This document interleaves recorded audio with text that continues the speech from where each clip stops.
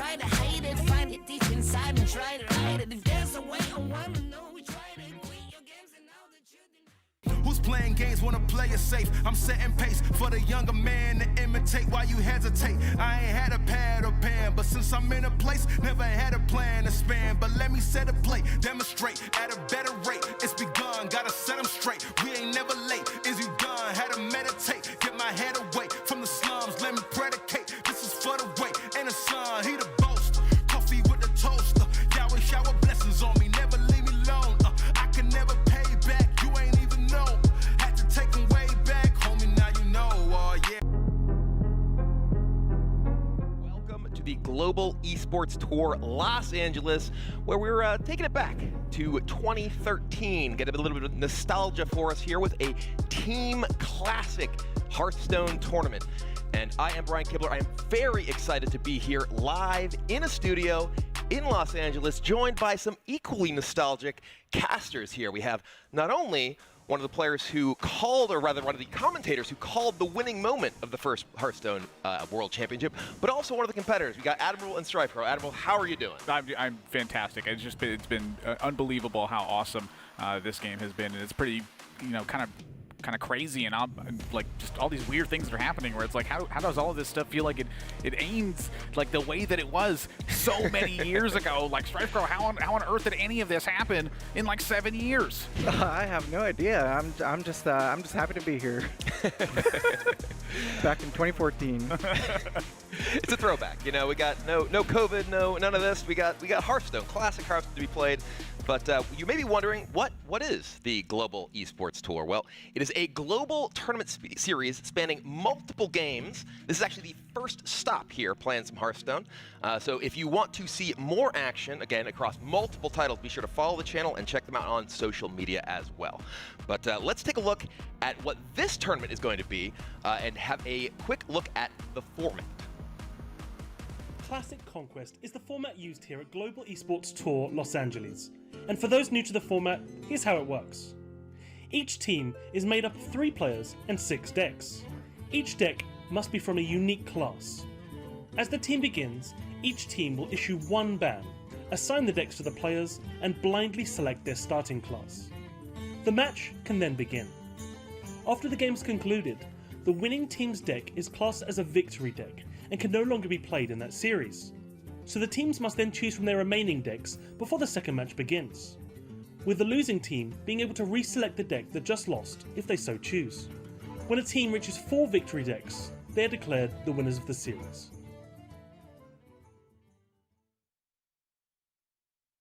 So as you see, that's how the tournament is going to work. There are 3 players per team, double elimination. We're playing best of 7 matches. Each team brings 6 decks, 1 is banned, and we see the prizes, what they are playing for here. And Admirable, we're kind of taking it back to early days of Hearthstone as well. There's a lot in the line. Oh yeah, I mean, this is like such an incredible way to look at it. Back in the day when players had to have these competitions, there was a lot of money that was up for grabs here. And we're kind of looking at this with some fun stuff here, but we're talking, this is like $50,000 that's up for grabs here, StrifeCro, and that's a pretty major amount of competition and pressure you get at that point. Yeah, I actually remember back in the old days, we used to have pretty major tournaments every weekend. I used to actually play in tournaments pretty much every weekend, so this is a nice little throwback to that time. Yeah, it is, both a combination of the format, the kind of tournament we have, and the players. Oh, the yeah. players in this, we managed to find some real classic Hearthstone players to complete our classic Hearthstone tournament. So let's take a look at the teams who will be competing over the course of the next couple of days. Team Mammoth, we have Hyped, Just Saying, and Frozen. So speaking of some old school Hearthstone players. Yeah, I mean, everyone here has been playing for quite some time. Hyped, he kind of walked away, but he was one of the strongest players that was in the world at that point. He was always near the top of the ladder when it came to that rating situation. I can't wait to see him play this weekend. And as you see, each team does bring 6 decks. These are the classes that the Team Mammoth has selected. We'll get into specifically what decks they're playing when they're actually on camera. But taking a look at the next team, we have Team Phoenix.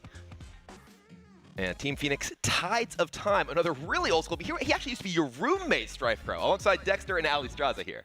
Oh, I'm definitely excited to see Tides of Time play. We used to live in a Cloud9 Hearthstone house, so that'll be a good throwback to what he's going to play. So this is a little bit of new school and old school flavor, right? Ali Straza and Dexter are some of the more modern content creators in Hearthstone, and Tides of Time, an absolute throwback. So it'll be interesting to see how they perform here. Next up, we have Team Kraken. Yeah, for Team Kraken, you take a look at this. Language Hacker, Monsanto, and Trump SC. You know, Trump this has been one of the most popular players that we've had in the Hearthstone community for a long time. Language Hacker and Monsanto, 2 players currently in Grandmasters who've been working there, and I'm really looking forward to seeing how Monsanto has kind of adapted a little bit for this classic opportunity that's here. And finally, we have Team Gryphon.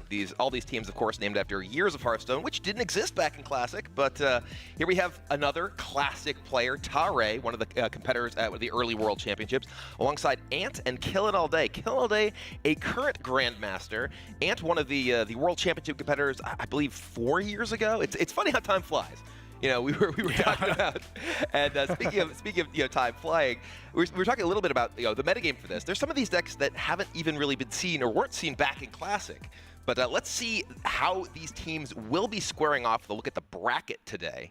First match will be Mammoth versus Phoenix, and then the following match will be Kraken versus Gryphon. We'll be playing the upper bracket decider later today, while the losers of this will have to go on and play an elimination match tomorrow, which we will finally play down to the champion. Yeah, with the double elimination that's taking place here as well, you know, I'm kind of looking at this and just, my goodness, it's so hard to predict who's going to win with all this because all of these players have different kinds of advantages, and, you know, I'm not going to, like, get too far into it, but, you know, everybody who plays these kinds of games, there's always some sort of weakness that's going on with a situation like this, and when you're handling older cards that you haven't necessarily had a ton of time to practice with, StrifeCro, I imagine it's a little bit difficult to really get, you know, 6 different decks in order with Conquest in a format where Conquest wasn't an available option when we played these decks back then.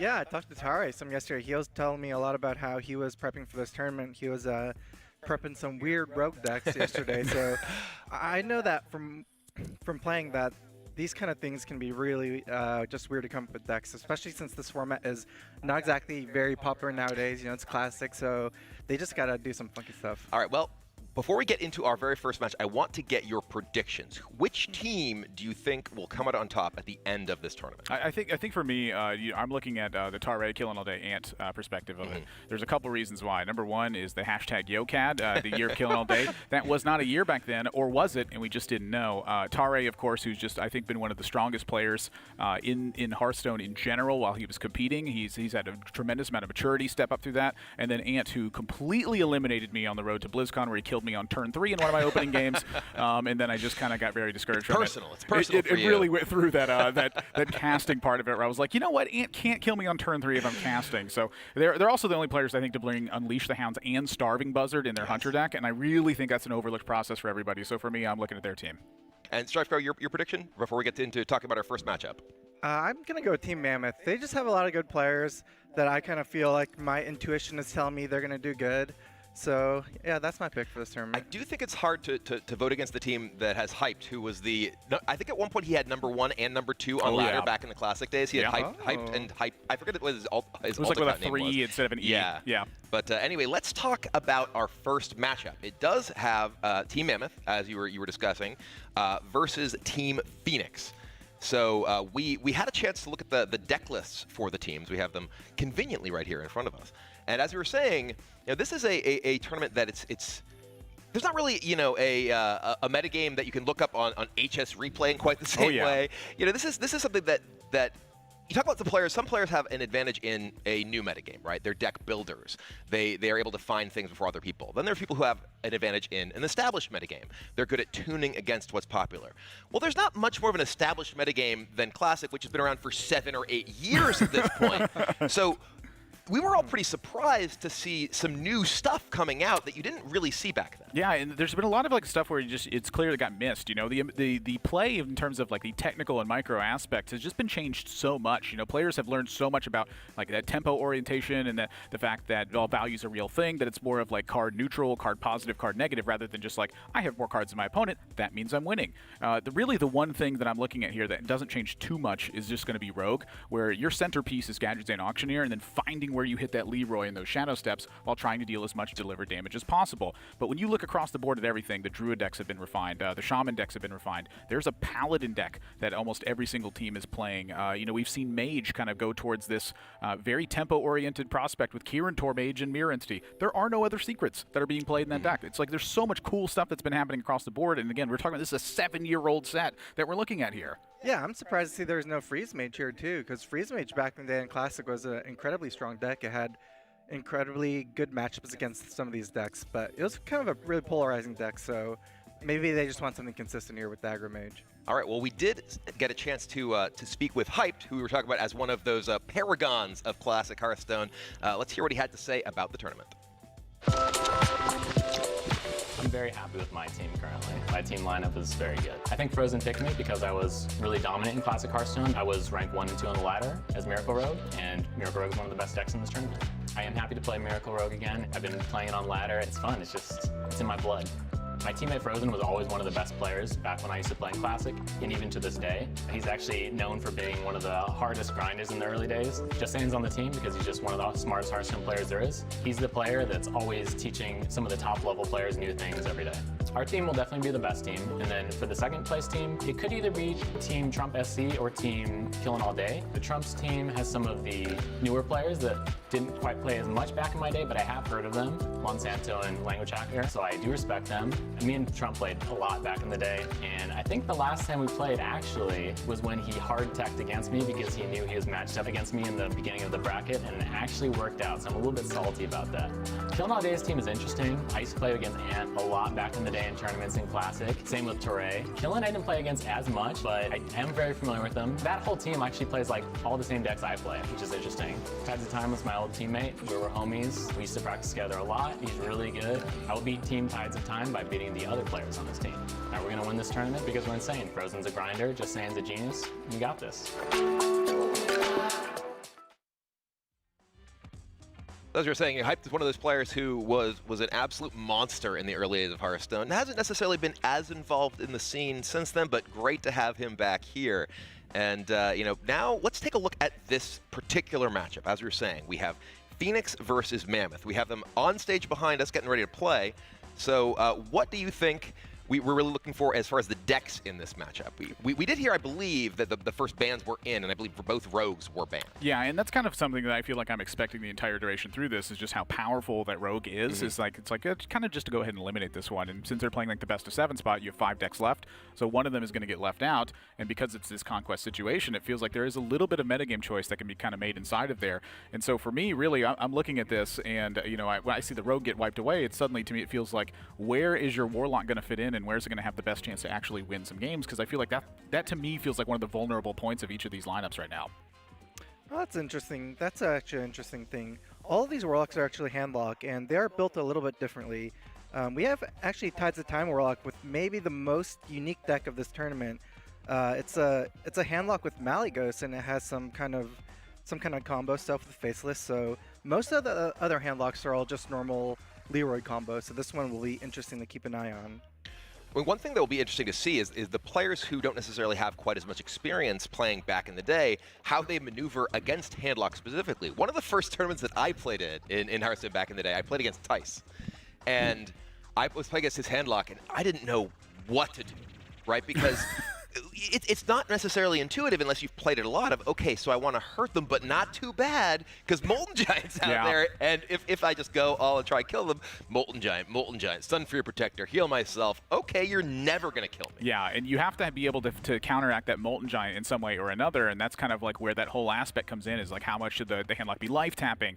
When should you be playing these Mountain Giants? When do Twilight Drake become kind of a more important facet in that regard? Like, how are you dealing your own damage instead? There's so many little tiny things, and that to me was kind of the beauty of these old Classic formats, was that every single resource you used had a driving factor to it, and once you ran out of a particular resource, that's when your opponent had an opportunity to really attack that from that kind of angle where you didn't have a chance to defend against it. And for me, handlock is probably the one that has some of the most powerful defensive tools, but also some of the most sensitive tools as well, where if you end up countering them the whole way through, the handlock's going to be in a lot of trouble because of it. Yeah, I remember Druid versus Handlock a lot. It was kind of a weird matchup where you kind of needed the counter cards. You needed the big game hunter and you needed the Keeper of the Grove. So if you had those cards, you were so far ahead in the early game where you could just play a mid game, then just force roar them and kill them. But if you didn't have those cards, those big minions would just run you over from the start. Yeah. All right, well, let's take a look at the specific deck lineups we have, so we can take a look at them with you on the screen here. So as we were discussing, this is the Team Mammoth lineup. We have Hunter, we have Warlock, Druid, Mage, Warrior, and Rogue. And in particular, this is I believe a absolute face hunter deck, right? This is oh no, this version was Starving Buzzard as well. This was Starving Buzzard Unleashed with Team Mammoth here. So there was kind of a split in terms of what people were doing with Hunter back in the day, right? We basically had there was face Hunter and there was mid-range Hunter, and one of the defining characteristics of those was, did you play Savannah High Main or did you play Leper Gnome, basically, right? Yeah. And there was some sort of hybrid, between. But as far as this particular event, that's kind of what we've seen show up. And one of the cards that was kind of quietly super powerful, speaking of sort of handlock in particular that we were just discussing, was Hunter's Mark. Hunter's Mark is one of the few cards in Hearthstone that have been nerfed multiple times since release. It came out at cost 0. We were talking about how hard it is to get through those giants when they get taunted up. It's like, sorry, that thing's just dead. Yeah, and I feel like that's going to be like one of the biggest differences in this one as well, is just what type of Hunter deck are you actually facing against when you run into Hunter. And with 2 Stranglethorn Tigers and 2 Savannah High Mains, this Hunter deck I feel like has a large chance to really battle against some of these decks that are out here. Warrior is strong enough to fight against pretty much every deck except for Hunter. It's always been kind of weak to Hunter in some regard or another. When you have Stranglethorn Tiger and you have Savannah High Main, that's going to make that Warrior matchup a lot tougher if you run into Hunter with it. I do want to say that was actually my mistake. Their deck is in fact the face Hunter version. Yeah. I was misreading our lists and how they were organized. I understand. Because I was initially confused, because I thought we just had the one mid-range and one face. And I trusted you. My problem. I trusted you with this. I threw you under the bus. You talked about what I said, and what I said was wrong. So, but regardless, face Hunter, in this particular array of decks, face Hunter is especially powerful against the Warlocks, as we were saying. Yeah. They just blow up all their stuff. Mages in this particular event have all been tempo mage, and that's something that I think surprised pretty much all of us. There were no freeze mages, as you mentioned, was something that was very popular back then. What do you think the particular motivation of the teams was to bring specifically tempo mage, which wasn't really that popular back then? I kind of think that as the skill level in Hearthstone has gone up, it's gone up so much since 2014, which is what we're referencing this tournament, but people are much better at managing tempo nowadays, and if you can manage tempo, I feel like it is generally better to kind of play for board and kind of have decks like this. So, maybe it's just they've tested these decks and they've done good in the ladder, so... It's a good reason to bring a deck. Yeah, it does good. I feel like it was Monsanto, honestly, that was kind of like kind of crushing with Mage, and it was very clear that he was not playing Freeze Mage at this point. And so when I look at this list, it looks very like new player-esque to me in terms of like kind of taking a step back and really looking at that classic spot. You not only need to be able to manage your tempo properly, you need to be able to capitalize on it as well. And Mage is very strong at capitalizing on its tempo momentum by the fact that it has burn spells, which can either help you secure the board, or they can eliminate your opponent and finish the game. When you have those sorts of tools and options available to you, players need to really be able to stomp over you at that point. And so when you take a look at this from a tournament perspective and you're able to like ban Rogue, for instance, I feel like that really brings that Mage into perspective a lot better, where it's like, hey, this is a conquest, not a last hero standing. This Mage needs to win a game, not continue to win games or lose a particular game to something very popular and then not be able to do anything about it. And so that Mage deck really stands out to me. 2 Frostbolts and 2 Fireballs means that you have a lot of burn in your deck that other decks do not have access to. All right, well, we do have in the first deck that will be played by Team Phoenix, or actually Team Mammoth, sorry, which is Frozen, is going to be their first player. Let's take a look at what he's going to be competing with up on the screen here. And it is, in fact, Combo Druid. So this was one of the absolute boogeymen of classic Hearthstone. The Force of War plus Savage Roar, it was just killing people left and right. So Strifer, you were actually known as a big Druid player back in the day. Talk us through, for people who may not have been around back then, talk us through the key cards and what you're looking to do with this deck. Okay, so for this deck, it is a deck with Wild Growth. Wild Growth is like a card that's so synonymous with Druid back then. Pretty much every game. I remember Tice was basically the first Druid to kind of always mulligan for Wild Growth. Like, I think back in the day, like, we used to do some different mulligans, but he was just like, okay, I'm going to always mulligan for Wild Growth, and that kind of caught on.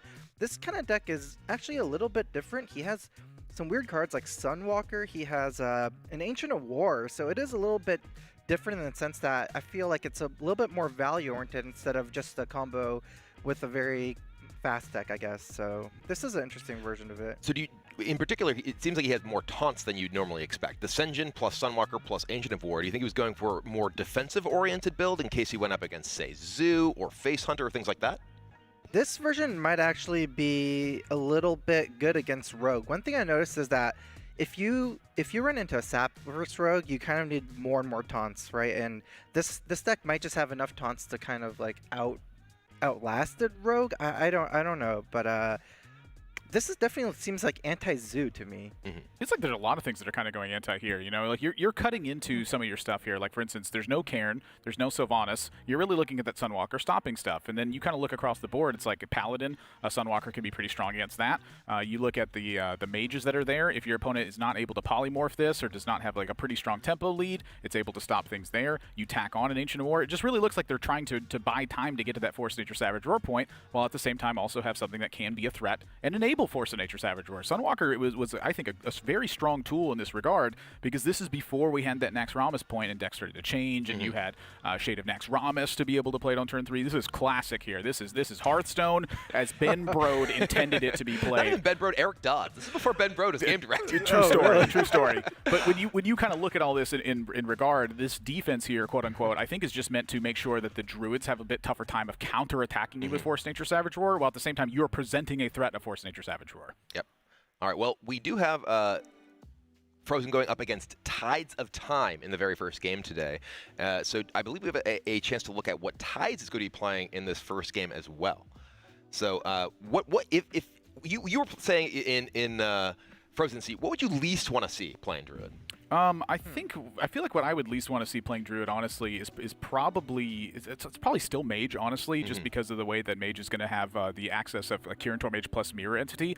Like, that is such a dangerous aspect for Druid to be running into, because Harvest Golem is really the smallest thing that you have, and that's still pretty a scary thing to be combined with that Kirin Tor Mage, because you're about to start taking some serious hits when that happens. Right. So I do think that that's probably one of the least like kind of aspects you'd want to see. I feel like pretty much anything that's going to be aggressive and have that tempo focus is what you want to see. The thing you mostly want to see is a warrior on the other side. I mean, that would just be fantastic. Well, here are the possible options for those matchups.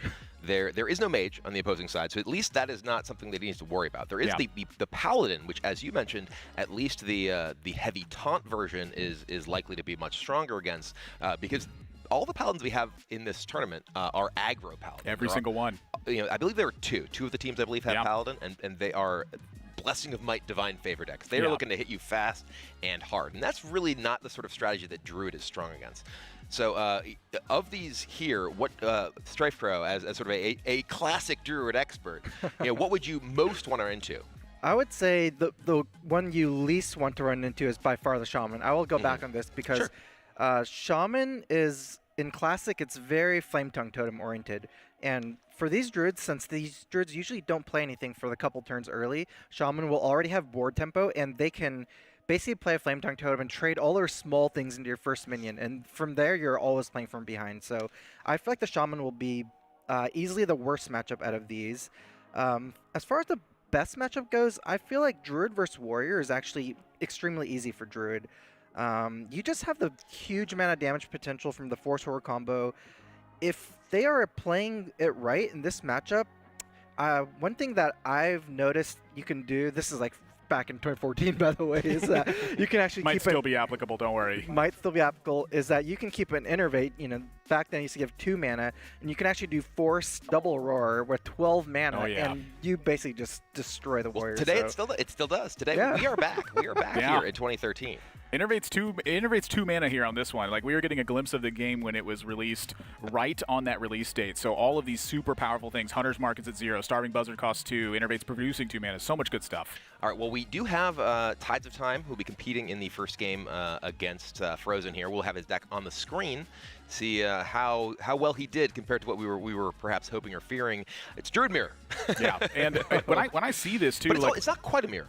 Oh geez, there's they are built Ysera. This is very Tides of Time. You know, something that I really want to highlight about Tides is that he's very innovative and he likes to demonstrate his own thoughts on these processes because everything has its own attentive thing. It has a deliberate process in here. So when I see that there's a Sylvanas, when I see that there's a Faceless Manipulator, a Cenarius, a Ysera, if this game goes to the late stage and there's not a Force Nature Savage Roar that is eliminating one of the players, I do think that Tides of Time has a natural advantage given like the long-term state of this one, just because there are so many large, powerful tools. Yes, Tides of Time's minions are just so much more value-oriented in this matchup. You know, you have like something like Karen versus Sunwalker. You're just going to get so much more value.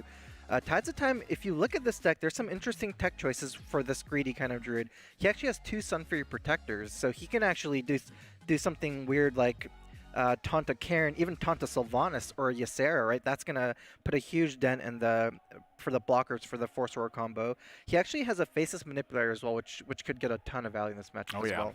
Yeah, and this is originally Ysera. This isn't the new Ysera from the core set. This is the Ysera that it's a little bit slower, but gives you endless value if it sits in play for long enough. Yeah. And Classic's a bit slower. It's a bit, you know, we're not.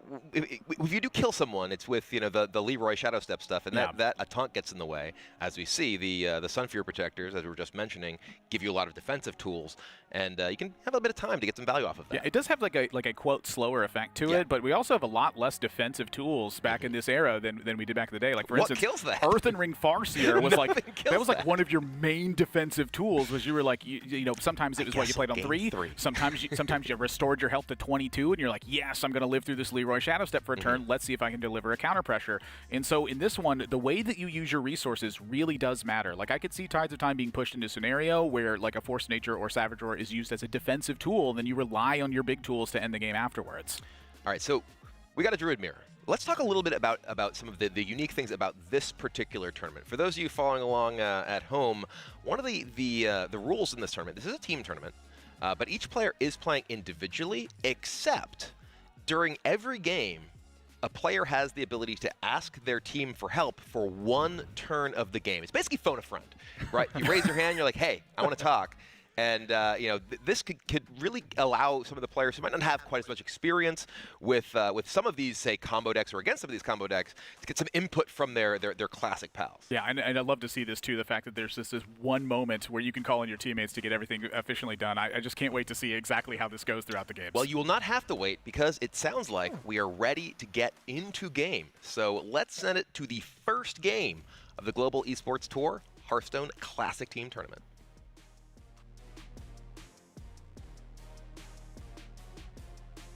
We have Frozen versus Tides of Time, sitting here in the dark. Tides of Time looks like a ninja. He really does. So tell me a little bit about Tides of Time, right? You know, Strifecrow, you are someone who, you know, as you mentioned, lived with him for a couple of years. You know, played on a team, Cloud9, with him as you know, fellow Hearthstone professional for a couple of years. You know, Admirable was saying that he has a very unique kind of style for building and playing. Give me some of your thoughts on Tides of Time for people who may not be as familiar with him. Tides of Time actually has an incredible talent for the game. He's basically a combination of a hipster and kind of like a card game genius, you know. So I feel like if he played more normal, he would just be like insanely good. But because he likes to play his hipster things, it sometimes holds him back. But you get a unique perspective playing these things, and I feel like he's done the stuff a lot where he actually can. He's like one of the only players who can really pilot his own decks that he feels like comfortable on, you know. So it's interesting. I would say that Frozen kind of has a similar reputation. He's someone who really enjoys a very particular style of deck. And I remember back in the World Championship, I think it was there's been so many of them at this point. 2017, I forget. He got second place, and he was the only player playing the Control Mage deck that he brought to the tournament, which really stood out and had like a number of very interesting and very good matchups. And other players really just weren't anticipating it. Right. He actually also, I don't know if you know this, he won this past week of North America's Grandmasters. He actually won Grandmasters just yesterday. Oh, that's so cool. I didn't know that. While Tides may be somewhat semi-retired from competing, at least in Hearthstone, Frozen is very much in the thick of competition these days. Right. I from what I remember about Frozen, he actually really likes decks with he makes like weird decks with like extremely polarizing matchups, and if he can get the matchups he wants, some of these decks that he's playing, he can get like almost 100% win rate. I remember he was actually playing a lot of Pogo Rogue back in one of the Grandmaster Leagues. This was like a deck that was, I don't know, it wasn't really that popular, but it's a very weird deck, you know, where you could just get like an infinite amount of value, and some of these like Pogo guys would be like 20 Pogos. So yeah, it should be cool. Yeah, there's no Pogos here. You know, it's very much a throwback, and no Pogos even in Battlegrounds anymore. They got fired from there too. No. So unfortunate for fans of bunnies, but at least Bunny Hopper is still around, competing in Grandmasters too. But you know, we were waiting to get into this game. Apologies for everyone at home who may be hyped to get into it, or not actually hyped. He's out there in the bench for Team Mammoth, but excited, we'll say. But so let's talk a little bit about this particular matchup, the Druid Mirror. Obviously, you know, no one can deny that one of the keys is you got wild growth before your opponent, or at least you have wild growth to keep up with your opponent's wild growth. Outside of that, what do you think are the key elements of this that each player is going to be looking to do both offensively and defensively? So one difference in the decks that I've noticed that actually seems like a big factor in this matchup is Team Mammoth's Druid has Ragnaros, right? Which is an insane value minion. I remember so many games coming down to Rag flips. If you play a Rag and you just kill their minion, now you have an 8/8, right? It's so much tempo. And one thing that Tides doesn't have is he doesn't have a big game hunter in his Druid. So since Tides Druid is so much more greedy, one thing that might get frozen back in this game is just kind of like an unanswered Ragnaros. Yeah, Ragnaros, you know, he was actually ultimately Hall of Famed because you know, showing up so much in so many different decks and ending so many games throwing fireballs. But just to clarify for everyone at home, we're actually having a bit of an issue spectating the game. So we will get into that as soon as possible. Our apologies here. But so outside of Ragnaros, you know, do you feel like the taunt-heavy version that Team Mammoth is playing may have an edge here due to its ability to more effectively defend against Force of Nature plus Savage Roar, or do you think kind of the top-heavy version, you know, with the Cenarius and Ysera from Team Phoenix may have the edge in this matchup? I think the top version will do better in this matchup. Even with the Ragnaros, because it actually, you know, despite being the top-heavy version, it's playing Cenarius and Ysera at the top end rather than playing that Ragnaros.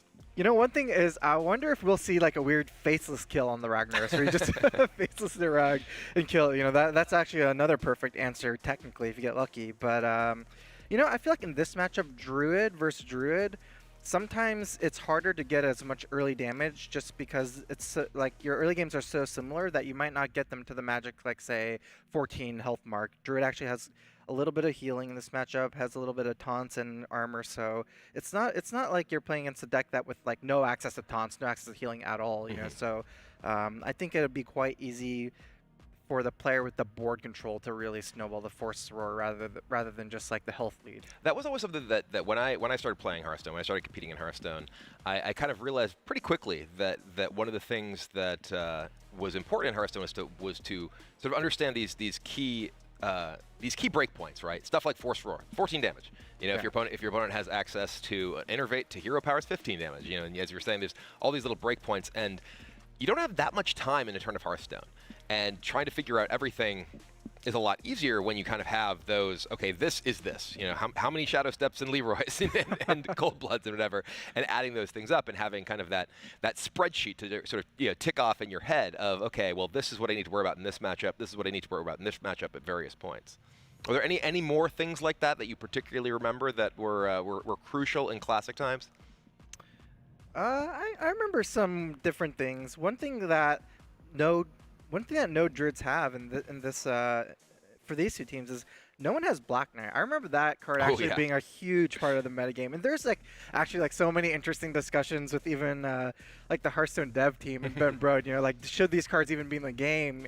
You know, do these cards belong in the game? Is it good for the game? But yeah, Black Knight was a card that I was like always, I hated tech cards. I felt like they were way too swingy. I didn't like to have them in my deck because when they don't work, it doesn't feel good. But So that's a decent thing because both of these teams know that the other team doesn't run Black Knight, right? So you can do things like taunt an Ancient of War, for example, in this matchup, which normally back in the day people would be extremely scared to even play an Ancient of War in taunt format because of the Black Knight. I mean, the real like hero play was uproot. Ugh. Then you have to worry about big game hunter. Yeah, but, see, this is why I hate Ancient of War. But that was always one of the serious memes, in Hearthstone streaming when you're playing Druid. 10-5. Everyone would just be spamming uproot, uproot, God, I uproot remember anytime you that. Druid. So for those who may not recall Ancient of War back in the day, you play Ancient of War to 5/5. You can choose to either give it +0/+5 in taunt or +5/+0 and no taunt, and that was uprooting. It was the Ancient going to war, in fact, and that was the meme. That was the meme. Everyone wanted to uproot. It never got uprooted. So rarely. And again, apologies. We are having some technical difficulties here getting into spectator client for the game. So we will try to get this resolved as soon as possible. For now, you're stuck with us. Strife Crow and I, we can regale you with tales of Hearthstone days gone by. All right, here. I will ask you this question. What was your favorite classic deck? Not necessarily because it was good, but because you just liked it. Okay, that's interesting. I was actually really known for Druid, but, I feel like inside my heart, my favorite deck was actually Paladin. My favorite two classes were always Paladin and Mage.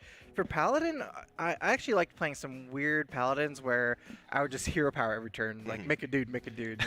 So one of my favorite expansions was the one where they introduced Quartermaster and I think Sunkeeper Terran, where I could just literally like make a dude and then turn him off to 3/3. I think that was maybe my favorite deck of all time. It was just so I just love it. Now you're including cards from the future. We're back here in 2013, maybe early 2014. I actually looked this up. Naxxramas came out in July of 2014.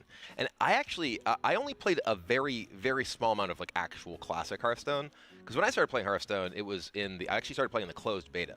And I pretty much only ever played Arena for a very long time. And I didn't actually like Arena that much. After playing it a while, I was like, this is kind of repetitive. Was bored of getting Flame Strike constantly and just there'd be Gettys crashing into each other. But, and I never really built a constructed deck. Then I played some of my friend's constructed decks on his account. And I think the first deck I ever played was like Murloc Zoo or something. And it was like Doom Guards and Tide Collars and stuff. And I was like, okay, this is actually kind of fun. Yeah. And then kind of got into it. And I had like 55 packs from just playing Arena. So I like opened those, built myself a Shaman deck. I think I had like, I don't know, like Unbound Elementals and Earth Elementals and Feral Spirits. And I was like, I'm going to play this because this is what I have. And I made it to Legend, and it was specifically, I was like, I'm not going to spend, I'm going to be free to play. I'm going to hit Legend, free to play. And then I hit Legend with that, and then I'm like, okay, I want to play every deck, and started buying a bunch of packs. So. I think Shaman's an interesting one because I've always been under the opinion that Shaman is kind of like the rock of Hearthstone. It's like the most balanced class, the most balanced deck. It kind of has okay matchups against everything, So Shaman is actually, if you go back to all the way to Classic with no, say, Quartermaster and stuff like that, Shaman might actually be my favorite deck to play. I could do the hero power thing and then just flame tug everything in. Well, they had really strong cards. Fire Elemental was really strong. That card was busted in Classic. They buffed it too. In the core set, it's buffed.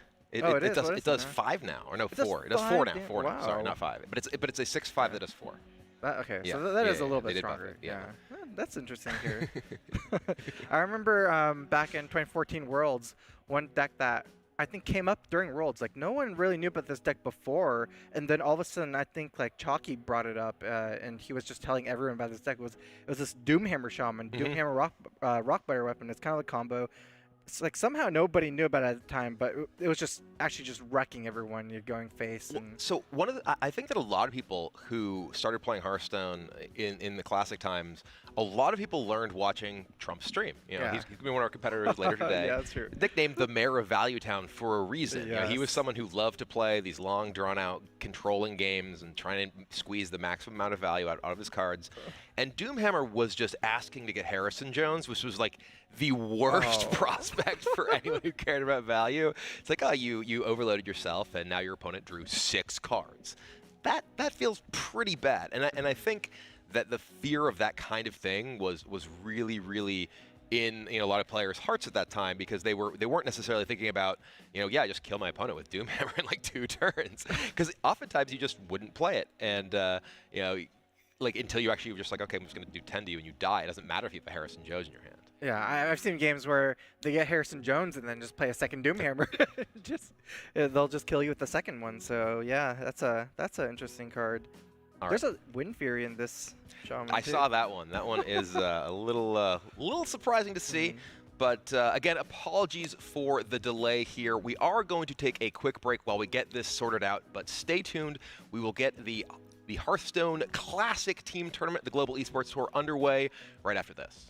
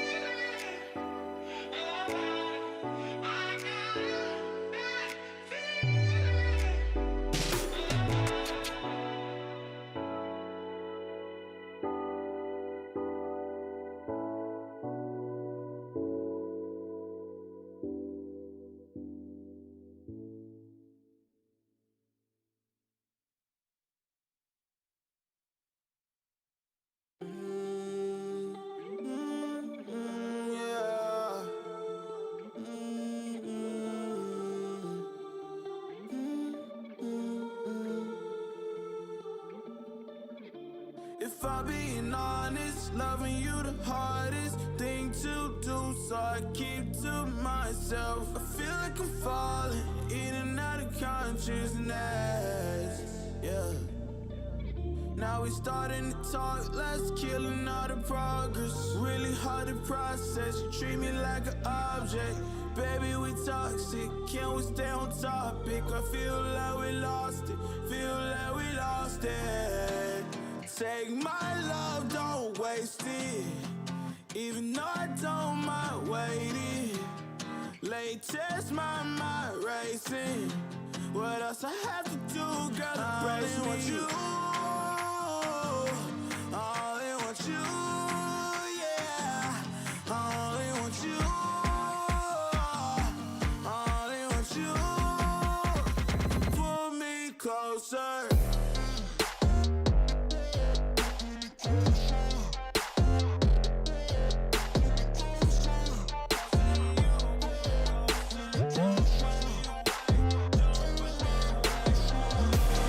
Closer to you.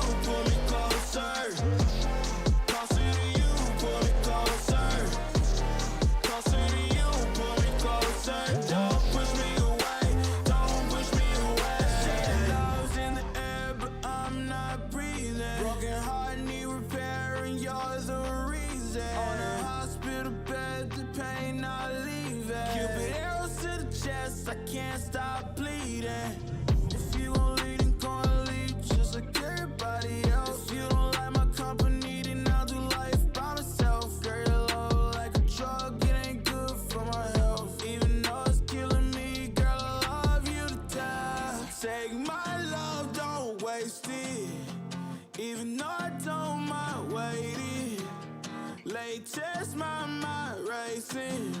What else I have to do, girl, to praise me? I only want you, yeah. I only want you,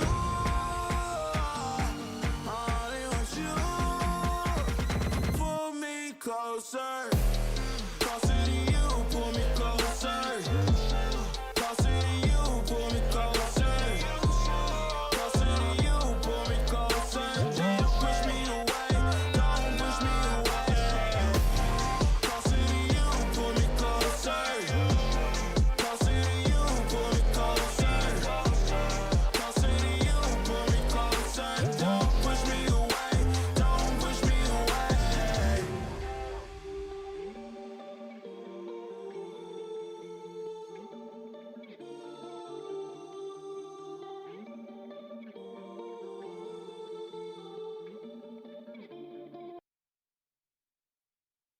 Yo, brother, it's time for us to start talking the real, man. We've been sugarcoating too much. We've got to start calling everything out for what it is. Start talking the real. Yes, you're going to have people turn their backs, but it's time for us to keep it real. Just keep talking that real, bro. Do what you do. I know what you do, so keep doing that. Talk the real. Talk the things, them. The GP will see you now. Look, I don't wanna cause no problems. I just wanna live my life, but I keep on hearing about nonsense. Me and my dons ain't mobsters, but you know when you see imposters. We know how to read them faces, same way you know how to read them comments. If you wanna talk, let's talk, but around here, make sure you walk and your talk is constant. Hey, I seen it all before I heard chat that they all adore. 1 week looking like they all aboard. Next day, they don't even walk the walk. I've been here since a bust down aqua, cutting through Asda, all black master. Now I'm too grown for acting gaffer, trying to pay off my Madre's gaff cuz. Took the wife and there's a rotty that speak. Add the spice to calamari, that's me. My advice off the order I seen. Christ alone, he don't promise you. Psh, don't say that.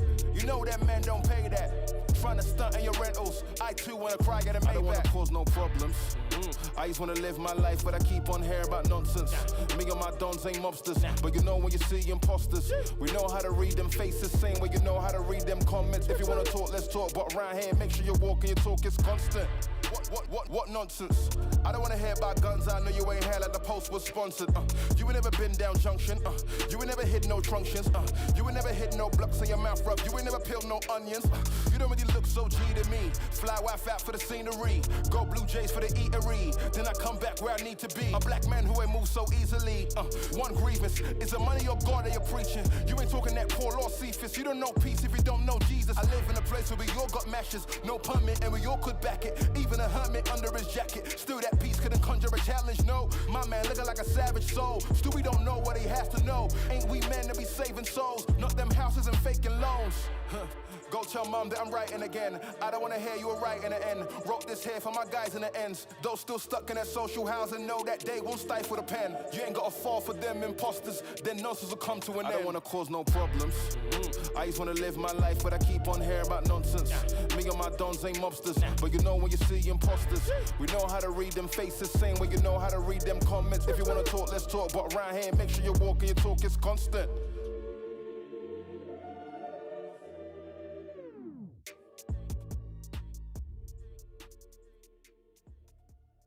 Maybe mom and dad were right when they told me this wouldn't be nothing. Maybe I should take their advice, go get a life, or maybe get a job or something. Pack it up and head back home, tell everybody I was bluffing. Or maybe I'll just get out my head and focus on what I know's coming. Yeah. Cause I can't fall asleep at night without seeing my dreams. Delusion and reality, I'm somewhere in between.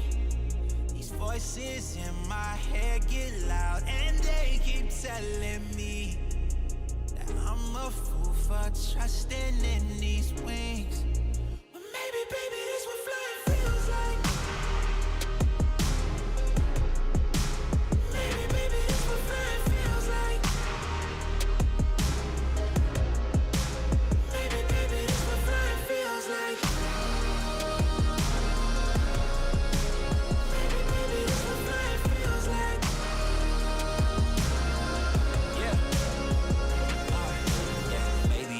she's just drinking themselves crazy tonight. Maybe I should call and say, told you I'd be right. Wondering how long it was before you realized the biggest mistake of your life, and now you're paying the price. Oh, is it confidence or confusion? Either way, I feel like I ain't never losing. Your opinion of how you know just what I'm choosing. I gotta do this, cause I can't fall asleep at night without seeing my dreams. Delusion and reality, I'm somewhere in between. These voices in my head get loud and they keep telling me that I'm a fool for trusting in these wings. But maybe, baby, this what flying feels like. Maybe, baby, this what flying feels like. Maybe, baby, this what flying feels like. Maybe, baby, this what flying feels like. Maybe, baby, this what flying feels like. Maybe, baby, this what flying feels like. Maybe, baby, this what flying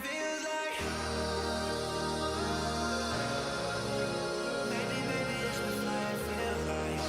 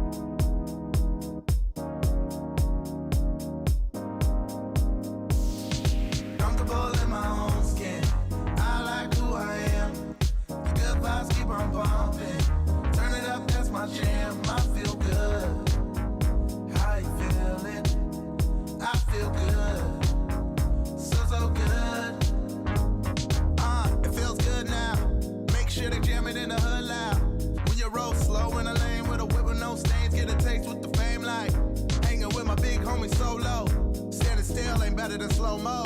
Favorite ain't fair, we live a blessed life. Talking all that trash on the best style, what they wanna say now? Hate if you wanna hate, but y'all can't kill my vibe. And I be feeling so good, just happy to be alive. I said, hate if you wanna hate, but y'all can't kill my vibe.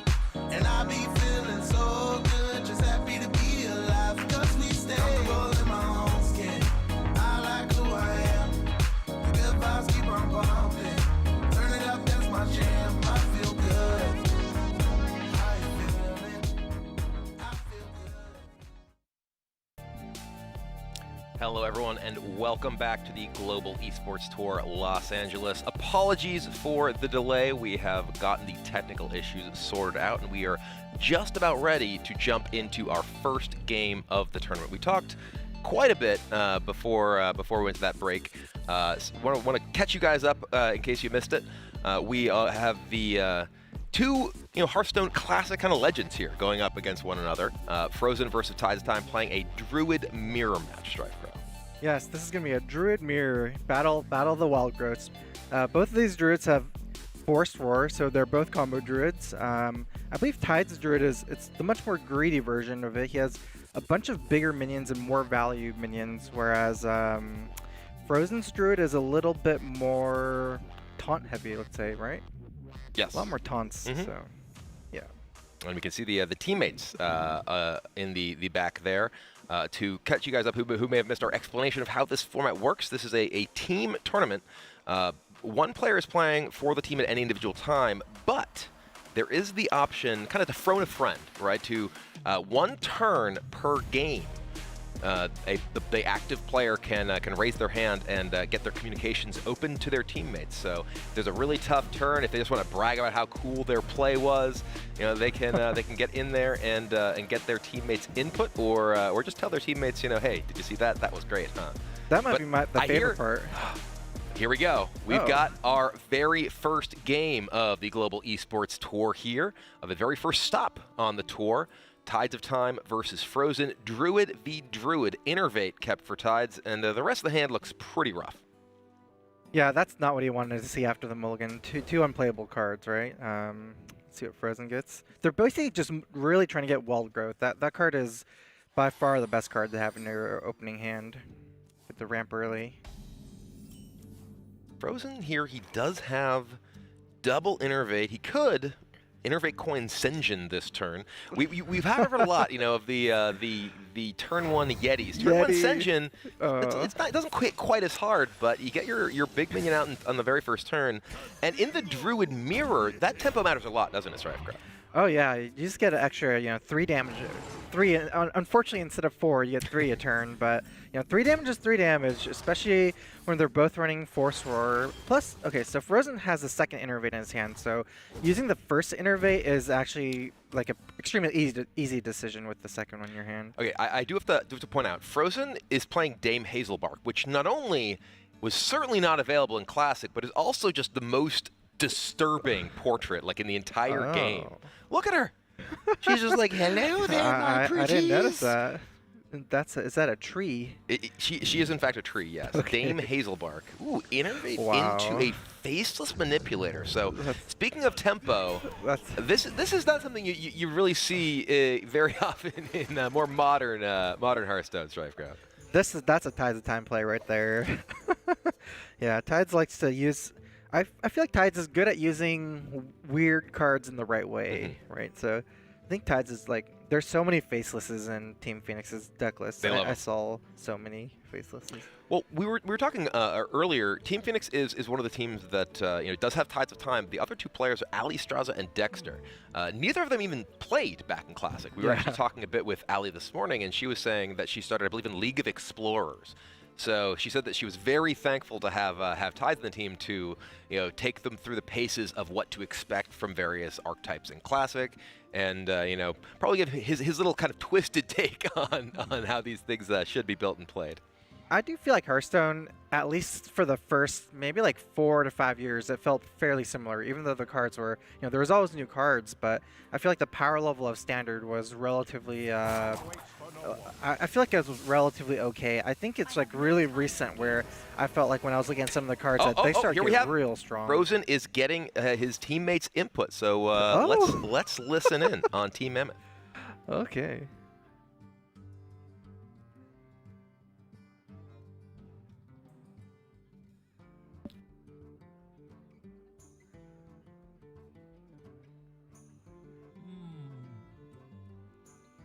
Alright, we can hear you. You guys want to go Wild Growth? It's likely I'm just gonna go Wild Growth, right? Yeah. And then just go like Sunwalker. But I just want to make sure. I mean, this is probably gonna be the hardest turn of this match, right? So. Yeah. Harvest double trade. Wild Growth. Hero power. Yeah. Yep. Yeah, same thinking. We could use the full turn. Let's use the full turn. The only other line is just like playing out the roar, right? Yeah, that's what I was. That's like the other option, but I don't think it's great. So yeah, looks good. Yeah, this works out perfectly because, yeah. Hero power face, right? Yeah, yeah. Okay. Yeah. They don't have a 5-drop. It's perfect because like it's the one turn that we can do that like doesn't get ahead on board versus. All right, well, that is a peek into the communication for Team Mammoth. And as a reminder, you know, we heard Frozen say this is probably the toughest turn of the game. That is the one time this game that he will have the opportunity to get input from his teammates. What do you think about the use of the kind of phone a friend there? I actually like it. You know, one thing I really liked about their timeout was they use it very strategically. Frozen knew that this might have been the hardest turn of the game. Maybe in reference to this being a kind of a easy-ish matchup to play, you know, once it gets past this point. So gets to phone a friend on a little bit of maybe a harder turn. You know, he might have had a Innervate Savage Roar kind of clear the board play, but it'd be weird. So yeah, I like it. He did pick up the Keeper of the Grove here, which does at least make Sylvanas less threatening and use the silence effect to get rid of her Death Rattle, but doesn't really do much else with the turn.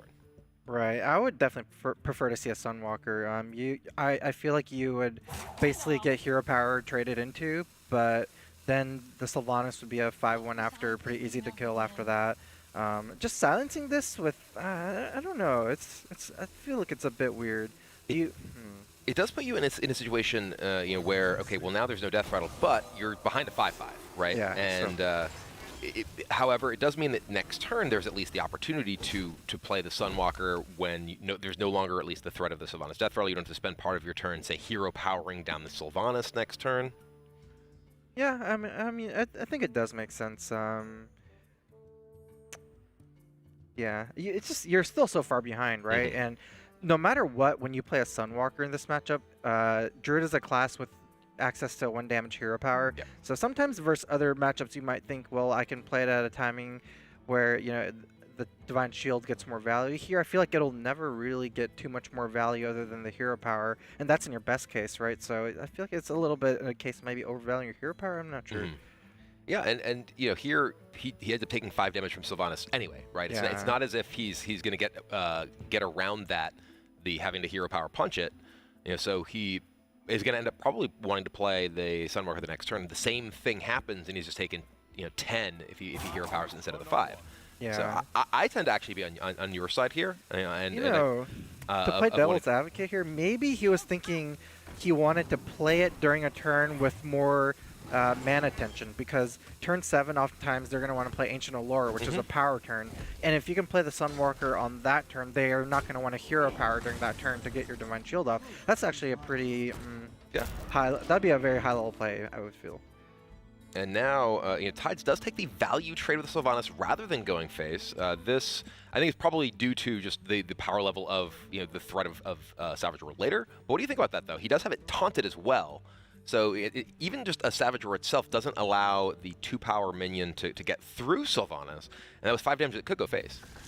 Yeah, that was. I feel like that was a bit uncharacteristic. I would feel like the standard play would just push into the face damage, right? Even if you made this trade the next turn, you would still have a 5/1 Sylvanas left over that would not be dead. 5/1 is a little bit weak to hero power and swipe, but 5 damage is quite a lot, right? So. And you already see the Force of Roar and Savage Force of Nature and Savage Roar. They kind of staple themselves together. Force of Roar sitting in Tide's hand, so that damage matters a lot. Once you get them down into range, and crucially, Tides of Time has used both copies of Innervate. We talked a bit about how you could have Force of Nature double Savage Roar. That's no longer available to Tides of Time because he has used his Innervates already. So the sort of cap that he has is Force Roar for the 14 plus whatever minions happen to be on the board. Yeah, one thing about Classic that's much different than recent Hearthstone expansions is that I feel like a lot of these decks that, like, Druid is one of the smoothest decks in Classic in the sense that it has a lot of card draw, ways to smooth out your draws, and it's still, you see these like hands by both players. It's just, you can actually run so much worse, I feel like, in Classic than maybe nowadays, where this wouldn't happen nowadays. Well, there's nowadays, with Stormwind, there's tradable cards, right? It's like, I drew something that's not that good. Let's trade it in for something new. Hey, is this lethal? It looks like it very well might be. Yeah, you got the double minions already on the board, and hero power. Exactly. I don't know hero power available, but this does look like it adds up to enough exact lethal for Tides of Time to take it down. So the early innervates into tempo did very well for him, while Frozen struggled with a little bit of an awkward hand. It's just these when you're playing against Combo Druid, even these small minions are such a big threat. Combo is 14 damage. Every minion is additional 2 damage just from the roar part of it, not including the minions. So even like a Yeti plus roar is like 20 damage. Well, and that's a big part of why we see a Harvest Golem in these decks, right? This is before not only before Goblin versus Gnomes, before Nax. Nax is not out. I repeat, Nax is not out for this tournament. Only Classic cards. And Harvest Golem, not even a mech yet, right? He hadn't gained that tag. Oh, right. So he's just there because of the 2-3 and then a 2-1. And those little bodies add up so much when it comes to force roar damage later on. Here we see Team Phoenix is, I believe, figuring out what they want to send up, who they want to send up for the next deck. The Druid has won. For those of you who may have missed the format description, this is Team Classic Conquest. It's not quite how normal Conquest works. There is 1 ban per team. 1 deck is banned away per team. And then you have to win with 4 of the 5 remaining decks. So you don't have to win with everything, but it is best of 7. First team to 4 wins takes the match. I like the little bit of a strategic concept with this, because normally in Conquest you have to win with all your decks, right? But in this format, since you're not really self-banning 1 deck, you just don't have to win with all of your decks. So you can kind of like see what decks they have left to play and kind of tune your strategy around that. Yeah, there's an extra deck basically. In a close match, it could definitely come down to you have 2 decks left. It's like, well, this one I think is the stronger or weaker against what they have remaining, and you kind of have that same mind games of both. If there's just 2 decks left for each team, it's like, well, I see I can't drink the glass in front of me. I do miss the leveling wars in Hearthstone. That was one of my favorite things. Just for all these tournament formats, there's always ideal strategies and kind of like different equilibriums you can do, bringing what you even want to bring. It's like you can't do everything all the time. You kind of have to mix it up, right? Yeah, absolutely. I did want to add, did you get the reference that I just made? Did you get it was a reference to a movie? No. That actually, one of the first times that I cast Hearthstone back in like 2015 or something, I cast with RDU. And that was a reference to the movie The Princess Bride. The Princess Bride is like really old movie now. I think it's like 30 years old or something like that. And he just never heard of the movie. And I'm just like, wow. I feel old. And then I literally like 7 years later or whatever made a Princess Bride reference right now. You also didn't get it. So I just feel even older. So thanks for that. Okay. I'm glad I could give you that feeling, Kibler. Normally I feel eternally youthful. I'm not an old movie aficionado. An old movie? It's a classic movie. No, it's old. a classic indie film from the 80s, okay? I've heard of the movie. I just don't have to remember ask it. Chat, whether you're watching on Twitch or you're watching on YouTube, let us know in the chat whether you have seen The Princess Bride. Whether it's a movie that has literally Andre the Giant in it. Yeah, I mean, to be fair, I've actually even seen the movie. I just don't remember what happened. Fair. All right, well, let's take a look at how that game played out before we get into game number 2 here. And as you mentioned, the real key, I think, for Tide's victory there was the tempo, right? He was able to get out the early Senjin. That didn't necessarily do so much, but the Sylvanas got a lot of work done. And then just the little incremental damage he was able to chip in with those little minions, getting the Force Roar, getting through in the end. Yeah, it actually feels so bad when you have the hero power of 5/5. And these kind of little, I wouldn't even call that chip damage, right? 5 damage is quite a bit. But at that point, you're taking quite a bit of beating by using your hero power there. I mean, he had to do it. If you didn't do it, the minion would have died. So, even worse. But it was interesting that both of their hands are kind of like super bad, right? You see like all these innervates, nothing to innervate for. No wild growths anywhere, no cycle. So it was. I feel like this game was very kind of like uncharacteristic, but kind of in a way like embodied the classic druid. It's just what it is sometimes, right? I will have you know, by the way, that chat is on my side. Chat are not only aware of the Princess Bride, but they're big fans, as they should be. Okay. It is a true classic. I mean, I'll give you that. It's a classic. But Have you seen Willow? No, I've never even heard of Willow. Oh wow. You're too old, Kibler. Is this another 80s movie? I think Willow came out in maybe it was the late 80s, maybe it was the early 90s. I'm not sure. Oh, I was born in 88. This is the classic Hearthstone tournament. Okay, we're talking about classic movies, classic Hearthstone. It fits. It does fit. All right. Well, speaking of, what do you expect to see? We see that the players going back and consulting here. You know, that Druid does still need to win, or maybe not, as we were discussing the way that the format works. Probably a deck they're going to put up again, rather than kind of hold till later to try and find a specific matchup for it. Right, okay, so it looks like Team Phoenix has gotten their Druid through, and the Rogue is banned, right? So they have Shaman, Paladin, Warrior, and Warlock. That's actually pretty varied, because they have 2 control decks. I guess I'm counting the Warlock as control, and 2 very aggro face decks. So, I wonder what they play. And maybe they bring, I kind of feeling maybe Mage or Warrior somehow. Like, I feel like Warrior can maybe go toe-to-toe with all the... Warrior will probably beat all the aggro decks and go pretty toe-to-toe with all the control decks, right? Warrior seems like a pretty decent one. All right, well, it looks like we do have the deck that I believe Team Phoenix is going to be playing in this next game. It is Ali Straza, it appears, playing Warlock. So this is Handlock. So walk us through how this particular Handlock build works, Gryphon. Okay. Let's see. The interesting thing about this one is the Malygos, right? There's no Leroy. A lot of the classic Handlocks, let's say this is like a kind of like a hipster version, right? Like the normal one would be with Leroy, Power Overwhelming, and Faceless. This one is with Malygos and Soulfire. So it has the kind of, I guess it has the ability to go through taunts, right? You can do, what was that, 18 damage just with the 2 Soulfires. Basically, it plays out where you pretty much always life tap in this deck turn 2 and 3, I believe, and you really want to hit the 4-drop. The 4-drop is where you want to play your first giant minion, ideally either Twilight Drake or Mountain Giant.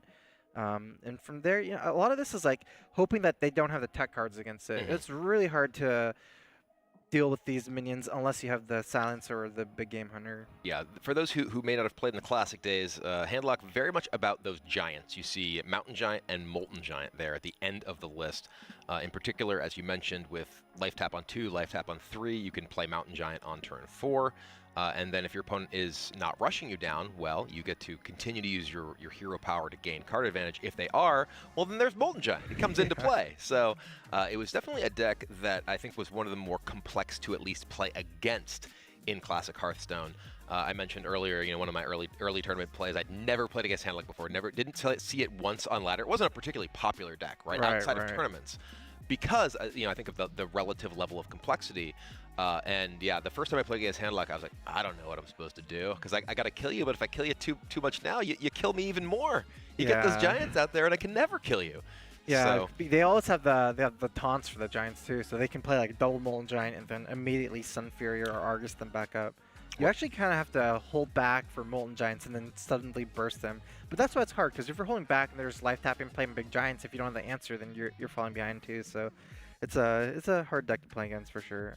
Yeah, definitely a deck that can be difficult to maneuver against. And you mentioned some of those key cards.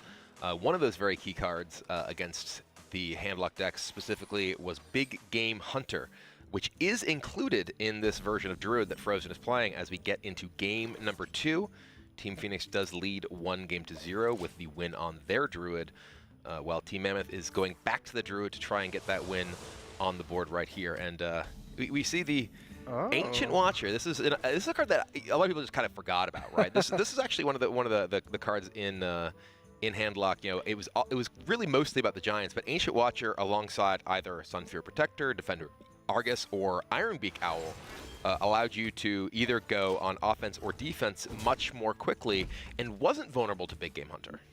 Yeah, it's like kind of your plan B, right? The Ancient Watcher. I remember I always did play this deck with Ancient Watcher. if you played ladder with this deck, you always wanted to play Ancient Watcher because ladder was basically full of aggro, and Ancient Watcher would increase your win rate in these situations a lot. There's a giant though. Looks like Twice as maybe big as an Ancient Watcher. It doesn't need any help to attack. Yeah, so Frozen has 2 Keeper of the Groves and no Big Game Hunter, so he was definitely hoping for the Twilight Drake here over the Giant. Yeah, that's sort of the dichotomy of turn 4 out of the handlock decks. That's either an 8/8 or a 4 something, and yeah, with a hand like that, you're hoping it's the 4 something. The Twilight Drake coming down, you can silence, remove all that health, trade your Harvest Golem in, but now Frozen is facing a Mountain Giant with really not a particularly exciting hand of his own. It looks like he's going for the Innervate plus coin into this Ancient of Lore. Okay. I definitely like this play. You get to draw some for BGH, but also the good thing about this play is that you kind of just need to be able to threaten combo, even things like Innervate, Force Roar. From this position, it seems like Ali Straza will be able to just like build the board more and more and kind of take over the game. So this game is like so much easier to play if you can threaten lethal. I just want to point out the expression on Frozen's face when that giant connected with that 5/5 instead of his face, and that's just what you were talking about, right? That is the fear of that incremental damage and the threat of Force Roar later on.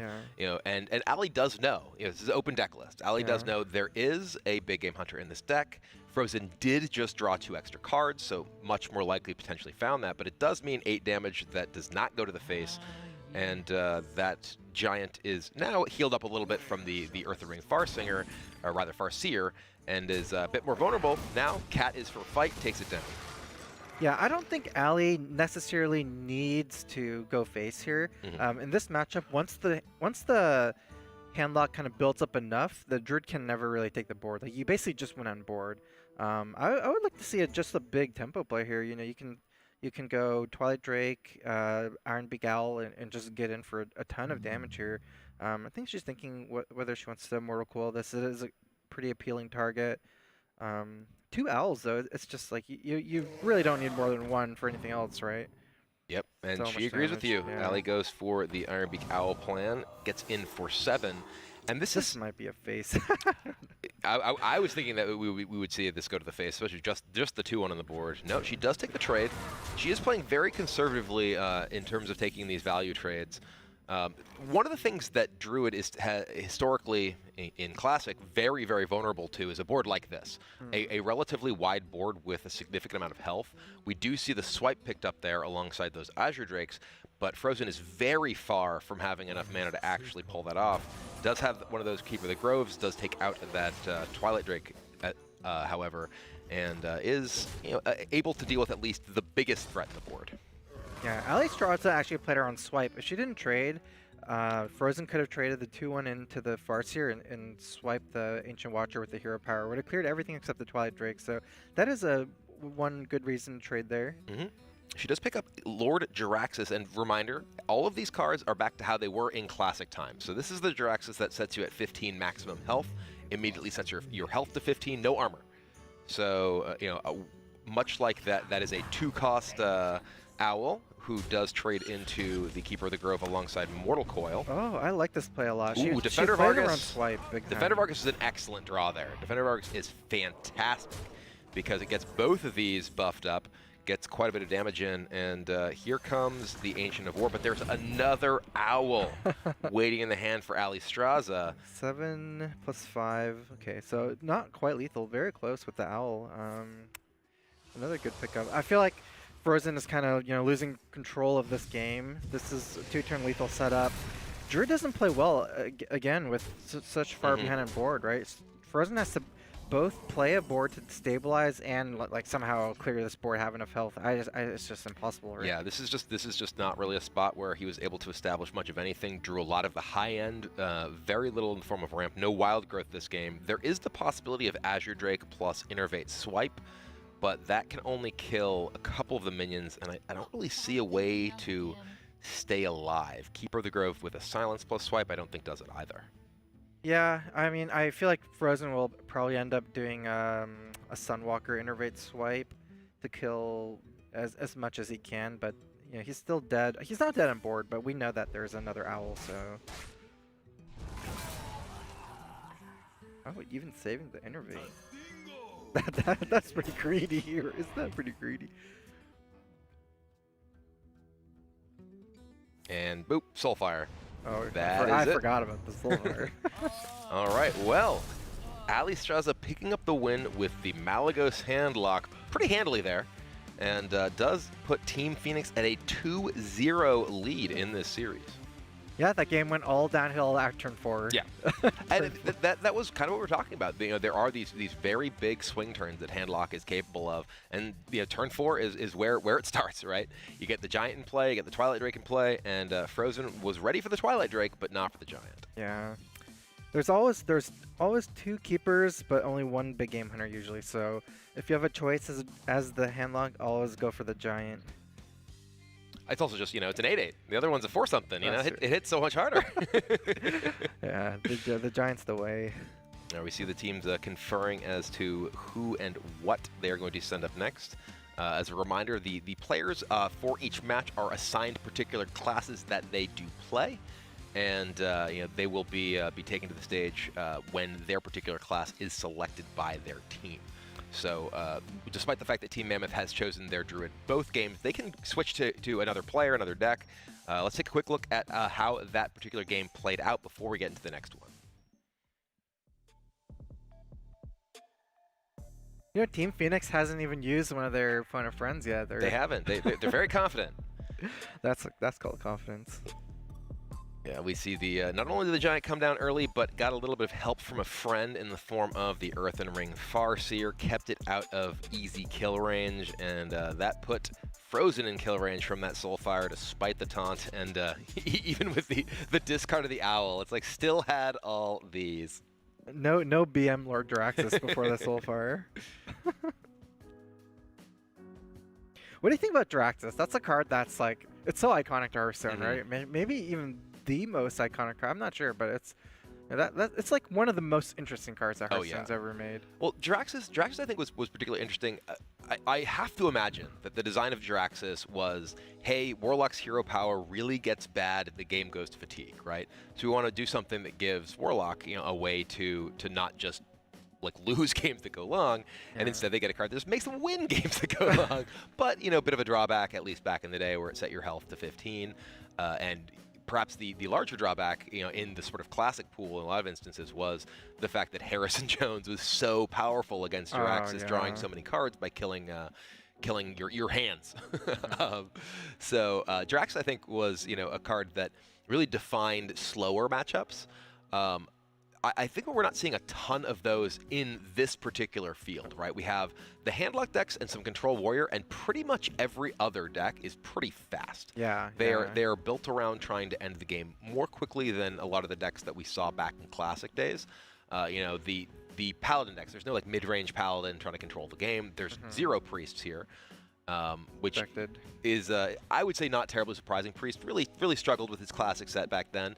It did have, you know, its moments, but it took until, I think, at least Naxxramas when it got Zombie Chow to combine with Akanai Circle to give you, you know, both the ability to control the board early as well as a way to actually put out some proactive damage with the swapped healing effect when that died. But yeah, Jiraxis, it tends to munch on all of those decks. Didn't see it there, but and I don't really expect we'll see Jiraxis showing up as a huge factor in that many games unless we see that Warlock plus Warrior matchup. Yeah, I agree with that. So let's take a look at one of the decks we're going to be seeing going into the next game we have. We do see Just Saiyan on the screen, and Tides of Time sitting down there. So we actually already know what Tides of Time is playing, right? Because he has to be Warrior. It's his only other deck. Yeah, we do see Just Saiyan is, we were just talking about Warrior. Here is Just Saiyan's version of Warrior. And all of these Warrior decks actually are slightly different in this particular event. So this, you would usually call this Control Warrior, but there are the pair of Frothing Berserkers. In addition to, Control Taskmaster was a common card in these decks because of the burst combo with Grom, as well as the ability to enable your executes. This is back when execute cost 1, as a reminder. So this deck typically, we'll talk us through this, StrifeCro. How did this deck typically plan to play the game out, and what was its goal? So this deck basically was back in Classic. What I always thought this deck was like the all legendaries deck, right? Because Wallet back then Warrior. there was no Wallet threats. Warrior, that's what it was called. Yeah, it was called Wallet Warrior. There were no really good minions back in the day that were not legendary, at least for high mana cost. So if you look at the high end of this, every single card above 5 mana is a legendary. And this is not even including like Ysera and things like that. So, actually Gorehel, but okay. But yeah, it's basically the Wallet Warrior. You basically throw high value, legendaries at them, and if you can survive the early game or whatnot with Brawl and all the armor, usually people just cannot kill this many big minions. So I wouldn't say it's like it is definitely control, but it's not like a fatigue kind of deck, maybe, right? It was more like a tempo control, right? Yeah. Like, because you use like stuff like the Fiery War Axe to kill the early minions, and this particular version with the Frothing Berserkers is looking to kind of lean into that a little bit more. And unlike the sort of ultimate value machines that you have in a lot of decks these days, whether it's quests, things like that, you beat people by hitting them with big minions, right? Yeah. And we see here Tide's playing a pretty similar deck. He doesn't have the Frothing Berserkers. He does have Korkron Elites, also Azure Drake for a little bit of value there. But both of them basically leaning into, I'm trying to kill you with a big Grom late in the game. One interesting thing in Tide's deck, you're saying they love the Faceless Manipulator. This is 2 copies of Faceless Manipulator in Tide's Warrior deck. Talk me through how that is relevant both sort of broadly and in particular in this matchup. This is going to be a huge card in this matchup because when it's okay, so normally Warrior versus anything else, just you're going to eventually overwhelm them with threats if you don't die. But I'm not exactly sure in Warrior versus Warrior what will happen, because I don't know if these decks where they have, I don't know if people will have enough answers for all the minions or not, because Warrior is the class with the most removal in the game. I feel like the execute targets will probably be on Ysera for one of them for sure. 2 Faceless Manipulators are it's just basically 2 extra giant minions, right? That you can copy, especially from your enemy minions that you can't deal with. You'll probably see a Faceless on like a Rag or something like that. Yeah, and I think that in this matchup, right, be able to Faceless, as you mentioned, something like a Ragnaros or one of the other big legendary minions, a Karen or Sylvanas, is very powerful, because not only do you can Faceless it, but you're spending less in your Faceless than they spend in the minions. So you can Faceless Shield Slam, Faceless Cruel Taskmaster Execute. And Yeah, you can say tempo play. Handlock too. I'll copy your giant, Shield Slam your giant. Things like that. I think that it makes a lot of sense in terms of shoring up those matchups. But it is, again, we're back in Classic. There's at least no Justicar Trueheart for the, welcome to the Grand Tournament. Tank up, tank up. We're not going to go through astronomical amounts of armor here. Yeah, one thing I'm curious about is this matchup going to go into fatigue? And one thing I want to note very early is I want to see if these players will decide to slow down their card draw with Acolyte of Pain and cards like Slam, because if they actually anticipate the matchup going to fatigue, the person that draws more cards is actually going to lose. You see, Just Saying doesn't actually use Shield Block here. He Hero Powers. If you count the number of removals, let's see, there's 2 Executes, 2 Shield Slams, there's a Brawl. It's kind of close whether they can actually kill everything on the other side. I think there's a good chance that it might actually go into fatigue here. There is a significant possibility, but we do see the Acolytes still come out 4 Tides of Time. And some of this is the dynamic of, okay, well, how do each of us think this is going to play out based on the way that our deck is built, right? And maybe, because of the fact that Tides has those 2 Faceless Manipulators, he thinks that he can play kind of a more proactive game with more threats, and thus wants to draw and find those threats rather than wanting to try to play the long game and try to play for fatigue. Yeah, I actually think the hardest minion to deal with in both of these decks is actually going to be the Karen, because there's not a lot of silences in here, and you might have to use 2 removal spells versus Karen, like 2 Shield Slams or something like that. I actually think that we might see some. I remember one dynamic in this matchup back in the day was that when someone played Karen, a common play would be to play your own Sylvanas and Shield Slam your own Sylvanas to steal their Karen, because Karen kind of represents like a double kind of removal that they need to play. So it's like a 2-in-1 minion. even something like Azir just gets executed. So. And here we see one of the classic plays of this classic deck. Cruel Taskmaster drawing a card, picking up a little bit of extra damage on that Acolyte of Pain. I actually hadn't even noticed the Gnomish Inventor in Tide's deck. He is definitely not playing a deck that is built to go to fatigue. He's playing a deck that is built to pressure and cycle and get to its big threats and end the game. So makes all the more sense that he specifically went with the Acolyte of Pain line rather than trying to dance around drawing extra cards. Yeah, looking at Tide's deck, he also has one Azure Drake, and the cards that Just Saying has that's I guess would be most similar to those would be the Senjin and the extra Harrison Jones, I guess. The Harrison Jones could be played to not draw. I've seen dynamics where you actually intentionally play the Harrison Jones on no weapons because you might not want to draw in this matchup. Probably, yeah. I do think that was a lot more, like a little bit later on. I think when there were stronger control tools, more removal. You know, this was back when there was only the classic tools, right? There was Shield Slam, there's Brawl, and that was most of it, right? Shield Slam, Brawl, Execute. Those are most of the removal. We're not talking about a day where there's Bash and there's whatever else. I'm trying to even remember all of them. There's like Revenge, the things that came in later that just gave you all this additional removal. So if you kind of stagger your threats effectively, and one of those threats being Cairn, very difficult to remove efficiently, ends up going to eat both Shield Slams from Just Saying. And those are two of the very key cards, but he is behind significantly on this board, so his armor is going to get chipped away again from a Korkan Elite. Adding to that, it does leave him in a position where those Shield Slams would end up just being useless. So he ends up using both of them kind of inefficiently to take out the Cairn, but at least the Cairn is dead, and he got value from those before they were going to do nothing. Yeah, that's what I was talking about. It feels so hard to deal with Cairn. Luckily for Just Saying, this might be one of the only plays that can really get him back, because in this matchup, you kind of have a lot of life. You're not playing against an aggressive deck. You're playing against another slow control deck, so you actually have so much time to hero power here. And because Tides, does he have weapon removal in his deck? I don't even think he has any way to remove the Gorehell. So this Gorehell represents an incredible amount of tempo over the next like 3 or 4 turns. There is a single copy of Harrison Jones in the deck for Tides of Time here, so he's going to be looking for that to take out this Gorehell. But otherwise, this is going to keep chopping down minions turn after turn and giving significant advantage in terms of value to Just Saying. He is well behind in life though. He's already into his actual health total, not just sitting behind a big chunk of armor. And his hand is a little bit clunky here. A lot of relatively expensive cards. The Senjin does come down, but with the Gorehowl taking out all the smaller minions, he is in a relatively safe position here. And I have to wonder how much Just Saying is concerned about those face manipulators with a hand of big minions himself, because playing say a Sylvanas into Tides of Time when Tides of Time still has access to both copies of Faceless. It could be, okay, I will Faceless your Sylvanas and Shield Slam the copied Sylvanas and take your Sylvanas, and now you don't have a Sylvanas.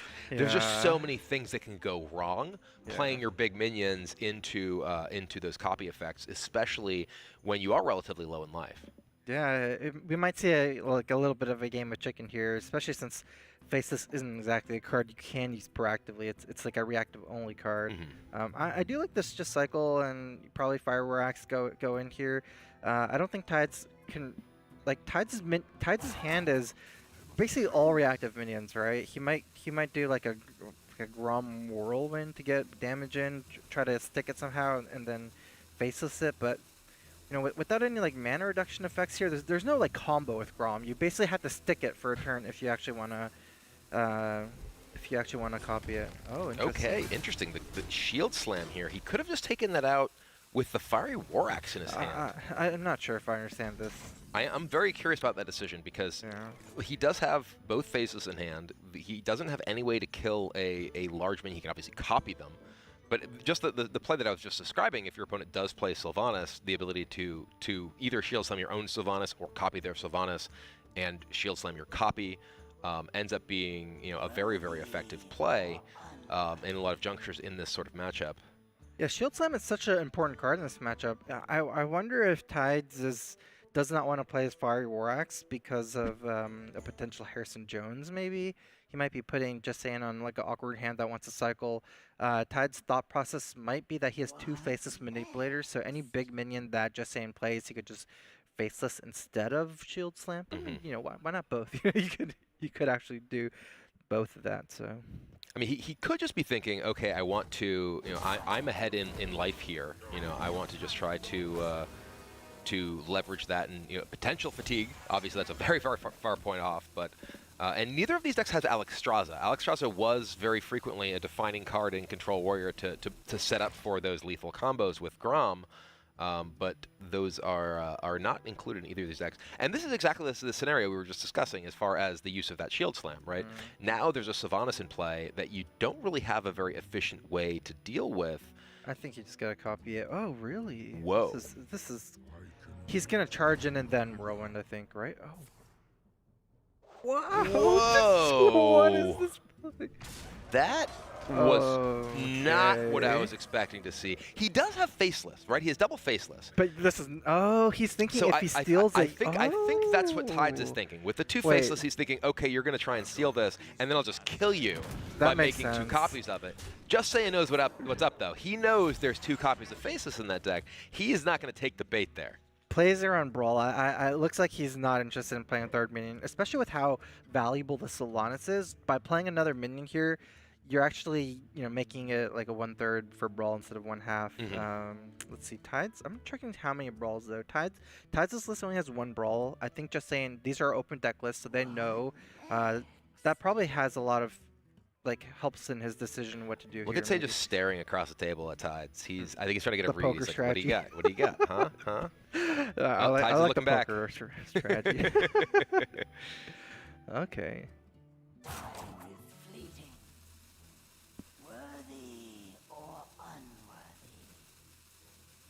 But yeah, Just Saying is, and Tides has so much life, right? So it's hard to just completely push her tempo here as well.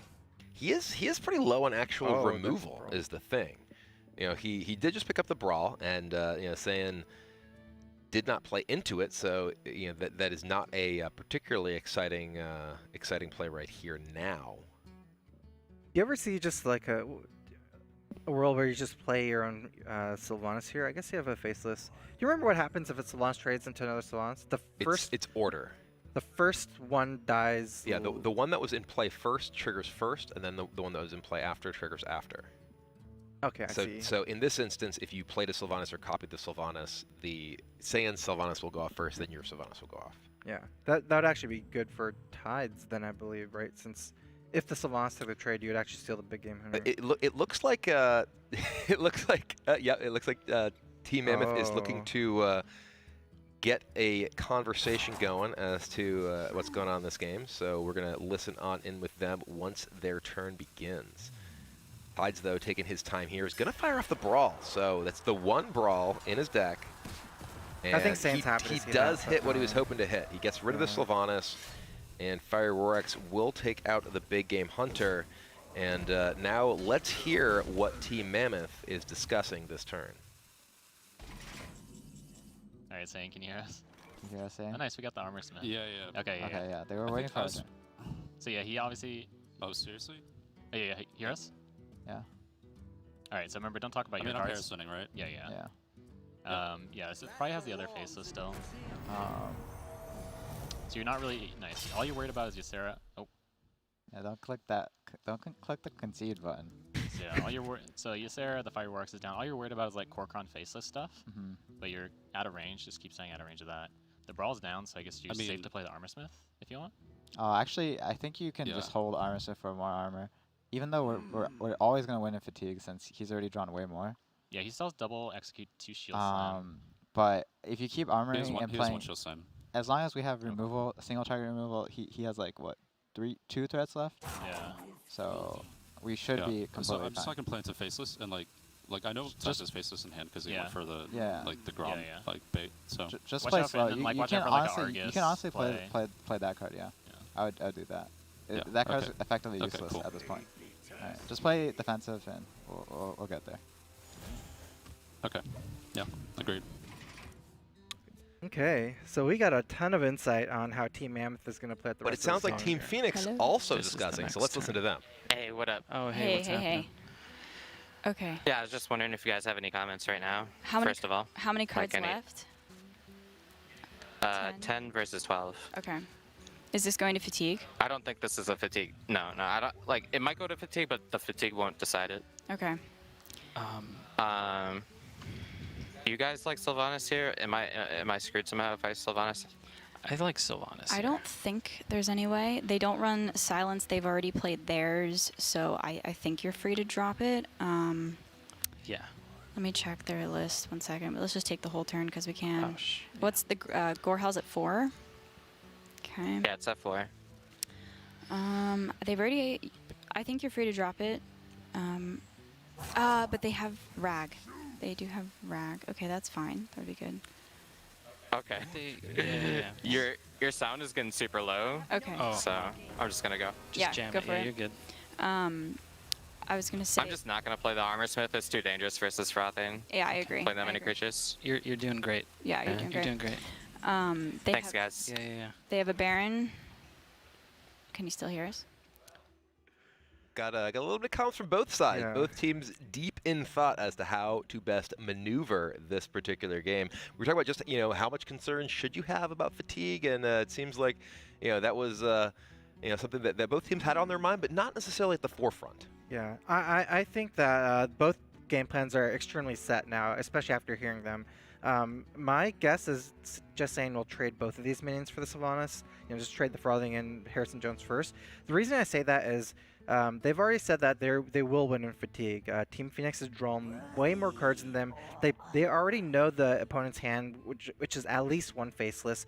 So what you can do in this situation is just double trade and basically don't play any more big minions yourself, right? And in that case, your opponent will have to make the first move, and they can't do anything. You have enough single target removal here with 2 executes left. There's only 1 Ysera left as far as threats go that's not faceless, and maybe something like the Corcoran Elites. Oh, I'm really surprised to see a face. I would expect just trade and just fatigue out, armor up, and don't do anything for the rest of the game. I think it's an easy win like that, but... Well, a lot of ways to maneuver here, and we do see Execute is the draw for Phoenix. Shield block does get a little bit of armor, but also does, as we mentioned, put them closer to that fatigue concern. And this is the plan, looks like it was going to be the plan to faceless this, but is that going to change? See, with this play, Tides' facelesses are effectively going to be able to get some more value here, and that might just be what pushes this game over for value-wise for Tides of time here. Not sure if Mammoth has enough removal to deal with everything as played now. It's going to be much closer, at least, is what I feel. Well, there is 18 effective life for Just Saying. He does have Whirlwind Execute. He could take down the Frothing with the Charge of Gorehowl. It does only have the 4 health, 4 attack Gorehowl, and take down the Sylvanas, which puts him kind of in that position you were talking about. No big threats in play, kind of sit back and just try to keep himself out of range of the Corcoran plus Faceless Manipulator, as they were discussing during our listen in on their comms. Yeah, this is going to be so awkward now.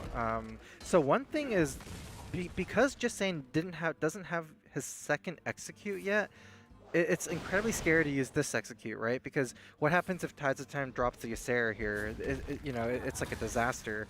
So it is tough. Yeah, this is in a position where he no longer has removal for the remaining major threat that Tides has in his deck.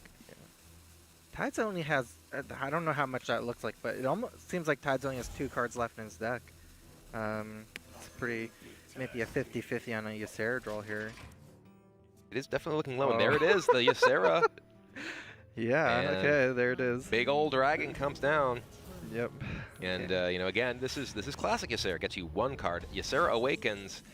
That's some extra Really damage. good card. And we were talking about how key it was for Team Mammoth to figure out, okay, what are the breakpoints that matter in terms of damage? They were talking through, okay, you need to be able to survive Korokron plus Faceless. That gets a lot worse if Ysera finds, say, a Nightmare, right? If Ysera can pick up Nightmare, that damage becomes a lot bigger. With Ysera Awakens, okay, your safety zone is now reduced by that 5 damage because this is old Ysera Awakens. It hits players, unlike the new version from the Ysera from the core set.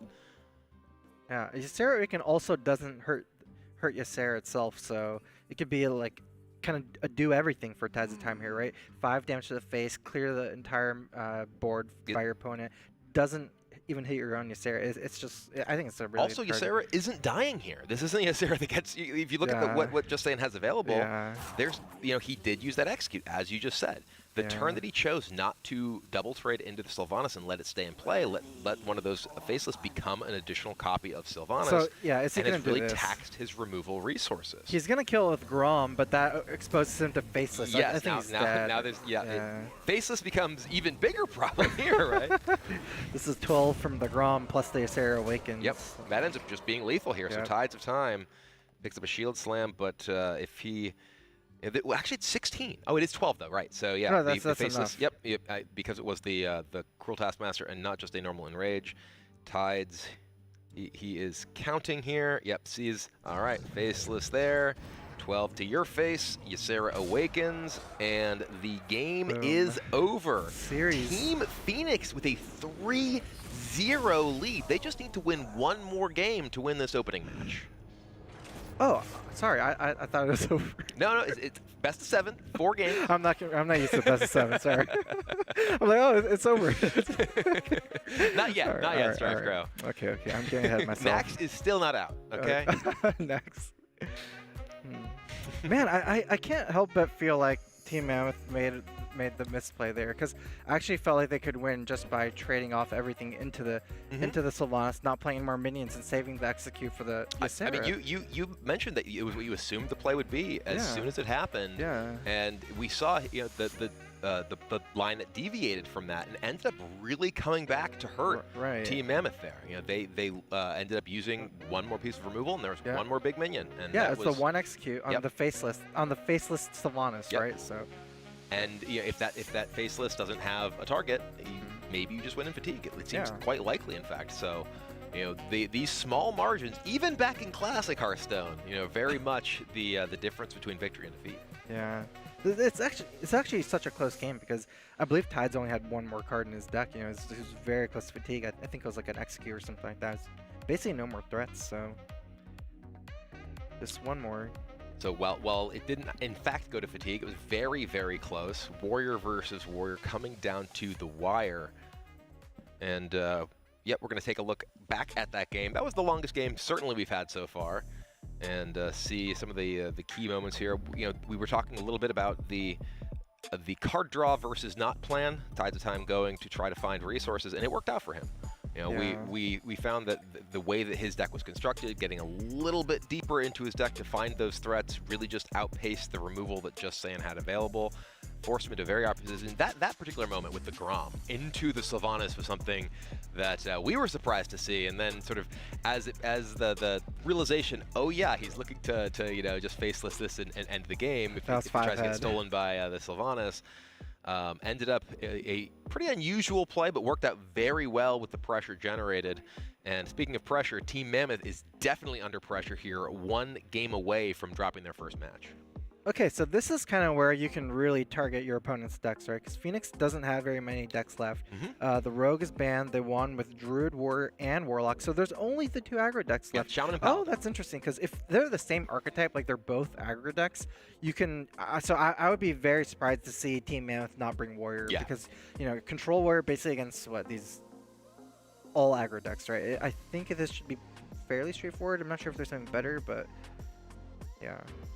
How do you think it is, like, Control Warrior versus Divine Favor? I know that might be a little bit of a weird dynamic because you have so many cards in your hand. It can be a little bit weird. There is at least a significant amount of your kind of enabling tools in the Warrior deck that are just good cards against the Paladin. This is a Paladin deck that includes Elven Archer, right? Abusive Sergeant, Leper Gnome, Worgen Infiltrator into a deck with Whirlwind, right? So while they can draw a lot of cards, a lot of their cards die to one of your cards. Right. So I do think my at least gut instinct is that the warrior deck is likely still pretty favored, but it does, I think, come down to, you know, how do those divine favors line up. You need to be very cautious about trying to get too much value with something like Acolyte of Pain, because your cards, you know, generate them cards because of that, you know, just how powerful divine favor is. And you know, we could even see the King Mukla come down to help enable the divine favors as well. Yeah, we didn't get to see this card very much in the Warrior Mirror, but I actually forgot about it. But Armorsmith actually just wrecks Paladin early. If you can play a 1/4 on turn 2, and all their minions are just 1/1s and 2/1s, especially with just that Armorsmith giving you more and more armor, it's just gonna it's basically gonna kill the early game minions and give you life and give you board control. So yeah, if I feel like that'd be a very good card in that matchup. We do see Frozen sitting down though, and it was just saying who was piloting the warrior deck, so it looks like they're going to something else. You know, in these kind of situations, it doesn't really matter what you bring, because at the end of the day, like everything, you will have to win with 4 decks in the end. You might just want to get it over with. There's the philosophy of do I want to kind of try and squeak out my wins, or do I want to rip the bandage off, right? Yeah. Like, we see Frozen is in fact going to be playing here, and let's take a look at what he'll be piloting. He was their Druid pilot, and I wouldn't be surprised to see, all right, it is in fact Druid, saying we're going to play our Druid against your aggro decks, and if it doesn't get through, great, it's over. You know, we can go relax until our next match tomorrow. We're just done for the day until the elimination match comes tomorrow. And I totally respect this sort of decision. There's no tiebreaker based on the number of game wins you get in a series. You're just gonna either get it or not right here. I feel like this is my kind of way. Yeah, this is we're exactly what I'm saying. You rip the Band-Aid off. Get me out of here. We got to win with this. This is our toughest match to actually win. We're gonna go for that right away, rather than trying to squeeze out screen time by trying to win our better matchups first and get closer to a close matchup. But if you look at it, this Druid is like all like loaded with taunts. It right? is. So It is a particularly anti-aggro version of Druid. So as far as Druid matchups against aggro decks go, the additional taunts in the form of Sen'jin Shieldmaster and Sunwalker go a very long way toward making that matchup better than it would be if you're playing, say, a Chillwind Yeti or Violet Teacher type deck. Yeah, I could see the Sunwalker in particular doing a lot of work against the Paladin. I don't see any silences in this Paladin, or maybe no easy ways to even get rid of the Divine Shield other than trading a minion in. So that could be, if you do like something like a swipe into Sunwalker the next turn where they don't have the small minions. And it will be Dexter's first time playing for Team Phoenix here. And we just heard Uther is going into battle here. So it will be the Paladin deck for Team Phoenix they're trying to push through with right here. And as we were saying, this is a very, very aggressive version of Paladin. Leopard Home Blessing of Might, Blessing of Kings, the opening hand. And very much looking to put a lot of threats on the board and reload with, there we see it, the Divine Favor in Dexter's hand here. So the overall plan here, just kind of vomit minions onto the board and put as much pressure on as quickly as you can. Yeah, Frozen actually has a nice hand. Both Wrath and Harvest Golem are excellent in this matchup.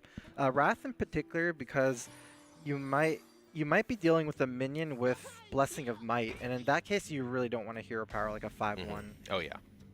There's also the Divine Shield minions as well, which sometimes you need to double kill over the course of a single turn. Wild Growth here for Frozen, the first early Wild Growth he's gotten with this deck so far. A second Divine Favor is really not what you're looking for. And to have the hero power in turn 2 in this kind of deck. Yeah, Equality is an excellent card to help you get through the big minions later in the game, but is not what you're looking for early. And this is King Mukla. Okay. Wild Growth is kind of really good in this situation, not only because it gives you more mana, but because when you're playing against a deck with 2 Divine Favors, you really need to kind of dump your hand out fast. Wild Growth allows you to dump out your hand so much faster than without a Wild Growth. Here's a very interesting decision point for Dexter here. He does have the King Mukla. It is obviously a big threat. Does give the bananas over to Frozen. What do you think? You think you just slam the King here, get the monkey in play? I think you kind of have to Mukla just because you can develop your 3 mana on the bananas and then try to Divine Favor next turn. With this hand, you're kind of doing nothing until you Divine Favor, and since Frozen only has 4 mana, there's only so many things he can do. If he plays, bananas, maybe no swipe. Oh wow, wait, that's he's one mana a mana off. So double banana plus Big Game Hunter on the Mukla is a possible way to answer it next turn. Dexter Rose's hand. Oh, it looks like Dexter is trying to get some input from his team. So we will get those comms at the start of Team Phoenix's turn to see what they're looking to discuss. But for now, it is Frozen's turn. And definitely an interesting spot. He can use the full power Wrath and trade in, and then hero power down the Leper Gnome, for instance. Yeah. Does give him the ability to take off most of this board here. That might be the play. It kind of feels a little bit bad because you're not able to just utilize the bananas immediately here, which is, a big concern against the double Divine Favor deck. But just interesting. Okay, yeah, he's gonna go ahead. He wants to play around the Favor. I see. This is the play to play around the Divine Favor. He wants to get those out of his hand. He doesn't get most of the board removed, but he gets a lot of his hand removed, which does mitigate some of this issue. So let's listen in on Team Phoenix and what they're discussing this turn. Do I dump here? Yeah, you dump because next turn you want an Equality Divine Favor, and this is just a good trade. And Equality on 3 HP is just not good. Yeah. Okay. I think basically your goal this game, I don't think you're going to be able to Zerg them down. I think your goal this game is just to get value off of both Divine Favors. Next turn, like, you're playing an Equality Divine Favor unless he top decks something fantastic for whatever the board state's going to be, right? Okay. So I'm leaving this up and just smorking, right? Archer to face? No, you trade with the Abusive for sure. But yeah, Archer to face is good. On the 1/1, right? Yeah. And then do we just take the value here by Divine Favor, or no? Oh, no. We don't Divine Favor because that's only 1 card. We just dump. And I'm just Archer face. Yeah, we want to apply some pressure. And then next turn, you Quality Divine Favor unless the top deck's insane for the board state, right? Okay. And then, eventually you want to get value off the second Divine Favor, if possible. Okay. Yeah. It's pretty straightforward. You're good. Thanks. Ooh, looks like we're having a little bit of a spectator issue, so hopefully we can get back in ASAP here. But it looks like Frozen Team. I'm not sure if that's a looking for comms or just having a little bit of an issue with the client as well. We'll get to that as soon as we can figure out what is going on. So what do you think about the discussion that they had as far as the basic game plan that Tides laid out? I like Tides' game plan. Tides is a very level-headed person when it comes to Hearthstone. It's like basically that's making the best out of a bad situation, right? It's an incredibly awkward hand, double Divine Favor. You're actually in a situation where the Druid has less cards than you. Not literally, but it's 1 card Divine Favor here. So the play is kind of just dump out all your cheap stuff, and play as much things as you can on board. You really need this Divine Favor to go off to get you back in the game. You're not gonna do 22 more damage with a couple of 1/1s, right? So you need something. I heard the gears click, and it looks like we are in fact back in, and well, both hands look like they're Divine Favor right now, so we'll get that sorted out as well. But Divine Favor is when you play your cards and those cards go away, does not end up working out very well. Yeah, I wonder if you Leper Gnome Divine Favor instead of Equality, because there are big taunts, right? You might want to. The Equality is just a good card. Yeah. In the matchup, finds a Juggler and a Worgen, so does look like the actual hand for Team Mammoth is 4 total cards. And then these are, I have to imagine these go face. There's no conceivable world where you want to try and value trade a Harvest Golem in this matchup. I think you already know that Frozen doesn't have a swipe because swipe would have gone down last turn almost for sure. So yeah, I mean, what? I remember like Leper Gnome's actually kind of imbalanced as a 2/1, right? Like you think you're really far away from a lethal, then you realize like there's actually 2 Leper Gnomes. You're actually pretty close, especially with no swipe here probably. Frozen might have to, like, say, play a taunt here, which gets wiped by Equality. This game is actually not looking bad whatsoever for Team Phoenix. You guys want to go all right, let's listen in on Team Mammoth here. Force. You don't, yeah. Or, sorry. This or this? I thought Sunwalker's okay, because, like, worst case scenario, he gets Equality'd. Or what do you like saying? Same like this engine, I think. I think Force is also a decent consideration. But we get kind of Shrek'd by the Avenging Wrath. But it's We okay. do? If they just Wrath The thing me is, you aboard. can Senjin BGH next I turn. think- We can almost never do 2 things in But one turn. I don't think we can ever do this. Okay. So like I'd rather rely on top decks. Okay. All right.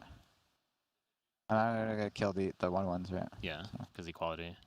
And like he kept a lot of cards with his Divine Favor, so it's like stuff like equality and like Leroy or something.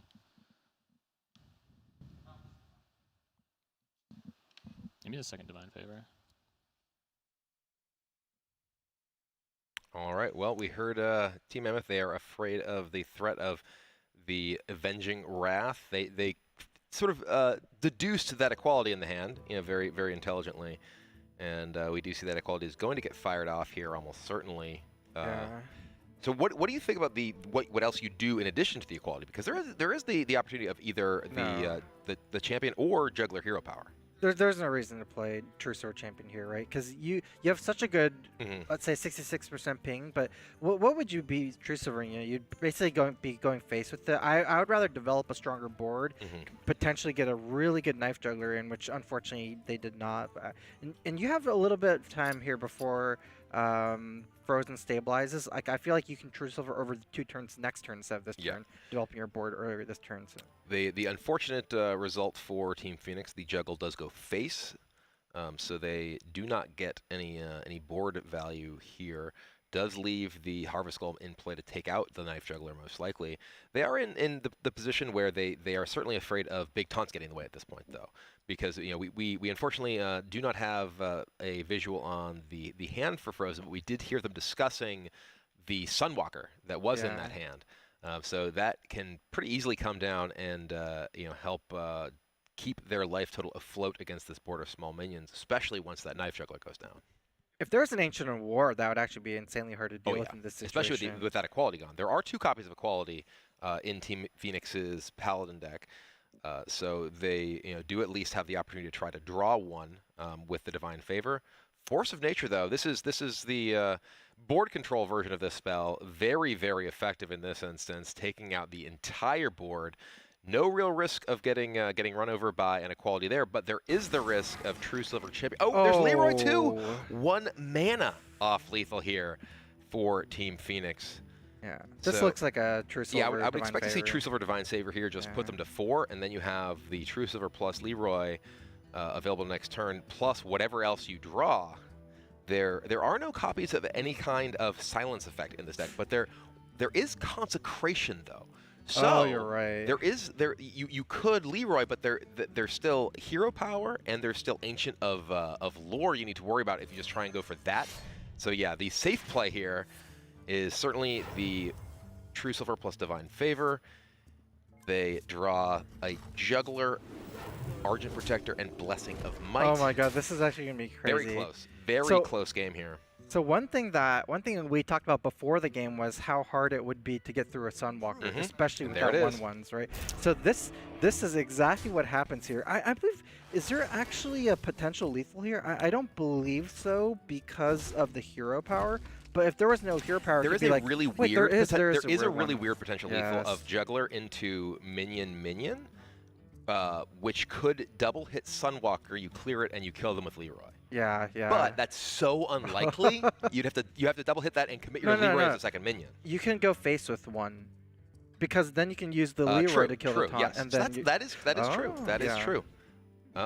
We lost our spectate again on a pretty crucial moment here. Looks like Dexter is deep in the tank. We are gonna get back into that as soon as we can. But yeah, as you were mentioning, the possible Knife Juggler results there that can offer lethal. You can get rid of the Divine Shield on the Sunwalker. You can hit face, which takes off the point of armor. Leroy can trade in, but you have to commit unless you hit one of those with the first one. Actually, unless you specifically hit Sunwalker with the first one, you're committed, right? Yeah. Because you have to play your Leroy into a question mark of where it goes. My Right? problem is, I don't know if this gets better. It looks like it went face, so he did not hit the Sunwalker. Yep. And now I assume we're going to see Argent Protector on the Knife Juggler. All of these are just hoping to hit the Sunwalker shield. Going face, okay, that's not bad. The shield is clutch.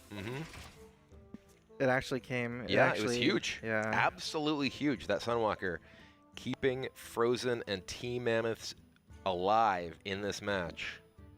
Now, if we see Frozen actually have some, when you have one taunt, you actually kind of want to follow it up with more and more taunts because your one taunt just get through. If you just play normal minions here, then they'll just ignore the rest of the minions and kill you. So if Frozen has something like an Ancient of War here, what about a Cenarius? Does he have that in his deck? No. I believe that the only Cenarius was in Tides of Time's Druid deck, if I recall correctly. Could Frozen have lethal with Force Roar here? It'd be 24 damage, so 3 off lethal by himself. He actually already used 1 Force as well. It's a little bit harder now that we can't see his hand, but he definitely wants to take the Knife Juggler, which he can already do on board. Just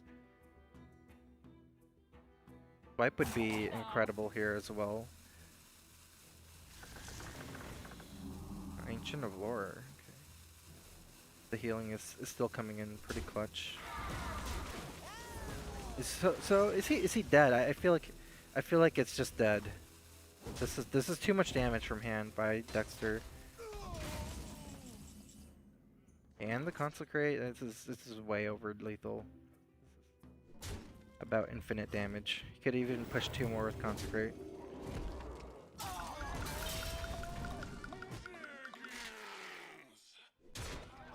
Ooh. Oh. All right, well, it is the Leroy coming in for the finish here. So 4-0 win from Team Phoenix here. Mammoth was my team. I bet on them. We were saying that too. Oh, too bad. So yeah, absolutely. I think not something that we up here were expecting, but the number of those games were very, very close, right? Yeah. They were kind of games of inches that could have gone a little bit differently, whether through draws or a little bit of different decision making. And we of course we did say at the beginning of that game that was very much a matchup that was kind of the toughest one remaining for the Druid deck, right? Or rather, the Druid was the toughest deck to get through the aggressive decks, and it was kind of a matter of Team Mammoth, sort of looking to get things over with, right? We got to win this anyway. We might as well send it through first. I definitely respect how they did it. Just to rip off the Band-Aid first. If they got the Druid through, maybe the Warrior would be free, and then some other ones we have to see. But yeah. So very, very decisive victory there from Team Phoenix. And again, this is the team. 2 of the players were actually not even playing back in Classic, right? And only one of them was, and that one, in fact, is going to be joining us for a few words here. We have Tides of Time joining us here on the desk after that convincing victory. Tides, congratulations, first of all, on that win. We're making sure we have you all set up here. But yeah. Very, very convincing win, 4-0 over Team Mammoth, who we were saying was perhaps the favorite in the eyes of a lot of people coming into this. Yeah, I think they have like the strongest lineup player-wise. Like all 3 of them are just insane players in general, but I don't think their deck lists were as strong as they could be for Classic. All of us didn't really have that much time to prepare for Classic, but our team put in like 8 hours of practice every day that we had available. Oh, wow. Yeah, all 3 of us. So, yeah, we had a lot of practice and we had a lot of work in the deck list, and they weren't like really familiar with Classic, so I was able to give them like a crash course in Classic in those days. Oh, as you see on the screen here, some of the highlights from this match, a definite crash course with a four straight game wins.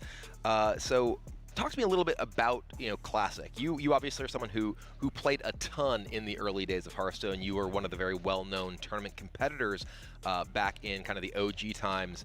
What has it been like getting an opportunity to play Hearthstone as it was then in the Classic mode?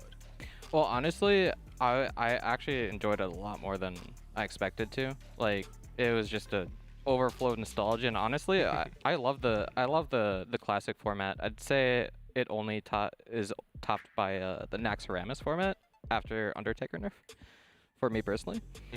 And just hanging out with everyone, especially after all the COVID stuff for like the first time, and then just hanging out with a lot of people from the old days has been really it's been amazing. Like definitely the best time in the last 2 years already for me. So yeah, very much a blast from the past in a couple of ways. You know, actually being in a studio, competing in a classic Hearthstone tournament, even just competing, period, right? Yeah. It's been a long time since, you know, we've been able to get together and kind of hang out and, you know, just kind of enjoy playing and talking about games. Yeah, I definitely can see your spin on all these decks. You know, the double faceless in every deck, the Malagos. Like, I could tell instantly when I saw these deck lists. Like, I knew this is Tides of Time. I didn't even know like who was who when I saw these names, but when I saw these deck lists, I instantly knew you were on this team. Yeah, I wanted to make sure that they were comfortable in the decks, and Dex I actually had a control paladin and a control shaman set up for Dexter, but he wasn't comfortable, so we decided to go full aggro for Dexter because he's really comfortable with aggro. Yeah. And Ali, she just had a little spin on the deck list that I put for her, and she's actually really solid in handlock. So like, yeah, she played that handlock game really well. She played her on swipe really well over 2 turns. That's how she pushed for lethal, you know. So yeah.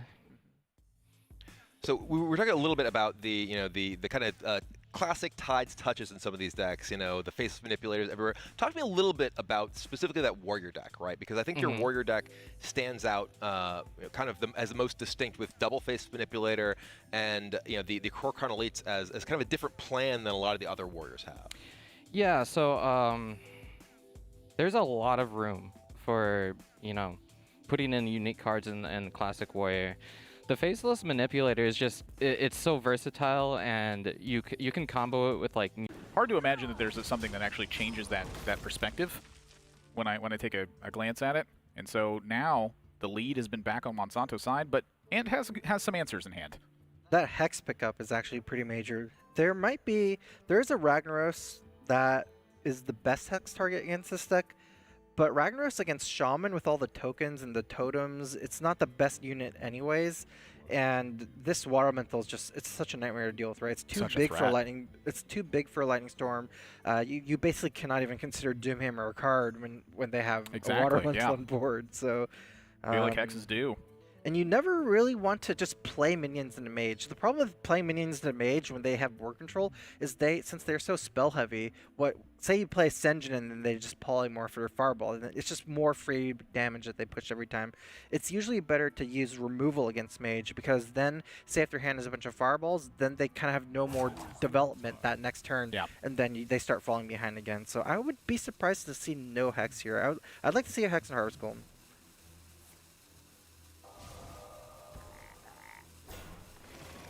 This sets up for a good potential Lightning Storm next turn as well. Oh yeah, I mean, we can see the hands right now, so I think that the Lightning Storm is kind of getting due at this point. But this is pretty scary. I feel like for Monsanto here, this is like an immediate card draw is my consideration at this point, and then perhaps a potential extra card draw that's coming in the spot.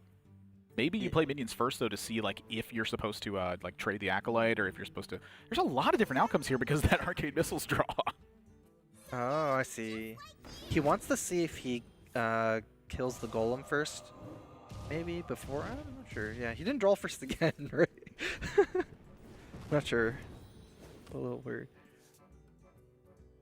He's almost out of steam. The good thing about Monsanto's hand is that there is a lot of cycle. The Acolyte will draw one more card when it dies. The Blood Mage will draw one more card. Unfortunately, it's a bit slow. The Blood Mage... Like, you don't really want to play a Blood Mage and ping it yourself, you know what I mean? So it's a slow cycle. You just want fast cycle here. Look at this. Big turn. Yeah. Lightning Storm is massive in a spot like this. The question is the follow-up. So do you want to play your own Blood Mage in a totem here because you drew this Flame Tongue? Would you rather get the taunt set up? It feels like the taunt is a little bit weaker in my head, because your opponent doesn't have like a charge effect or anything. There's no Leroy that's sitting in his mage deck. I kind of like just playing more stats here. As long as you have 2 minions for Defender of Argus, you can get max value for it. And there's pretty much no ways that these minions die. Wow. Oh, really good draws. What draws for this one? I mean, Monsanto going to be able to redevelop some board and get a lot of fuel in hand. With Ant sitting at 17, you take a look at this Shaman list, and mind you, back in the day, there was very, very, very little healing effect. It was like Earthen Ring Farseer. There is no Earthen Ring Farseer in Ant's deck on Team Gryphon's side, and so what that means is 17 health is your final health total at this point. If you look at the Burn and Mage, though, 1 Fireball's already gone, and there is no Power Blast in this deck. Ragnaros would have an extremely hard time going face with all the totems as well, so I actually don't think that 17 will be enough for Monsanto to burn. He's still, I feel like he's just off like by quite a bit still. He's got a Blood Mage. Yeah. Frostbolt turns that into 9 damage at that point. So he does One need to more squeeze fireball. a little bit more Yeah. minion damage, it feels like. But you also have the hero power Yeah. turning. You know, if Ant can't threaten to end this game pretty quickly, this becomes a real effect. Ooh, This is the turn where Ant takes over the board completely, and then from this point on, Ant's gonna start probably pushing a lot of face damage. Yeah. Right? Nope. There's no Flame Strike sitting in Monsanto's deck. There's no Blizzard or anything like that. So this is the board now. Yeah, this Monsanto is the big power looks board. like he's going to be calling for assistance there. We'll see if they're talking in. And if they're talking in, I don't know. Maybe he's just. Yeah, I'm curious about this, like, because he's Oh, calling. they're for talking. help. Let's go ahead and listen in. Okay. Oh, I hear it now. Hello. How's it going? Good. I should have called you guys earlier. That's okay. Yeah, we What do we do haven't now? disagreed so far. What do you do now? That's a good question. We don't. We appear to be quite dead. Yeah, I was hoping to draw some burn damage with these this last turn. Yeah, that would have been good. Yeah, I mean, Yeah. I'd play 4-2-2-1. Not much I can say here. Do we hold on to Thanos and Iceless something? No, I think you Or want that in wait. the face. Or 1-1-2. 1-1-2. Which 2 did you want to play? I mean, I wanted to play don't Thanos, know. Apprentice, Water Elemental, and Mana Worm, but 2-2-4-1 is what we were thinking. Okay. Sure. And then I draw. There's nothing. But Nope. sure. I mean, I don't think we're winning from here, Yeah. unfortunately. Sure. Okay. I'm okay with the ping.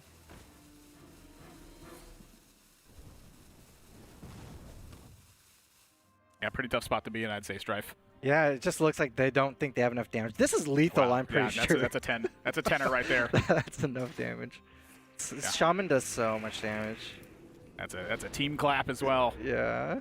You love to hear they're it. they're cheating. They're giving their team information that they know they have lethal. It's like helping your team without pushing the button. Wait, was that? Hang on, was that a language hacker clap instead? It's very possible that was a language hacker clap instead. The old frustration clap of congratulations, excellent draw there. It's it's a very iconic piece from language hacker side if that's the case. But yeah, I mean game 1 there. I mean, I think pretty solid draws from both ends, but Andrew's able to continue to fight back for tempo the entirety of the game and kind of demonstrating why Shaman was a powerful class at that time. Yeah, this game went how I thought. I just feel like out of all the decks, I think Shaman is easily the best against this tempo mage deck. It just lines up too well, as a deck. Everything just lines up so well. So yeah, that went about as I expected. There's just a little bit not enough burn, right? Like 17 was just not enough. You heard him say it. He's like, I was "There's expecting to just draw a no burn way." spell from this at some point. Yeah. It didn't crop up, so that the Shaman's now out of the way. This is a conquest format that's being played here. There are 6 decks on both sides. There's 1 ban, and then it's a best of 7 that's taking place afterwards. The Rogue has been banned on both sides, and so for Team Kraken, they still have all 5 decks left: Warlock, Mage, Paladin, Druid, Warrior. And on the Gryphon side, the Shaman is out of the way, Rogue is banned. So Druid, Warlock, Hunter, and Mage left on Team Gryphon side. Do you think we'll ever get to see a Miracle Rogue play this tournament? Can you imagine not banning Miracle Rogue? I could see it. Yeah, I you don't hear know. them laughing in the back. I heard you Like, say is that. it that good? Is it, Miracle I Rogue just was wanted to see insane. it. You knew that. It's insane. It's definitely insane. How do you think I was hitting top of the ladder back in those days? Oh yeah, you did play Miracle Rogue. Oh, I played a lot of Rogue. Yeah, it was, I remember. You were Rogue and Druid. We kept changing it up and trying to figure out how to make it work. We had like Sinister Strikes and Cold Light Oracles and stuff. We tried all sorts of different stuff. It was such a deck. I mean, I just remember like the first time someone concealed a deckhand with a Cold Blood against me on turn 2, and I was like, that's why they coined the dagger. That's when you got addicted to Rogue. Oh gosh, it was just hitting him in the face. That's the way to do it. Looks like we're getting some stuff overlooked here as the players are figuring out who they want to send up next and what deck that they're ready to go with here. I actually want to see Gryphon's either Hunter or Druid. I feel like those are very interesting deck lists. This is a replay of last game, right? Yeah, and so looking at this one, you saw the Arcane Missile. I think that gave the Monsanto hope, but then you saw the answer back here from Ant's side, and this felt like one of the most critical turns of the game was that Lightning Bolt. And then here from this point, Monsanto got the Water Elemental active. It looked like they might have had a chance. This Acolyte drawing some extra cards, but that Lightning Storm on that key turn where Monsanto, I think, was forced to deploy onto the board. And then right there, that is the big one right there. When Azure Drake gets traded up by the Harvest Golem, that's when you go, oh no. I think if Ant didn't have the Hex, like that was a very key turn because Tempo Mage kind of needs a little bit more tempo for a little longer to get there, right? And that Hex on the Water Elemental was kind of like that was the last time that Mage ever had board control. Was the Hex. Hex was such a powerful tool at that point too. Like I just remember like felt like every single game I was playing, Hex was like one of the primary reasons that I was able to recover in these tough spots where I was like, my opponent's just ahead and I don't really see how to get ahead. It was such premium removal, right? Back then, it's like 3 mana, basically kill anything. Even silences, death rattles, exactly. It just that was really, I think, one of the big keys is that it could stop Karin, it could stop Sylvanas, it could stop Ragnaros. Back then, we thought Ysera was extremely powerful, and we put it in like half the decks we built. It stops giants. Yeah, it was just like we thought value was like the real thing, and then I think in that demonstration, you see a mix of the two. It's like the card net neutral, card net positive, and then lots of tempo. If you can secure the tempo, you can secure the game. True. Hearthstone equals tempo. You taught us that way back in the day. I remember first time I saw you play a Sun Fury Protector on 2, and I was like, what? He didn't give anything taunt. He doesn't care. He's trying to fight. I just liked to spend my mana. That's a secret. Well, I would have spent it on the hero powers. Okay, that's not really spending. It was as soon as I saw that changed my whole perspective. I remember. So it looks like Trump is getting sent up here. Nice. I actually really want to see Trump's Druid if he's playing the Druid. Because like I actually dived a little bit into Classic. After I saw us casting this tournament, I wanted to refresh my meta game understanding a little bit. But yeah, I'm surprised to see not other teams bring Violet Teacher. Like for example, on Kraken, they're bringing the Chillwind Yeti. Oh, Trump's the one Chillwind Yeti. But I want to see the Violet Teacher Druid. I feel like this is. Remember when Kilber was saying like the Hearthstone understanding has evolved so much over the years. I feel like this is one of them. Like I don't feel like it would be good to play Chillwind Yeti with all we know now. I feel like it should be pretty easy to make the decision to say playing the Violet Teacher and the power of the Wild. Like there's so much synergy with Savage Roar as well with the Violet Teacher, right? Yeah, and when you look at that deck on the Gryphon side that has the Violet Teacher, and there's also Stranglethorn Tigers. We got Trump's deck ready. He's going to be playing Warlock on this one. He brought the Zoo Warlock, and again, the Mayor of Value Town is how he became known. This deck is certainly very strong at establishing value, but also very strong at establishing aggression as well. Yeah, I feel like these zoos back in Classic had much lower mana curve than people were used to a little bit after that, because you really actually want to dump your hand completely by turn 5, right? This is basically like a Doomguard list.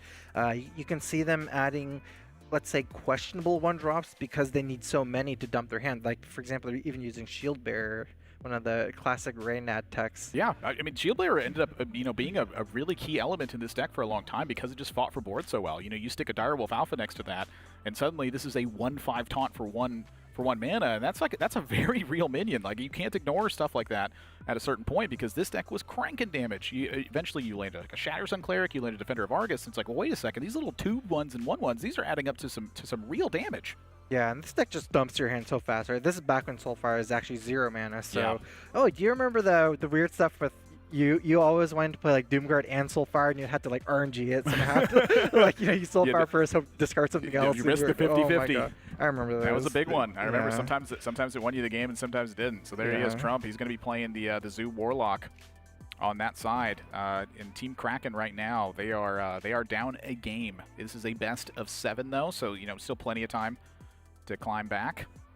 And so it looks like Tare is going to be going up next, and he is also going to be playing Warlock, but a very different iteration of this one, Strife Crow. This is kind of like, I'd say, the more iconic of the two, because this one just became such a visualized deck. Like you say the term handlock, you instantly picture these two giants at the top. Yeah. Oh, this one is interesting. Tare is actually running an Arcane Golem. This is back when I had charge. I feel like Arcane Golem eventually got changed to just a 4/4 or something, but the old Arcane Golem at charge, you can actually combo it, kind of like a budget Leroy, where you can combo it with Power of Roaming Faceless Manipulator. So it has a lot of damage. I don't think that this particular interaction will be super relevant against Zoo. The more relevant stuff against Zoo will be, I believe Hellfire is probably the biggest one. If you can Hellfire and Force, sometimes even like a Giant and Force who's slow against Zoo, you're already dead. Yeah. If you play a Giant and Force. So I think the Hellfire and Force is one thing to watch out for. All right, one of the original battlers of the game, and he as long as he was involved in the competitive scene, he kept taking steps in and out, but every single time he stepped back, he was such a force. He was a threat to win every single tournament he ever set foot in, and so just kind of getting a chance to see this is like mind-blowing. Like when I take a step back, it's like, my gosh, this is like a slice of history that we're taking a glimpse at here. So game 2 is coming up here in this series. Team Kraken versus Gryphon. Gryphon up a game at the moment, and we're going to be jumping in as soon as this game gets ready. When I take a look at this matchup, Strife Crow, kind of one of the big things I look at here is going to be on Tare's side. I really feel like for Trump, the mulligan's pretty clear, get some stuff in play. On Tare's side, though, it feels like there are a number of different elements that can come into place here, and one of the big ones I'm looking at is going to be Ancient Watcher, and the other one is if you have a Molten Giant in hand, what other kind of hand are you searching for? Right. I feel like Molten Giant is like probably you're always keeping this card against Zoo, right? You basically will never win against Zoo without Molten Giant eventually being played. It's just how long you can last until you get to that point. But your big like tempo swing I feel like will always eventually be Molten Giant plus whatever, like some taunts after. Yeah, so I see a hand like this, you know, and it feels like to me Molten Giant very much a keep. Ironbeak Owl, Earthring Farseer, these seem a little bit lower to me. I wouldn't keep anything here except the Molten Giant. I guess you can potentially keep a Farseer, but I just think there's better things, especially since it has like the anti-synergy with Molten Giant, right? You don't want to play in 3 and then have a Molten Giant in your hand, which is weird. There we go. Foil is a great card. Gryphon's side. I feel like on Tare's side here, Tare's going to be the player on the bottom here. It feels like his hand is a little bit weak in this situation, and for Trump here, complete understanding of this one. Get this Amani Berserker rolling and see if we can buff this up and deal some damage. Trump has an incredibly slow hand for a Zoo. If you look at the mana curve on this Zoo, it's like half his deck is 1-drops, and he basically like you don't really want to coin out a 2/3 and then play the Starwolf Alpha, right? It's like this is actually just worse than even a Flame Imp if you think about it, and that's with the coin and a 2-drop. So it's a very weak opening by Zoo. Tare is faced with a tough decision here. So as soon as we're ready, let's go ahead and listen in to what the player's talking about. The mic? Yeah. You can hear me? Watch or tap. Yeah, I can hear you. Watch or tap. I think I would watch her. How do you? Yeah, I think I'm watcher too. I do have a Molten Giant though, right? No, but dude, he's gonna get slow by like, come on, he's gonna get slow. We were playing for Sue. I think we just want. Oh, yeah. Okay. Hold on. Well, I mean. Wait. So you want Watcher in the Twilight, right? I think a Watcher in the Twilight, and then you're just gonna try to get some. We need to like get tempo on the board, basically. So I think we want to like taunt up some things later. Okay. I don't know. I think it's gonna be the Watcher can help us heal, and maybe we draw Shadow Flame off the top. Sure. Yeah, I like that. Right. Yeah, I like that. You like it, Ant? Yeah. All right. I like it. Wait, I like it too. All right, love you too, Ray. All right. Good luck. Wow. Interesting discussion. I love the mention of we can draw Shadow Flame off the top too. Like that was such a thing that we just didn't consider very much of back in the day. Was like, well, what can we draw that highlights this? Yeah. Such an excellent reason to play that with that Watcher, I think. Yeah, I think it's a that's a card. So hang on a second now. I want to see Tare take his time on this one because I do feel like Ancient Watcher Sunfury Protector had a lot of merit in that spot. So I hate the play. I like his play a lot better. The reason is because he has a Molten Giant. This is the classic spot, right? This is the spot where it's like handlock against Zoo. You're at exactly 20 life. What do they do, right? You have 2 board. Oh, go ahead and listen in. Let's think about it. I think they have a Shadow Flame. Feels like they would have used it if they had one. Not necessarily. They could greed it a bit more. Yeah. This gives us an opportunity to make a mistake. I think this Soulfire goes this turn. But I was thinking that I Dark Iron Dwarf buff one of them, and then I trade him to Twilight Drake. The Harvest and the Wolf, I think. You could full clear, dwarf the Amani into the Ancient Watcher, Soulfire, trade the Golem. I don't think the Amani is that important. I think I'm going to trade the Harvest and the Wolf into the Twilight Drake. Okay. I'm okay with that, yeah. Sure. That's not weak too. Don't forget to hit face with the Berserker. Yeah, first. Thank you. Good luck. Thanks. Situation. You heard Language Hacker say, I think they have Shadow Flame. That was kind of the whole purpose of the setup up, is in case they draw Shadow Flame. See, this is, I feel like this is like kind of the classic situation, right? Because there's like no good things for you to do here, Zoo. You can either go all face, in which case you basically activate a free Molten Giant, and they can clear your whole board with Shadow Flame and do that, or they can taunt stuff. It's just, no matter what you do, you're in a bad spot. You never want to like trade against Twilight Drakes. You never want to trade against Ancient Watchers, especially while they're unactivated. So you put them in a spot where they don't want to go face and they don't want to trade, and they have to attack. So that's why I really like what Trey did. Just play the Twilight Drake. You have to realize what kind of spot you put your opponent in that situation. It's just pure awkwardness. Yeah, this is looking worse and worse for Zoo. Trying to protect the Amani Berserker here. So pretty easy setup in terms of where the Sun Fury might be going. But that 1-5 is looking a little bit weird at the moment. It's It's actually a little bit of an awkward turn here. One of the things about this matchup is Zoo can actually sometimes win in these situations in the mid game, because if you look at the hand that Tare has, everything is awkward here, right? Yeah. So they can actually have just a couple awkward turns, and then you can build up a board again, and then just one-shot them before they get their taunts up. I would like to see a life tap here. Yeah, he has both giants in hand. Whoa. Ooh. That feels like a winner. Do you even do it? I guess you do. Well, do you see a reason not to? Yeah, I guess you don't have another. I don't know. You're getting to wipe out the board here and live with a 2/2 at 15 health, going into 7 mana. Yeah, you don't have another good play is the problem. It's just so brutal. Yeah. Like if I had maybe if I had tried Drake, I don't know. Feels ridiculous. Yeah. So for Trump now, second Soulfire gets drawn. Whoa. I'm feeling like this is like a kind of grit your teeth and you go Knife Juggler Defender of Argus. Mm-hmm. Do you use any of the Soulfires? My intent was not to use it. It was just to protect the Knife Juggler. Like I think you live with a 4/3 and a 2/3. You kind of just have to. I feel like as Zoo, you kind of just have to save all your Soulfires and hope that you can burn out from this point, right? I don't think you can go much for too much for board here. Life tap here would take the Molten Giant to 2, so you're still in kind of like a little bit of a weird spot here. You're 1 man off from the Giant plus Argus play, unfortunately. Kind of a tough spot. It's actually a really tough spot. You don't want to go too low because, the idea of losing to a Knife Juggler plus a Doomguard plus a Soulfire, like your opponent, wins the flip on the Soulfire and then has a Doomguard in their hand. You can die here if you don't protect yourself in this spot. Yeah, I wanted to play as just a Mountain Giant. Yeah, just simply to Mountain Giant trade and then next turn have a good turn. Don't life tap. Yeah, if you life tap here, you can lose to a Soulfire Doomguard. Yeah. This is the play. This is like a begrudging play. Basically, this play puts Trump all in, right? This is somewhat dangerous this turn, but if you don't die this turn, you'll probably win. So how much damage can Trump do here? Let's see. If he discards the Argus... There is potential for 14 here. So you life tap, you play Abusive Sergeant. If that juggle goes face... 6 plus 8. Wait, that's... Oh, boy. Wait, this is a wait. It's the... Yep, ends up going a different way because he's juggling him properly here. But, you've seen the Shadow Flame go. This is a lethal potential. This is a 50-50, right?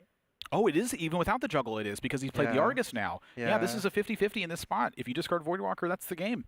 Wait. If he didn't play the Argus, I wonder if there's a better chance if he didn't play the Argus, because he needs the juggle damage is the thing. But he didn't get the juggle damage. Right, and so that's where the Argus comes in. It gives you the extra damage. Yeah. So, missing that first juggle gives you the 50-50. Yeah.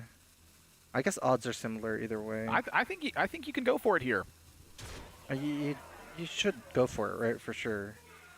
You have to go for it. Wow, They what can a heal. hit. Yeah, they can heal. You got to go for it. Trump gets the win, and this one ties up the series at 1 apiece, and showing why Zoo is such a respected deck from the classic days. It's just very strong at delivering pressure the entirety of the game. Wow, we didn't see that coming. I thought that Trump was in a tough spot after the Shadow Flame, right? Yeah, and even if he misses that 50-50 there, mind you, you're still at 4 on the other side with a Molten Giant, and you have a Defender of Argus. So you can protect from minion damage at that point. Right. But, there's still a chance to claw back and really keep fighting in that situation. It's just much tougher.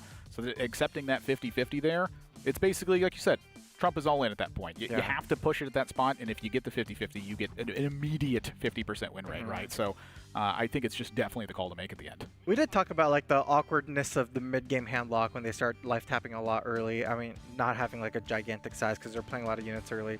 So it was a very expensive giant that turn. The Molten was 1 mana off being able to be comboed the Argus that turn as well. Yeah. So everything was just 1 mana off from the hand lock. So just that really awkward turn 7, 6 mana Mountain Giant. Yeah, it's pretty tough, I think, to Siphon Soul in a spot like that as well. You know, again, you're trying to set up Molten Giant in a situation like that. It's just, you know, you're going to have to take risks against this deck, and I think that's what made Zoo such an iconic and powerful deck, was just the fact that you had to take risks against it. There was just no other way to see it. Let's take a look at some of the highlights from that game and see what was taking place. And this was with the slow hand bind you. You had said this is kind of like a bootleg a bootleg flame imp opening here, and it really was. The coin was used to get a 2-3 in play, and then the early calls for the assistance from the team as well. Like, what were the perspectives that took place? We're talking this was, you know, the first 3 turns of the game on both sides. And just take a look at everything that hit, and it felt like that Shadow Flame was an absolute lockout of that situation. Instead, it was a double juggler. One of the jugglers got killed, and then in this situation, set it up for that 50-50. Nailed it as well, Trump. I mean, you just... What a classic, the 50-50 Soulfire flip. It just always feels like that was cropping up back in the day, and so that ties up the series at 1 apiece now. And so on the Gryphon side of things, Warlock and, Warlock is still there. So they have the Handlock, the Hunter, Mage, and Druid left on Team Gryphon side. On Team Kraken, the Warlock has now been checkmarked. Mage, Paladin, Druid, and Warrior left on the other. Uh-oh. Yeah, I still want to see this Druid. Monsanto putting on the hat. What is this? Is this like plus, is this power, extra power? This is the iconic Monsanto right here. Oh, okay. Monsanto's Canadian, right? Yes, and I feel like that hat just fits him perfectly. The Canadian Cowboy. The Canadian Cowboy. We'll just make up new names for him as well. Yeah, Language Hacker, nickname? Language Hacker and Monsanto, both from Canada in this spot Team here. Canada, okay. Let's go. See the discussion taking place over there. Ant killing all day and Tare on that side. Team Pandemic being represented by those beautiful jackets. Oh, that's their team name. I'm really curious about what's getting queued up in a situation like this. Like, what deck are you trying to avoid with some of your key decks? You know, I look at each side, and it feels like Druid from Team Gryphon side. It's no longer pairing up against the Warlock deck, but there is still Paladin and Mage left on the other side. What do you think about the strategy in Conquest where you just yellow it? Like, you just roll a dice and play whatever. That was honestly kind of what I did most of the time, unless I thought I had a solid read on my opponent. Yeah, you know, me too. No matter what anybody says, if they're not picking at random, there is some sort of human substance that ties into a pattern on those spots. And I felt confident when I sensed that I was close to correct. And I knew a lot of players who took advantage of that as well. But, you know, there were some players that just actively chose random at all times. And one of the ones I remember from that kind of being the case was Chalky, who was one of the strongest players, I think, consistently in the tournament scene. If he was there, I considered him the strongest player in the world. And he was just very constantly finding a way to just choose the order at random every single time. He's like, why let my opponent read it? I just need to win with all 3 decks. Yeah, I mean, it's not hard to find the way to choose at random. You just pull out a dice or your phone or whatever, right? Like, the hard part is not to find a way to choose it. It's just to actually decide to do it, yeah. I was always a random player as well. I just didn't want to deal with that kind of like metagaming myself. So there we are with Monsanto. He's going to be piloting Paladin in this one. And again, this was a deck that really wasn't existent, I'd say, back in the day. And one of the big things I'm always looking at here is the Avenging Wrath and how you pair that up. And it just feels like there's so many turns in the game where like a quality Avenging Wrath is a game ender if you get to a spot like that. But we saw how powerful this deck was at just applying pressure early on in the previous match. Yeah, this deck is, I feel like a lot of it is characterized by having the right 1-drop, right? Not all the 1-drops are that ideal, especially if you want to guarantee like an Argent Protector in turn 2. That's why you might run like a Stealth Minion or Argent Squire. There's a lot of good targets for Blessing of Might as well. So this deck, I feel like will run very differently based on what 1-drop you hit or don't hit. It's such a tempo-oriented, like, dump your whole hand out kind of trying to land that big Divine Favor at the key moment. I feel like that's always a big part of it. It's where the King Mukla comes in and can be such a big deal. We're going to take a look at Tare's side. He's going to be back on deck for this one, and Warlock will be the choice for this one. So we're looking at the Aggro Paladin versus Handlock that's going to be taking place here. And, you know, Mortal Coil certainly seems like it's a lot stronger in this matchup, but at the same time, it also feels like you're a lot weaker because of equality. This one is, I think this is actually a terrible matchup for Warlock. So if you think about what's happening, you're trying to life tap, and then they're trying to Divine Favor. You're trying to play Giants, and they're trying to, you know, equality. Like, just basically everything that you're doing has, like, direct counterplay so easily by the Paladin. Yeah, like, you know, life tapping. Your opponent has Divine Favor in the deck. Yeah. Like, there's so many things that could go wrong in a situation like this. I will say, however, that, you know, Handlock is not incapable of battling for tempo. It can very much do so. You just have to have the right cards, and you have to be making the right choices when those cards arrive. You know, it's not just about having the opportunity. It's about capitalizing on it as well. I just feel like that one big Molten Giant turn where you can... Because I feel like one thing about that Paladin does not have to do, where pretty much every other class has to respect, is Molten Giant. Yeah. Like, the Paladin doesn't have to respect Molten Giant, and that changes this dynamic of the matchup so much. The fact that they can just do what they want, go face. If you Giants, they have equality. And it's so easy. They don't even need Consecrate. They just, if you go double Molten Giant, Sun Fury, they'll just equality and trade some 1/1s, you know? Like, they don't even need to have, like, got the this 6 from a hero mana. power. Yeah. Perfect. Yeah, so yeah, I think this is a very hard matchup for Warlock. All right, game 3 is getting underway. We're tied at 1 apiece. You need the Hellfire. I feel like you need, like, this feels like a keep on, yeah, Tari already raising the hand. Just keep this whole hand. Like, I think so. It's a good hand to keep. I would keep everything here. All right, well, let's listen in. Well, we can hear him, yeah. Yeah, talk a little quiet today, but yeah, I was thinking full. Yeah, I'm thinking that too. Full kit. Yeah, it looks so good, right? It looks so good. Did you really just do this to brag? You're talking so loudly though. Be careful, man. They still do. No, not you, Ann. Oh, it's right. It's right. Got you. I have a loud voice. I just wanted to make sure. I think it's good. Yeah. Okay. Let's look at the reactions. Let's look at the reactions. Nothing. Absolute stone cold. We should probably be doing hand tracking. One of us AFK people up here. Wait. How long are you guys allowed to talk? Till the end of your turn? I guess till end of your first turn. Yeah. That's a good that's a value call. Yeah. Dude, that was a value call. Coil, for sure, right? It's gotta be Coil. Yeah. Good luck. All right, thanks. Love you. Wait. Possibly. Getting really milking this value on the call. Saw the reaction from Monsanto, so they said, let's see the reaction. Monsanto kind of had like the smirk of like, oh gosh, really the full keep? So I have a couple questions. So it seems like, from what I'm hearing, the other team can hear them when they converse among themselves. I think it's like a just like a thing where it's like they're wearing a headset, so just kind of keep it quiet. Maybe the opposing team can hear us. Just keep quiet instead. The funny thing is they called the help during the mulligan, and you get an extra turn effectively for the mulligan and turn 1. That's some good value. I just thought it was funny that they asked Tari if he was calling in to brag. Why your hand is too good? You gotta tell us. Yeah, it is a pretty good hand. I don't think you ever want to life tap against Divine Favor.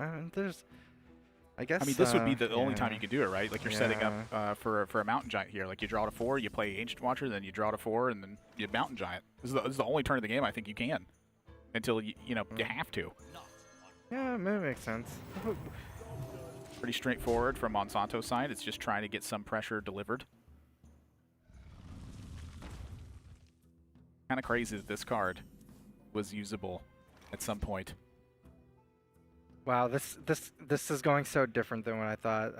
Monsanto's hand is just all blanks. Like, okay, so if you think about it, look at this deck, right? It's like all 1-drops, and then turn 2 hero power, turn 3. Let's go ahead and listen in real quick to see what they're thinking. Hey. Yes. Hello. So I guess what I kept track of is that he still has the 2 of the cards he kept in the mulligan. Yep. Yeah. Those would likely have been AoE or Molten Giants. What are you considering? Hammer of Wrath killing the 4/5, or Knife Juggler Hero Power, or Hammer of Wrath Face. I definitely don't like Hammer of Wrath Face. I would not sign off on that either. I kind of like Juggler Hero Power a bit better, because they don't. I mean, the Hellfire is going to be good either way, but they blow up the Ancient Watcher to some extent as well. Hammer of Wrath trade seems a little slow. Yeah, I think the Juggler Hero Power is good. You could hedge and rope it out because we have more time to talk. You could consider trading the Protector too, if the juggle misses. No, because I have this. Okay, good enough. Doesn't matter. Good luck. Thank you. Love you. Yeah, pretty tough turn. And you know, it's rough. honestly just because of the Mortal Coil on 1 as well. If it wasn't for the Mortal Coil, I feel like this Ancient Watcher would be way less concerning. Yeah, just you basically got nothing done here. You're not threatening any damage. You know, this matchup, it's hard to really just value your Molten Giant taunts because of the equalities. But in this situation, you've actually just gotten you're not even threatening that. You know, you just got no damage. Looks like it's a easy board clear here. What I mean, can you do some other lines? I like the Mountain Giant. Like this is not a lot of damage, right? And if you go Mountain Giant here, the equality, you can still threaten the Molten Giants later. I think it's just the Knife Juggler is really the big threat. I feel like if that was any other minion, Yeah, Hellfire's not justified. If you think about it another way, I feel like Tare kind of knows that Monsanto is on an awkward hand, right? Because every turn so far this game, Monsanto has played awkward turn. You know, you don't really see this deck hero power turn 2, hero power turn 4. There's a lot of hero powers we've done. There's a lot of off-curve plays. So I feel like you have to figure that they're on awkward hands like Leroy, Consecrate, Equality, things like that. Maybe not even Divine Favor. So what you want to do is just clear, and you expect your opponent to not be able to refill the board with minions, and then you can do whatever you want here. Yeah. Yeah. I would like to use your coin here because you're starting to get really scared of Divine Favor. Yeah, it just feels like the spot to thin it out, right? Your opponent didn't have Divine Favor last turn. They're certainly fishing for it. Yeah. I think this is a really excellent point that you're making here. Is the fact that Monsanto called the team call in that spot. I think that kind of confirms the idea of the awkward hand. You know, what are they discussing at this point? So he's searching for Divine Favor. Start to trim your odds against that immediately right now. Yeah. So this is great for Team Gryphon here. Monsanto does not look thrilled. It's just too much health of taunts, right? That's 9 health full of taunts that you have to get through now, and Just there's an no 8-8 easy you're way to staring do down. it. This tree might just be dead. Like we gotta figure out a way to fight against this. Oh my gosh. You know, like imagine your choice ends up being like swing with True Silver. Like that doesn't feel right because swing on the 8/8. Like then let's say you draw quality afterwards. You're like, what did I swing for? Yeah. Like it just, everything here feels like you're gonna have to take a risk based on your draw. Yeah. What can you do? What is that card? That's Avenging Wrath, and I feel like Avenging Wrath is probably the play here because it's trying to set up for the following turn. You know, you just you take your turn off, you start using your cards that are tough to use. Maybe you top deck Equality next turn, Equality Consecrate, deal some face damage. Yeah. You could be looking for like the Leroy Consecration kind of turn to take place, but with no minions in play, I feel like Tare has got a pretty clear image of where he wants to go. I wonder if you just faceless here and go face. I'm just having a tough time seeing what else to do. Okay. Why not play another 8/6 taunt that your opponent clearly couldn't handle? Get rid of this 1/1. Play You wipe out Equality. Wipe out Blessing of Might. So That's sort a of smart stuff. play. I really like this trade because you play around Equality and trade, and you have lethal next turn with the Arcane Golem. Monsanto is just he pretty much just drew everything in the deck that cost 4 or more. Yeah. He's drawn Leroy, he's drawn a True Silver, he's drawn both Avenging Wraths, he's drawn a Hammer of Wrath, he's drawn both Consecration. Everything else in the deck costs 3 or less. See, it's a very bad draw, huh? Yeah. This is the only way to stay alive. Leroy and trade into a giant. Engine 6 damage off the board. Tare's got a ton of damage in hand, but you got to find a way for it to settle in. Got 16 damage available. You probably want to think about how to play around Equality now, right? It's really like the only consideration left, I think. Well, I think that the way to play around quality right now is to try and end the game quicker, because really you just don't want to give Monsanto more draws. Okay.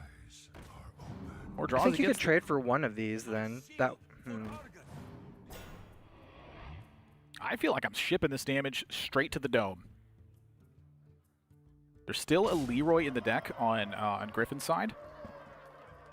Yeah, they're running a Leroy and an Arcane Golem as their charge effects. Yeah, I mean, honestly, there's not much left in this game. Yeah. the super value trade. One upstairs. Down to 10 is Monsanto. Can he get out of this one? Needs a big draw. Shakes his head. That's not a big one. Basic quality is like the only out, right? I don't even think you can get Divine Favor. You could have like 8 Avenging Wrath missiles hit the Mountain Giant, maybe? It's pretty low odds, I'd say. Yeah, I think the double consecration is the effect here, and you're hoping that you don't see more damage. So I think that Monsanto, pretty much at every stage of this game, has been making the correct call.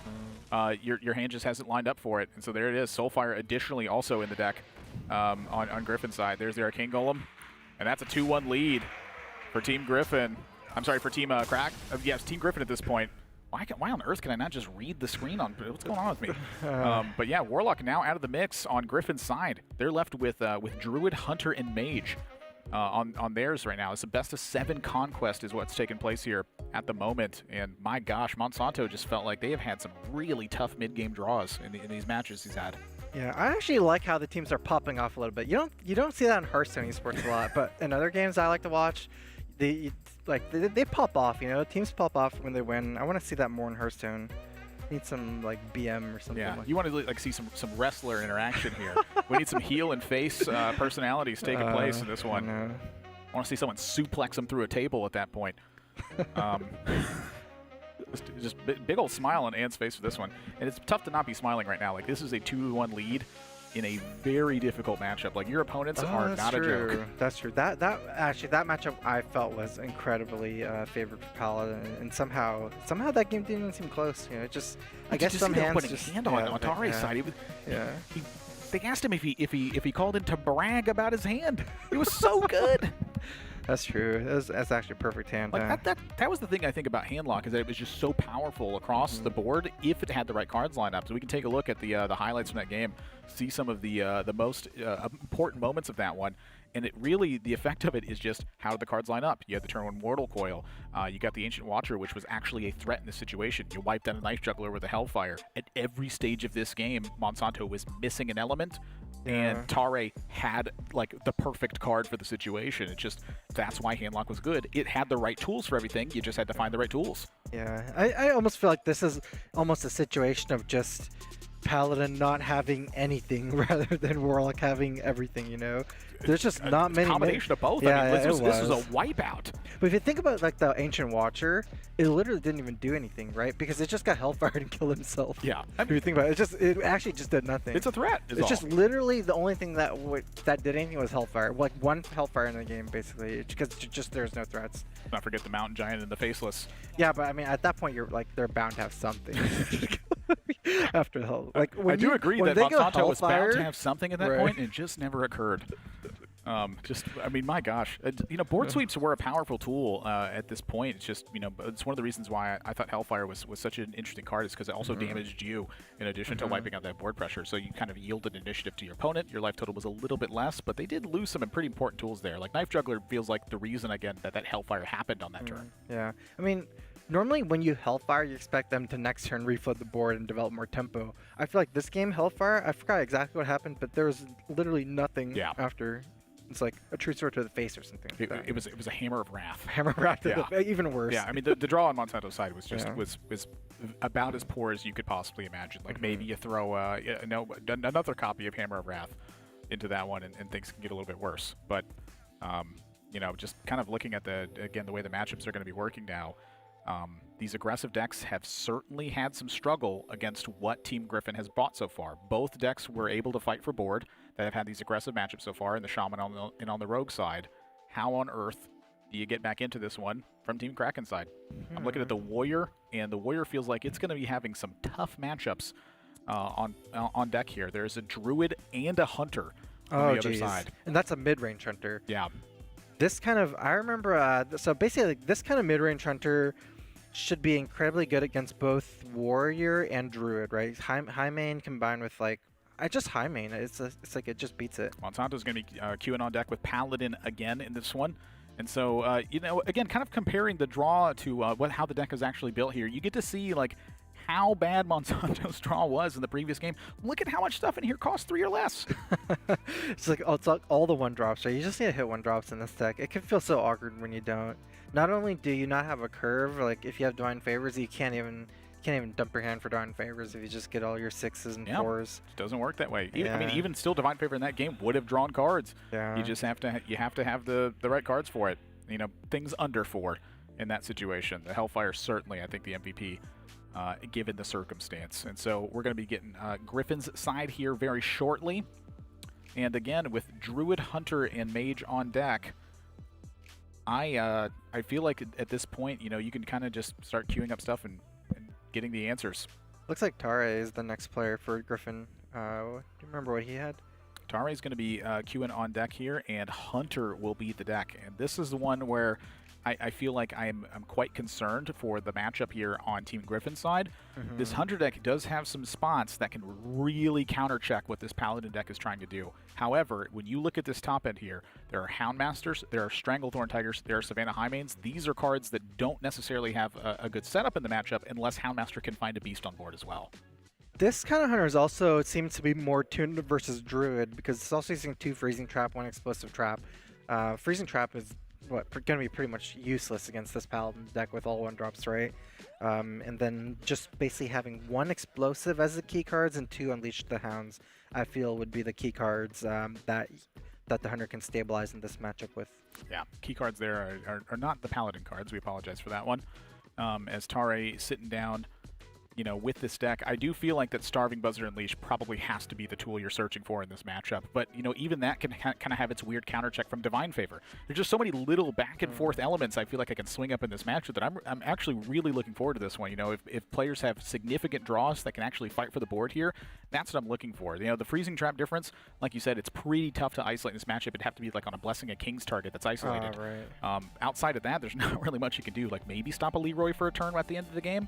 But if you have to early game Freezing Trap because you have nothing else to do, that is certainly a dire situation.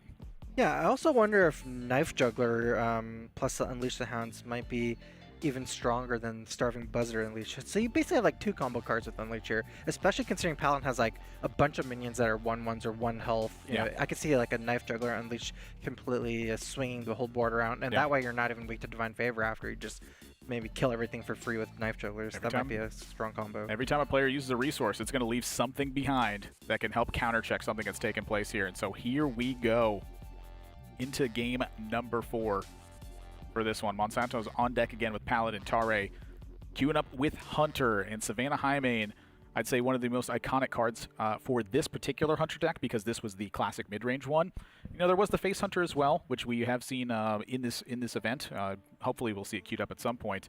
But for Tare right now, Timberwolf, Knife Juggler, not a bad opening hand. And on Monsanto's side, you know, that equality on the right, that would have been useful last matchup. It's a little bit tough to use in this particular matchup. Everything from Hunters, that's probably like the one card in Monsanto's deck that's not super good in this matchup. Whereas I feel like for Tare, he has so many cards that are pretty bad. You know, like Hunter's Mark against this Paladin, like what are you going to do with it? Interesting to see that Tare kept tracking. This kind of implies to me that he's not trying to curve out as much, like with 1-2. He's trying to more find big swing cards like Unleash the Hounds. Get like one of those key momentum turns. Yeah. You're looking for the swing yourself. You are the defense deck in this matchup. Oh, that's a Explosive Trap. Very, very good card in this matchup. Monsanto's hand is looking spicy. This is what you want to see last turn. Oh, yeah, I mean, I definitely agree with this one. This is not an easy turn. There's a lot of discussion to take place here. I don't believe they used the card they kept, which was tracking. So I personally would go Juggler. I'll go this. Yeah, I think I would as well. Yeah. And next turn, if nothing happens, I think probably the second Juggler. And keep in mind they only have 1 explosive in that deck, but they could totally play a secret next turn. If they do, you will use your judgment. Yes. All right. Good luck.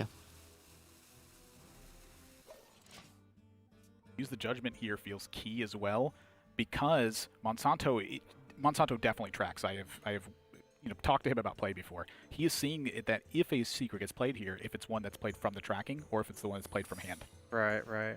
I think Monsanto knows that this is Freezing Trap. That makes sense. It's a pretty awkward situation to play around Freezing Trap here, right? I guess you could technically just skip for a turn, right? Not attack and play the double squires here, or I guess even Leopard Gnome at this point. I almost feel like you can just ship it in after you get 2 juggles. Oh, that's so awkward against explosive. Yeah, this is actually a weird spot where both of the traps protect themselves from other plays. Yeah, you know? the key that I'm looking at here is from Monsanto's perspective, that really what you have to play around here is an unleash turn. So should you just play juggler and start loading minions on the board? Yes, guy. It's too awkward. You just have to attack first. I don't mind the attack at all. This this is a completely different line of play, but this one makes the most sense as well. You're just kind of recreating the situation you were just in. Yeah. Worried about Eagle Horn Bow, I would say, but Knife Juggler feels like the play here indeed. Yeah, that makes sense. I just feel like it's way too awkward where if you just played everything and hoped it was for sure freezing trap, then what if it was an explosive trap? You just played everything before the trap too. Because explosive my intent also was to makes not sense. attack with the second juggler idea. Right. Yeah, But I mean, you're just playing stuff and more stuff into a potential explosive trap. Yeah, you're loading up into some bad turns possibly. For Tare here, I'm very interested in the idea that this was not a kill command on the Knife Juggler. Yeah. That feels very interesting to me because, I mean, Knife Juggler is like the most threatening minion, I think. This is a clear setup for explosive, right? But you're still just taking. Well, you've already taken 6 damage now from this juggler like that, so it might not have even been worth it, even if you wanted to play around explosive here. I definitely agree with you on that spot too. I don't think that this was worth taking 6 damage in this spot. You know, the way that you're going to beat this Paladin deck is by not taking damage, really. Again, it's a hard matchup, and Tare's kind of setting himself up in the right spots, you know, for the right draws. The right draw being Unleash the Hounds, obviously. Yeah. Tracking could be, well, here's, as well. Keeping the tracking, I do kind of like on Tare's side just because the goal is to get to Unleash the Hounds. That's like the one super key card in this matchup, right? I think so anyway. So Monsanto's going to check here. He's going to be disappointed when he sees this. Yeah, he's Monsanto probably play another juggler here, and so I'm not sure. Is this a 4-mana juggler? But feels pretty strong to me. Yeah, Truth Silver is a little bit early, I guess. You've seen explosive trap. You've seen a freezing trap. Tare didn't kill command your other juggler, which means that I think it's pretty unlikely that he has a kill command in hand, given the situation. You know, the whole fear of this spot for Monsanto, the entire game is going to be when is Unleash the Hounds at its most power. Right. I feel like Monsanto does not have enough damage to just play around Unleash maybe, because he has 8 here, you know, and then I guess he can draw more Divine Favor, but yeah. I mean, I'm never going to mind True Silver Face, but Tare does have some tough calls to make here. So calling in for the team, we're going to go ahead and listen in. Do you like Pew Pew Pew here? I kind of like Pew Pew Pew, I think. Yeah. I think we're too low to do anything else. Start with the boar? Dude, the order doesn't matter. Just wait. No, the Timberwolf on the left's looking like a good juggle, actually. Timberwolf on the left is going to go into Argent Squire on the right. Well, I'm thinking if I hit, do I even need to play it? Oh, you're saying maybe we just play it freezing? Oh. Yeah. Is that ever a play? I guess they do. I want to go wide, though. Oh, they play conks? They play double conk, I'm pretty sure. Should I go boar first? Wait, play boar. Just play boar. They played double conk in the last game. Yeah. On the left? On the left? It doesn't matter. They were playing Hunter. Yeah, we don't have Direwolf. Okay. All right. We're going wide. We have to. I'm telling you, Timberwolf on the left. Oh. Don't check. Face or trade? Feels like a trade to me. It feels like a trade, yeah. All right, good luck. Love you. Thanks. The sad juggles. It felt like a tough turn. I do like that they decided to hedge their bets. You notice that almost every single point where they're having a tough turn, that's when Tare's calling in and kind of making sure hey, am I supposed to be making a shove here? And the answer was yes. And we heard them discuss the double consecration. That obviously is a pretty tough turn to be facing here. But with the hand that Tare has right now, I feel like this was truly the option. And now when you look on Monsanto's side, all of these tools are the tools that he needed in the previous matchup, not what he needs right now. I like to play out everything because you just play it so well into Divine Favor now, right? You have only 2 cards in your hand. You pretty much have just blanked out this whole Divine Favor. You actually know, Tare knows one of the cards is a 4-mana Knife Juggler, which is incredibly inefficient to even play. It costs 4 mana.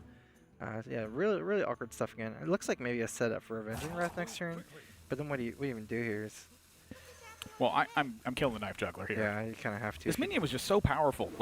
This was the key minion in back in the day. It's like if your deck didn't have Knife Juggler in it, that meant it probably was a control deck. Oh my! God, That is a good. huge draw on Tare's side right now. Able to trade off the juggler. And did miss damage. This was certainly, you can see the smile on his face like, what am I doing? But I'll tell you what you're doing. You're getting a Savannah Highmane in play versus an aggro deck that has no minions in play. This is terrifying for Monsanto. Yeah. This is a rough spot now. Hunter's doing really well here. You just need to stabilize. This Paladin has just drawn so poorly, I feel, all the time. I feel like the draw here on Monsanto's side was good. It got checked by the explosive trap. It kind of showed like the key importance of that particular card. Yeah, that's true. It's such an awkward turn again. What'd you do here? Just Avenger Wrath face. I have no idea. Maybe you need to save it for 8 mana combo. I don't know. I guess I mean, maybe equality like is a thing you do here. I have no idea. This is just not the turn that you're hoping for. Wow. Let's go ahead and reduce the damage on board by 1. Leroy gets drawn. Is this lethal? It's not lethal because you don't have the exact mana for it, I don't think. 15, 9, and then to 4. So you're missing a hero power as well. So this is like a hero power kill command turn. Yeah. You go ahead and jam the freezing trap if you want to. And then you have the Leroy plus the hero power on the following turn. So for Monsanto, no taunts. It's a game over. For Monsanto, there is nothing in the deck that can protect from this spot except True Silver Champion, which buys you 1 hero power. Oh, right. That's true. True Silver for the heal. That's it, though. Tare going to be walking away with another win here, and a 3-1 lead for Team Gryphon is what it's going to be. My gosh. Has this Paladin deck just not had it going on in this match? The classic Leroy finisher. Remember when Leroy was 4 mana? It's 4 mana right here. We went back in time, Strife Crow. Nice. We are back in time. 3-1 lead now for Team Kraken. And that is, excuse me, for Team Gryphon. Apologies. I'm going to put these deck lists in different order. I don't know how I do this every single time. But now, the Hunter out of the way. We're looking at Mage and Druid are the 2 options left on Team Gryphon's side. For Team Kraken, we're in that exact same spot. Warlock has passed, and Rogue is banned. Mage, Paladin, Druid, Warrior are what remain. So maybe we finally see the Violet Teacher Druid from Team Gryphon. So it's like 2 decks left, right? I do feel like that Warrior, if you're looking at the way that the kind of the matchups are lining up right now, it's really tough to queue Warrior. But Warrior, I feel like, is probably one of the best matchups you have against the Mage. Yes. So what do you do here? Because now you're looking at, it's a level game. Because the Kraken side, you're kind of wanting to keep the Warrior and hope you get the Mage. But if you keep the Warrior, you might queue into the Druid. Yeah, Tara busted out his phone. It's like he's rolling the dice.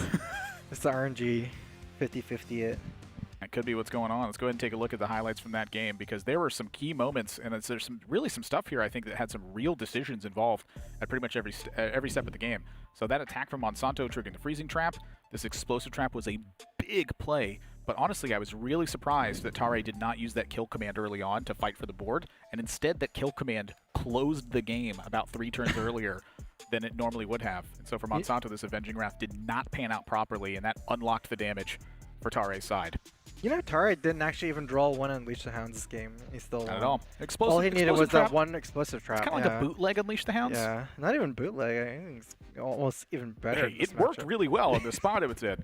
But, Unleash the Hounds there would have given him the Knife Juggler Unleash as well. There's just so many good situations that you have, and it goes to show you that you don't need to have too many things that can beat a deck. You just need to have them available, and tracking, I feel like, is such a big card in a spot like that where it helps you dig for those tools that you need to fight against those aggressive decks. Yeah, that turn 1 mulligan keep on the tracking won them the game, huh? Just that 1 explosive was the key card in this matchup. Certainly something to look at, that could have been a major factor in the contribution of this. Like, let's even, you don't even find the explosive trap, but that you draw it after the tracking. You got 3 cards deeper because of the tracking. Yeah. Definitely feels like a keep there. I mean, there's not really a 1-drop in the deck. There are 1-cost things with Stone Tusk Boar and Timberwolf, but those aren't really 1-drops. You don't really want to play a Timberwolf on 1. Nah, especially not against that Paladin, I think. Play a Timberwolf and they coin a Knife Juggler, or they play an Argent Squire, and you're like, God darn it! What am I supposed to be doing with this? So now, like you said, it's the level call at this point. Are you queuing up? Are you ever queuing up the Warrior in a situation like this? You're facing Mage or Druid from Team Gryphon's side. Yeah, I think you do sometimes. I think you should do it about 50% of the time. 50% of the time, it works every time. Yeah. I'd be smiling too if I was up 3-1 at this point. This is a stacked opposing lineup that you're going against right now. What do you think of lead? What do you think of the results so far? Because I feel like almost like the both teams that I feel like were a little bit stronger are the ones that are down a lot. You know, it was 4-0 the first series. This one is 3-1, but I almost felt like Team Kraken has. Actually, I don't know. What do you think? It's kind of interesting to look at. You know, I felt like the Hunter deck was going to be powerful, but it pretty much won this matchup against Paladin very decisively. And kind of what I think what's being demonstrated here is that, you know, draws still do matter. And from the Paladin's perspective, it has just kind of gotten like the wrong third of its deck every single time. And in this one, it didn't get the wrong third of the deck, but it did run into the one of that got tracking into that can really shut down your opening, which is Explosive Trap. You know, there's very few ways to wipe the board, I'd say, early on against this Paladin deck. Hellfire got drawn against it. Explosive Trap got drawn against it. And in one of the spots where it got cleared, it had no way to reload the board. And against the Explosive Trap, it's just so cheap and so early that you don't really get the damage out of your board leading into that point. Just so many things are going wrong for Paladin. Yeah, maybe this Paladin is a little iffy. I don't know, versus the two matchups that it ran into, it actually seemed favored, but it ended up doing so poorly. I feel like it would do extremely poorly against the Tempo Mage because of, like, Mana Worm being a 1/3 is so good against your 1-drops. Arcane Missile would be so good, you know, Knife Juggler plus... The Paladin deck to me feels kind of reminiscent of the like the Shaman idea, where it's like you're just consistently fighting for board, and you have counter play as well, like where you have Consecration to be able to wipe out the 3/2s. Like if you're playing against Juggler and Sorcerer, you have a way to fight against that. Mana Worm's going to have to trade at some point. You're very strong against the Mirror Entity that's available in that one. Don't know, but we're getting the matchups now. Killing All Day is going to be the deck we're looking at first. He is walking in with Mage in this one, and a little bit of a difference that's taking place in this Mage deck. You'll notice that they have the Pyroblast at the top end, and there's also a Polymorph sitting in the middle of this deck. Yeah. What is it? So what is it, Kenny? This Mage doesn't have Acolyte of Pain, and it's running 2 Ice Lances, so it is a little bit different than Monsanto's Mage. I actually really do like Acolyte of Pain in this Mage. I feel like you somewhat have a lack of 3-drops. Like Arcane Intellect is a 3-drop, but I would never feel good about Arcane Intellecting on turn 3 rather than, say, something like developing another minion like Acolyte of Pain. Also got the Archmage Antonitis sitting in the 7th slot. On Monsanto's side, there was a copy of Ice Lance that was sitting in there. They had the Acolyte of Pain. And then there's 2 Ice Lances in this deck. Oh, there's 2 Ice Lances in this deck. But I mean, that makes sense because of the Antonitis, right? You want more cheap spells. There. No Leper Gnomes? Oh, no Leper Gnomes, right? Ah, that's exactly what it is. No Leper Gnomes. Leper Gnome is the difference. Yeah, no Leper Gnomes, no Acolyte of Pain. Additional Ice Lance, an Archmage Antonitis, and a Pyroblast. Where's the Polymorph coming from? Man, I'm getting lost. That's okay. You don't have to think about it that much. I'm not going to think about it that much. Oh, Blood Mage. Oh, no Blood Mage. That's a weird one. It's so good in this deck, I feel like it's really good. Yeah. Interesting choice. Maybe it's for budget reasons.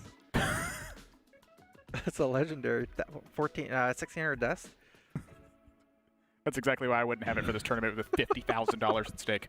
Let's go ahead and take a look at the other side now and see what deck's going to be queued up. And guess what?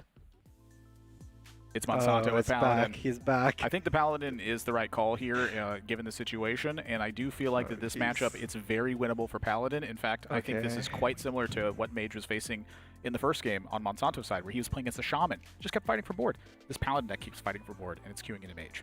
Okay, yeah. Oh, we'll see. I kind of feel like Mage is good in this matchup, but I think a Consecration is actually a key card because it clears out the enemy Sorcerer Apprentices and Knife Jugglers. Very important minions to wipe out. Yeah, no. I don't want my opponent to get free mana and damage. Yeah.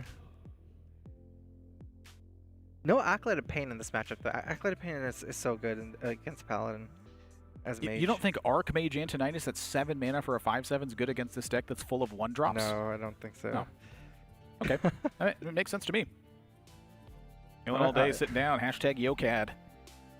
Is it the year of Killing All Day? We're back in 2014 before that concept had been introduced, I think, but that doesn't mean it didn't exist. That's true. Apparently every year is YoCad. That's true. Every year is the year of killing all day. Maybe until he wins the world championship, but I feel like that maybe gives the momentum. It drives the YoCad. Oh, that's true. At that point, he shouldn't win. He should just always be super good. Just always second place, forever. That's not. It's not. That'd be. I would take that. That's actually a really good position to be in. I mean, you would very, very quickly secure yourself as the best player in the world if you got second place at literally every event that you played. Oh, for sure. Not even close. That'd be ridiculously hard. Huh? You can't even qualify for every event. Like, my gosh, he can't win the finals, but he can win at literally every other matchup until that point. And so right now, it's a 3-1 lead for Team Gryphon. It's match point for them for the next 3 games. For Team Kraken, they're going to need a 3-win streak here to turn this match around. And Monsanto on deck again. Very doable. A little bit of a slight smile there. And we'll see what happens. Let's see if get into it. lets him down one more game. Game 5 is getting underway. Mage for killing all day, who you see on your right. Paladin for Monsanto, who you see on your left. You know, that's a funny thing about this format. Like, if you're losing, you can just kind of sit there all day, play. You basically lose all the matches for your team. Feels bad, because it's not. I like the added pressure of that yeah, idea. Yeah. Not only are you competing for the dollars at stake here, but if you're having a bad day, whew. Something to dwell on as you lead into tomorrow. Tomorrow is when, if you lose your match, you will be playing for the elimination process. So every team that you see today, you will see again tomorrow at some point. This is a 2-day event, and we are in a best-of-7 here. Match point for Team Gryphon. Oh, wow. He mulliganed the arcane missiles. That's interesting. I guess he wanted the mana worm. He's going first. I think if he went second, maybe he would have kept that. Wow. Oh, it paid off. Look that at the one nod card. there. It was one card deeper in his deck, so that was the card that changed it. This is the one thing that I know about killing all day is if there is a better possibility, he will go for the better possibility. Okay. Monsanto shakes his head. That is the one thing you didn't want to see in killing all day. Just kind of with a sly smirk going away. But look at Killen's hand. This is not good for Monsanto. Is not good. Do you ever trade in here? Oh my God. I think that trading in here is a very realistic possibility. Wow, this second mana worm changes a lot. Do you just mana worm plus mirror image? I still think you have to trade into a juggler. Probably. There's a lot of different plays here. Like the way that I'm seeing this right now is you could opt for a value side, which I dislike. You could opt for a very aggressive tempo side because you have the mirror images absorbing some of these juggles at times. There's a lot of ways to countercheck this knife juggler right now because Monsanto doesn't have access to a ton of mana. Yeah. If you had like a fireball instead of Drake, maybe you could just like talk yourself into just going for it. Just shipping it? Just shipping it. I don't know, but I feel like with the Drake, you kind of have to play that kind of drawly, a little bit slower game. I mean, that's a knife juggler. It's not really a minion to be disrespected, right? Exactly. Knife juggler is one of the toughest minions in the game to deal with, and that's why you see Killen making these trades. However, it is yielding a mana advantage for Killen all day, but is that enough? Not a good draw. Again, this deck is all 1-drops, mirror entity, especially in an open decklist format. They know it's a mirror entity. It'll never be anything else, so it's so easy to play around. I just feel like you gotta sorcerer it up. You want sorcerer trade? Yeah, I think you have to. You have to kind of play for the I don't know, like longer game with the Azure Drake. Oh, they're gonna call for yeah, call for team here. Let's listen in. Yeah. What do you guys think here? Are we thinking entity? Go face? Oh, you want to go face? But why did you trade last turn then? If you're just gonna. Don't question him right now, Tare. Don't question my last turn.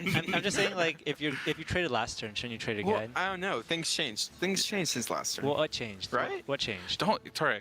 Some things have changed. I'm just getting his reasonings. Okay. And what do you think about this turn?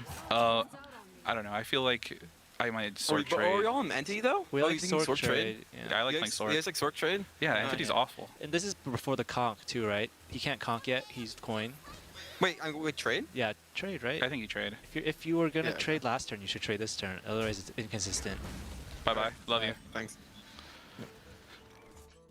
It's so hilarious to hear them talk with each other. King Mukla, terrible draw from Monsanto, but I do agree with Tari's side. If you traded last turn, you probably need to trade this turn because what changed?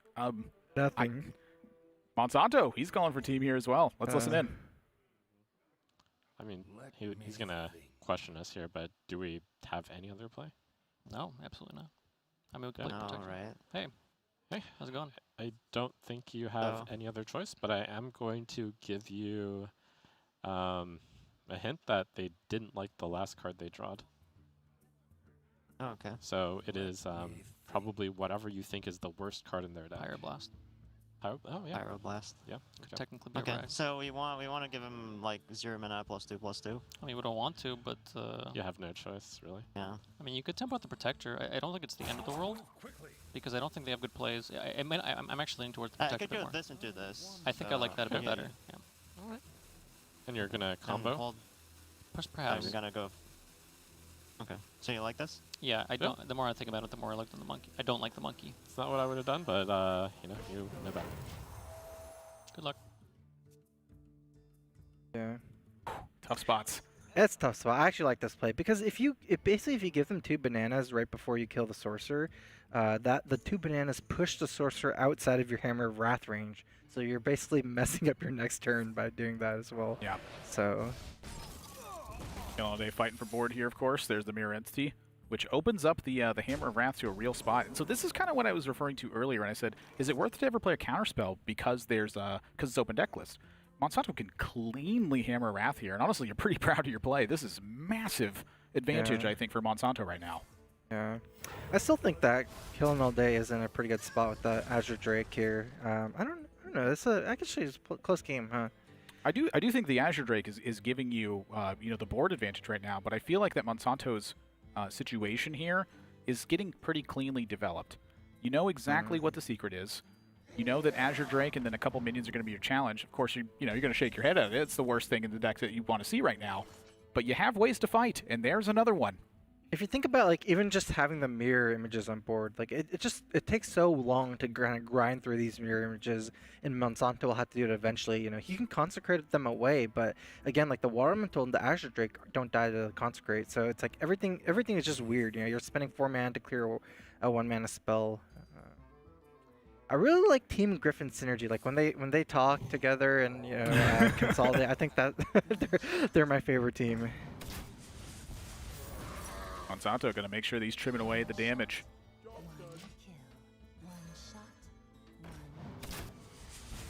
That's actually a really powerful turn. Got the tempo back completely from that. Yeah, I'll tell you what, if Killing All Day could see Monsanto's hand, he'd be very happy with his spot. Yeah. I think given what's been happening, he's feeling a little bit tough. You can actually. Oh wow. Yeah, that makes that King Mukla look way better. Yeah, I was gonna say you can actually combo them on the same turn so that they can't play the bananas before you Divine Favor, right? Oh my gosh, Strife Crow, these draws are insane. Is that a good card? It is good, huh? I guess. Yeah, your opponent's about to use their second equality, and you've been fighting for the board as desperately as you can the entire time. Yeah. What'd you polymorph? You got a polymorph this, right? It's the biggest minion in the deck. I'm not going to let a 5/5 live right now. I think you could banana the 1/0 one here as well. This is so nice. This is so nice. Nice little value trade. I love the lockdown on the face too, like for True Silvers as well. So for Monsanto here, a pretty decent spot to be in, but is this going to be tempting enough for an equality here? And I think that when you draw an Argent Squire, there is a tempt to have this happen. However, I am looking at the possibility of a Leroy Consecration next turn, so if you're not fearing the damage coming into face, I think he could possibly get rewarded here by catching the Ragnaros here, but a little bit of patience. It's just hard to be patient here. That's a pretty high, that's a really advanced move, I'd say. But what do you do this turn? You'd have to just pass, huh? Hey, you're playing little stuff. Yeah. You're putting a 1/1 Divine Shield and a Hero Power in play. Maybe a Consecration. I could actually see a weird world in which Monsanto just does the equality consecration play and then has a Squire, but the Rag it's like a Rag versus a Squire where it's like somehow it's just not even that good. Consecration softens the elemental, takes away this taunt that locks the board. And you're back on deck fighting. Monsanto's patience here, I think, is going to be greatly rewarded. That's a really good patient I play. will say that Ragnaros looks awfully bad given the situation here, but that Knife Juggler is looking so good. Oh, so how many minions can you put with Knife Juggler? Knife Juggler, Kirantor, you get 1 ping. And you got a banana. I think it's, it's not just Rag here? I think it's not the Ragnaros because you just saw Consecration as well. You banana the knife juggler so it doesn't die as easily, maybe, to consecrate. Possibility you don't banana. If you're going to banana the knife juggler, I think that means you got to kill the Argent Squire here. And if you're killing the Argent Squire here, you're protecting against a lot of things. Number 1, Blessing of Kings. And then number 2 is Blessing of Might. Is there kings in this deck? I don't think so. Oh, there's not kings in this deck, excuse me. I think there are only 2 mights. It's Abusive Sergeant and Blessing of Might. No more archers left in the deck. Yeah, not an easy choice here on the idea for the trade. But if you're trading, it's definitely banana. And so for Monsanto here, this is an ugly-looking equality consecration, but I'm just not sure you have another choice. Yeah, this is yeah, you have to. You're taking like 12 damage next turn. And killing all day, Nods said. He knows that's both equalities wiped out now. Rag is just so awkward in this matchup. You're always threatening the 1/1s. I guess you kind of have to, right? Just to develop it. Yeah, I mean, it's so hard to picture not playing this right now. The Fire Lord is hit. It's so sad. Connects with the face, and Monsanto now in a dire situation. Can he claw back into this one? I feel like that Leroy Blessing might be something that you're considering. However, if you can spread the board wide enough every turn, what that means is maybe, just maybe, you can get killing all day in the range. Do you mean Leroy Blessing Might into the Rag, or do you mean into the face? Well, I would kill the Rag if I'm going to Leroy now. Okay, that makes sense. Because if you Leroy face, then they could just use the tokens to trade off everything and then kill you with Rag. Yeah, you can't. Yeah, it's just a big waste. Okay, you're like, ha, you're down to 17. That's not good. That's such an awkward turn. Yeah, for Monsanto, he just has to hope that these Rag shots are hitting the minions instead. Killing, getting 2 fresh draws here. Wow. That's a lot of tempo. You just can't get stronger than that for this particular turn. No, that's true, actually. This is the strongest possible, because the 2-drop, 3-drop, and Hero Power. Hero Power is so strong as well. And you get this player mirror entity. Not the best secret here, but... Ooh. No matter what result, it's good, right? Like, that's not even bad. Oh my gosh. Monsanto has just not had it going for him in this game. Killing all day has had a magnificent hand. And that's a magnificent match as well. Gryphon 4-1 over Team Kraken. And they're moving on in that upper bracket. Wow. It's the Paladin let him down. Paladin let Monsanto down. Yeah. Sometimes the Uther is just not his day. And that kind of splashes onto yours as well. You're relying on him to get the job done. But kind of demonstrating the power of these builds. You know, little tiny things can make a huge difference. And this mage deck, my gosh, it has the potential to just be unbelievably strong. And that's exactly what Killing All Day had in that one. I mean, that was about the best order I think you could imagine without just, hand-picking the cards. No, I mean, I feel like they both had pretty insane openings, right? Like the Mana Worm into Mirror Image, they actually traded off both Knife Jugglers. I mean, even if Monsanto imagine if he didn't have Knife Jugglers, then the Mana Worms just killed him, So the Knife Jugglers were pretty much the only cards they could have had that would force the Mana Worms to trade, right? So it's like they both kind of had perfect hands to fight each other, and that's why the game went a little long. My gosh, what a situation to be in this one. We're gonna have Killing All Day coming up here soon to get a little bit of an interview in this one.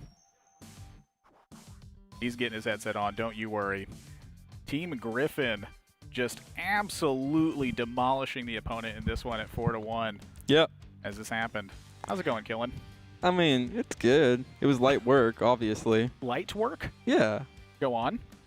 Well, when you have knife jugglers like us, and you could miss damage as Teray and still just draw Leroy lethal, I mean, he still got it, obviously, so. Take a look at these matchups here. Rogue obviously banned on both sides. I feel like that's going to be the perma ban of the weekend here. Yep. Was there any of these matchups where you were particularly worried as these kind of came through. The warrior aspect did not happen in this one. Yeah. This is the previous match. Apologies for this one. This is not the way this one panned out in this one. But what I can tell you from this match is lots of Druid losing, right? So that's why you didn't see either of us playing our Druids, because we were trying to, like, all of our decks basically were good against Druid for both sides. That's why we were holding it for later. And at the end, we didn't even end up using it because we knew that if we queued into like Paladin, Mage, stuff like that, then we didn't really want to be vulnerable to that. So we started out with our best decks first, and that's why we got the win game 1 with Ant, with Shaman. That was a good all-around deck, we thought it was. And then from there, we just decided to keep queuing our best decks that weren't Druid, and it worked out for us. So yeah, kind of in hindsight, is there anything that you wish you would have included in any of these decks across the board, or do you feel like the decks way that you built them and for this tournament metagame, they kind of lined up pretty nicely for you? I do like our decks a lot, but maybe a couple changes that could be made were like Flame Strike over Poly and Mage, just like small techs like that. Maybe the anti-aggro tech that Trump's team had in their Druid deck, like the Earthen Ring Farseer, that might have been good. The Ancient of Wars, we went with the greedy techs like Sylvanas, BGH, which probably won't be that good, but I mean, the rest of the decks are pretty consistent. Hey, so when BGH works, it works though. I mean, that feels like the key tool to me. You know, kind of going into some more modern context here. You know, the year of killing all day is certainly an aspect here, but now that's kind of revisiting 2014 at this point. Is this like an actual hashtag YoCad that's happening here? It might be, yeah. I mean, we're up next again, so you'll get to see if it's really going to be YoCad this year. And so talk to me about your next matchup too. What are you looking forward to the most, and what are you fearing the most in the opposing matchup? Looking forward to just another chance to get our rogue not banned, hopefully. Probably won't happen. But fearing mostly just the aggro decks. Same with Trump's lineup. The Paladin and stuff like that we didn't opt for is definitely scary for us.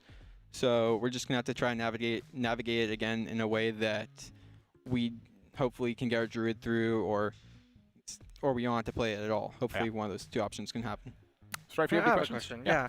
I feel like your team has the most, I like your comms the most out of every team. You know, we've been listening in on everyone's comms. Yeah. I feel like you guys have the best like friendship / synergy. So maybe tell us about, you know, how you know your teammates, like how, like, you know, what your relationship is with them and stuff like that. So Teray is my teammate on Endemic. Even though he doesn't really compete anymore, went to countless tournaments together, stayed together in Airbnbs, played, practiced, really, really close with Teray, and our comms are always going to sound like we're bantering with each other, flaming their plays or whatever.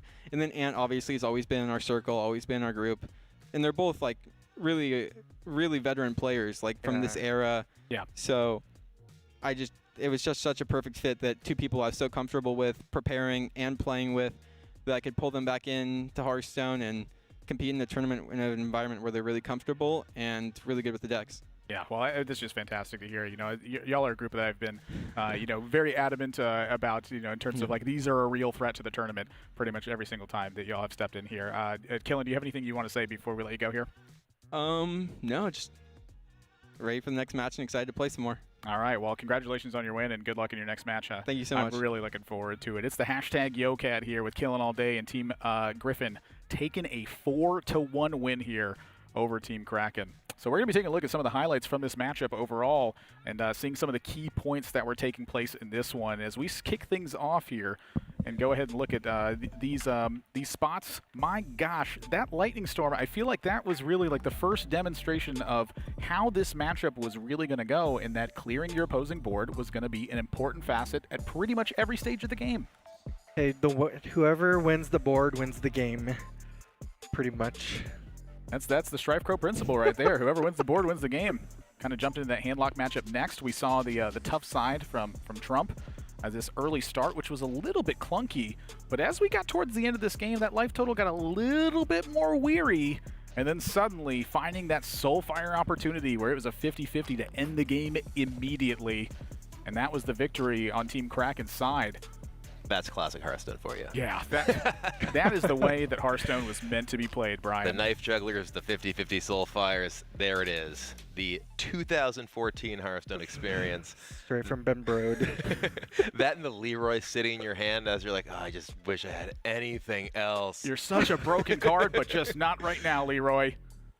Yeah. I felt like it always came in at the wrong spot. This to me was kind of the most eye-opening kind of matchup that took place. It just felt like that Tare had the lead here at every single stage once that explosive trap hit. Yeah, just the one explosive ray. Like, Except when right all there. your minions Except have right less there, than 2 where health. the Thunder Runner traded first. That was the one moment. That's okay. Maybe not. But. That's okay. That's what he was just trying to set the exact. He wanted to get lethal. exact. He actually saw so far in the future. He didn't want to waste a single point of damage. That's an alpha play. Yeah, exactly. Monsanto having to use the equalities here early on to fight for board because Killing All Day had the double mana worm. Yeah, I was watching this out, in the front room here, and this was just such a sad performance from this Paladin deck. And we were actually discussing. I had an opportunity to sit down with some of the Team Mammoth players, and they were saying they felt like that matchup generally was very much in the favor of the Paladin because of Consecration being able to clear most of the threats. Yeah. But there we saw, that he had kind of all the stuff that didn't die to Consecration pretty much in one game. Yeah. And once the second equality got used and Ragnaros came down, not necessarily the best in the matchup because of the hero power generating additional targets, but he was just too far ahead for it to matter. Yeah, and so that's gonna wrap up this second match here. We do have another match that's coming into play today, though. Before we get to that one, though, we're gonna have to get set up. So we're going to a quick break, but when we come back, we have our third match that's getting set up. As we take a look at the bracket first. Apologies on that one. Phoenix and Gryphon is coming up next. Mammoth and Kraken, they're not gone yet. This is a double elimination situation that's taking place here, so they will be playing tomorrow in that elimination matchup. Yeah, but first we will determine who is making their way directly to the finals in the matchup between Team Phoenix and Team Gryphon right after this. Yeah, and so that is the situation now where I can finally say that we are going to be going to a break at some point in this one. So apologize for that one, for messing that one up. It was. I thought Brian was going to be the host the entire time, and then I stepped in, and I have dropped the ball. So that's why we brought Brian back, is to pick that ball back up and run for a touchdown here. He's clearly a lot better in shape than I am.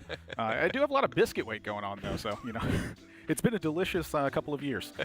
So we're going to a quick break. When we come back, though, we have our third and final match of the day, but day 2 is coming up tomorrow. So don't go anywhere. That third match is coming right up.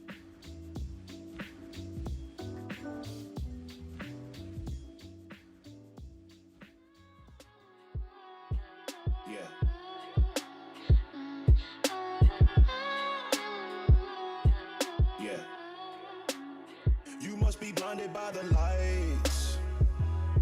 We came to shine here. Watch it look daytime in the night. We bring the vibes here. We full of life, you keep the change, keep the change. They hate and say we went and changed. Why stay the same? You must be blinded by the lights. You must be blinded by the lights, lights. Yeah, yeah, yeah, yeah.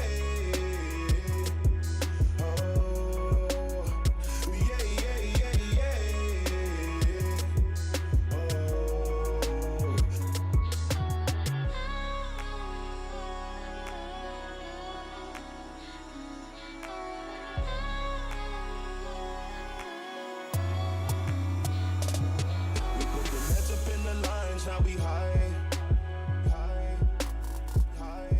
Kaleidoscope of colors beaming from our eyes. Would've thought was LSD, LSD. Can't lose my mind like Kennedy, Kennedy. You see us cooking recipes, recipes. You hit the top, all you left with is the memories. Yeah, yeah, yeah, yeah. Oh, yeah, yeah, yeah, yeah.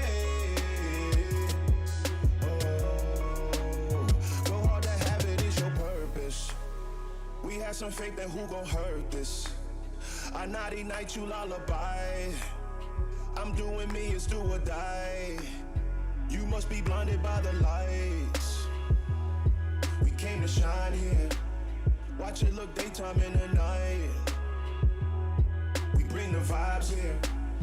We full of life, you keep the change, keep the change. They hate and say we went and changed. Why stay the same? You must be blinded by the lights. You must be blinded by the lights, lights.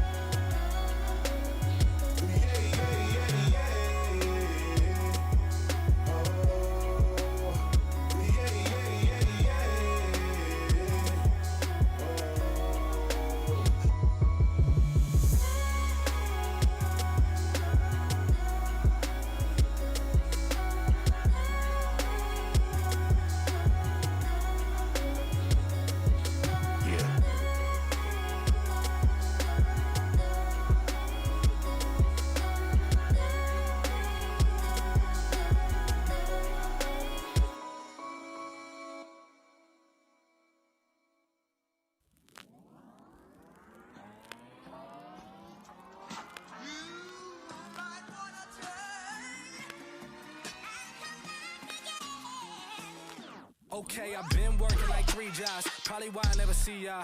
Probably why I never have time for the fake friends that won't be ya. Oh God, I've been running now. Up early when the sun is out. Not setting out my own soul, but those real ones, they coming out. Oh, look who's reaching out. Old friends wanna feature now. They don't work, so they need it free. Ooh, you reaching out from the west side of that old town, but there's no shows till I go down to the open mic. Show love to the real ones that know now. Some of y'all don't know now. In a couple months, you gon' find out. Been blowing up from the underground, and they stepping on and land mine now. And he knows it's my time now. Coming up, I'm on a climb now. Everybody claim they been bottom, but it's looking like they took a time out. Okay, I'm working on a Wednesday, then up again the next day. So-and-so is popping, man, I skip him like he leg day. Kick it like I'm Pele, I never care what they say. Put myself on Spotify, so every day my payday. That's right, I'm coming back like OJ, like a running back in his old days. Still rocking those OJs. My paychecks get a little bigger, but that don't change me or make me richer. Money come and the money go, but my guy's here and he's staying with you. Blowing up off the internet. All these haters need to introspect, cause they been hating while the rest love him. And I start to go and doubt their intellect, cause I've been a threat since day one. No money or bank funds, since y'all been saying you can do it better, but none of y'all ever made one. That realness don't feel this, but I've been sick, that illness. I've been fresh like Will Smith since 94, man, I built this. Stressed out, X'd out, missed calls from my ex now, but I'm staying focused in the lab, baby. I don't need your calls or your text now. God say the boy blessed now. Who am I to say Rondo? And the way that I sell ticks, they been calling me Rondo. 23 in my prime though, finna ball like Lonzo. Go and tell everybody talking stage better be in that convo.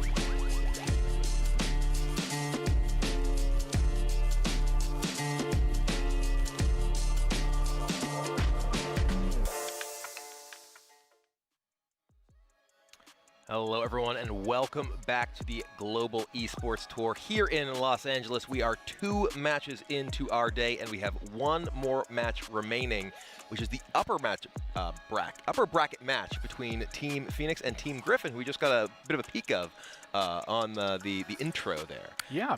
I'd love to see him. Killing All Day is a player that I met, a couple of years into the scene at that point. Was it a couple of years into the year of Killing All Day? Technically, yes, but again, that may be reverting to the year of Killing All Day being inserted into the past year as well. We're here at the classic format for Hearthstone right now. For Tare and Ant, these are players that have been around pretty much the entirety of the time, and my gosh, we're kind of seeing some demonstration of like the prowess that they have as well. Where just every single situation, they're very confident of their situation. They very much understand what's happening and how to kind of control and demonstrate that tempo. Yeah, and I feel like the cockiness kind of adds a little extra spice to their play. They got something that not a lot of Hearthstone players got a little bit. Yeah. Nice little. You got there's definitely an energy, right? There's an energy to Team Gryphon, and we hear them clapping after every game. I don't know if you could hear it actually over the broadcast, but they were sitting back there laughing, clapping. When Tare did miss that point of damage, they cheered for it. They're having a good time, which is really ultimately what this is all about. Yeah. But on top of having a good time, they're already 1 match into the quest to be the champions of this tournament, and they're going to be facing off against Team Phoenix in this decider match here of who goes directly to the finals. Yeah, Alistraza, Dexter, and Tides of Time on the other side of things. We're going to be looking at Team Phoenix first here, getting a glimpse of the decks that they have lined up for this one. The expectation here is that Rogue's getting banned, but pretty much a strong showing, I would say, from Team Phoenix in the first one as well. Very dominant match performance. Alistraza, Dexter, Tides of Time, all 3 of them performing, I would say, at a pretty high prowess here, StrifeCrow. Oh, definitely. This team was the one that 4-0'd Team Mammoth, which was my pick for one of the strongest teams in this tournament. So, 4-0 is just a clean sweep. So, yeah, they've been doing really good. I like their deck list a lot. They bring a lot of unique stuff. Yeah, Tides of Time was saying that they did quite a bit of preparation for this tournament, and while they may not have the same experience playing in this time frame as some of the other teams, that practice is definitely paying off. But let's take a look at their opponent's deck lists here. Team Gryphon, who again we saw on that sort of intro roll in, Ant, Tare, and Killin' All Day. And they also put up a very, very strong performance in their match, winning 4 games to 1. And in particular, you had mentioned that you felt like the Hunter from Tare, which is the only one in the event that does include Starving Buzzard plus Unleash the Hounds. That came up pretty big in that match as well. Yeah, it was a major threat at pretty much every stage in that game. It was really the explosive trap kind of showing why that Unleash the Hounds effect is so important. It's when you're against those aggressive matchups, you got to sweep that board out. Yeah, that explosive trap basically won them the game single-handed. We didn't even get to see the Unleash the Hounds. That was one of the key cards that we were talking about. But they didn't even need it. So nice, definitely a nice mid-range hunter deck. Love the laser focus from Tare as he's sitting in place here, and Ant and Killing All Day. They're kind of like, hey, let's take a look at it. You want to play a game real quick? Okay. They're playing Battlegrounds. They're just smiling. They're having a good time, like we were saying. Having a good time's important. And their opponents here, we see they are ready. Alistraza and Dexter. It looks like they are on the bench for the first game with Tides of Time in the driver's seat. I love this aspect of the tournament, too, where you get to call into your teammates for 1 turn, and then that's it. The rest of it's up to you. So if a big blunder happens, you know that it didn't happen because your teammates told you. That's my favorite aspect, where we can listen into them. I like actually when one of the teams called the timeout, I guess, like during the mulligan. You basically get a 1 extra turn. It's like cheating. All right, well, we see this is going to be the opening deck for Team Phoenix here. Tides of Time playing that Druid deck we saw him pick up the win with in the previous match.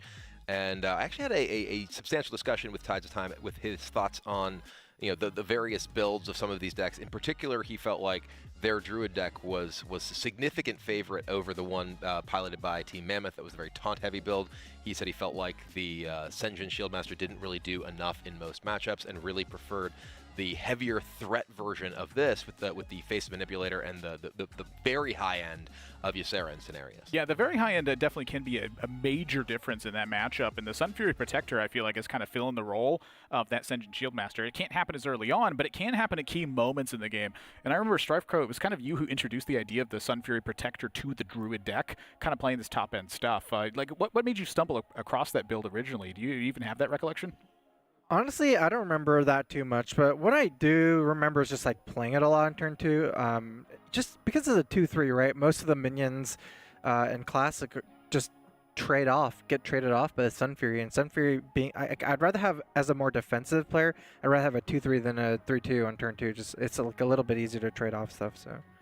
All right, well, let's take a look at what Team Gryphon is going to be bringing to the table. It is Tare who is piloting their first matchup. I believe Tare's decks are Warlock and Hunter, and in this game, he's going to be playing Warlock.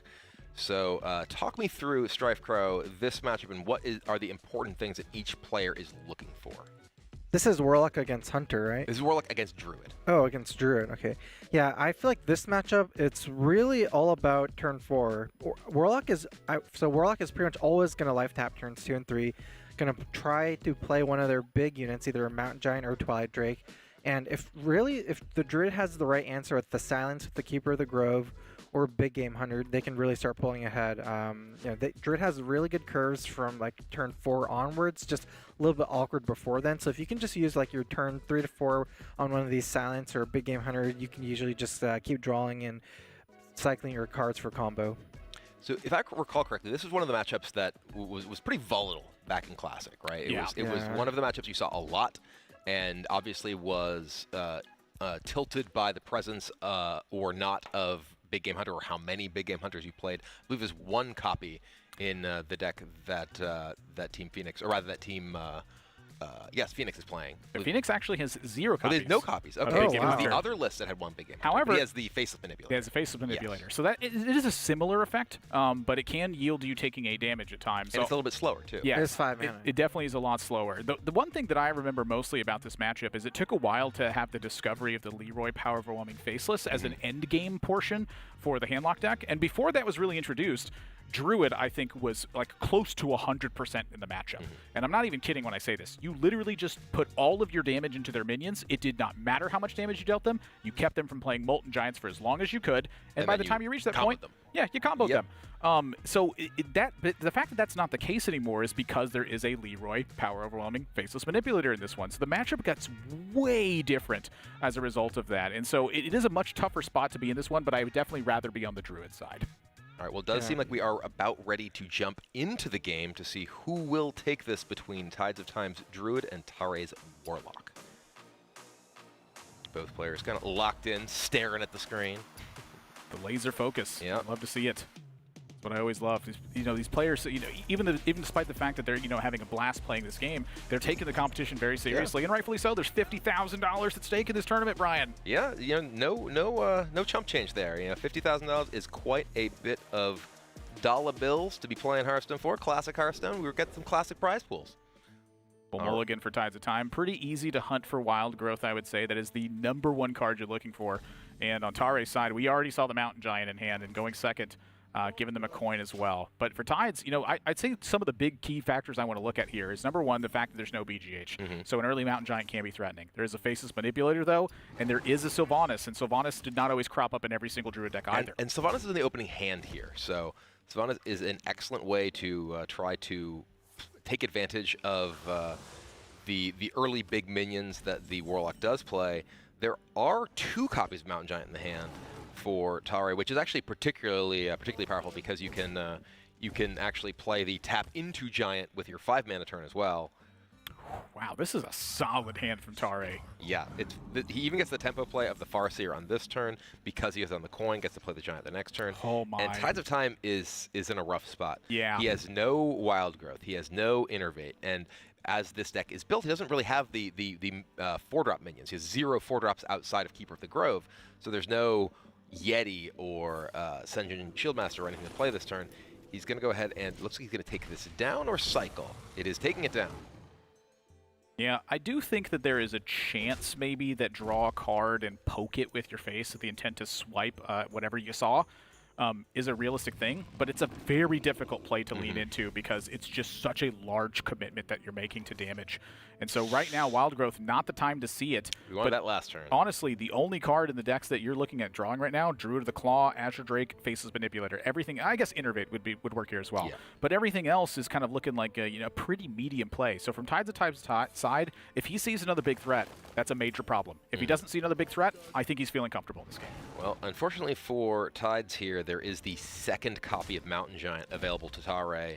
He can, as I mentioned, tap to the full hand, play Mountain Giant for 3. Yeah, and when you see the tap that quickly, you know what's coming. Yep, and that's a pair of big old giants. Woo!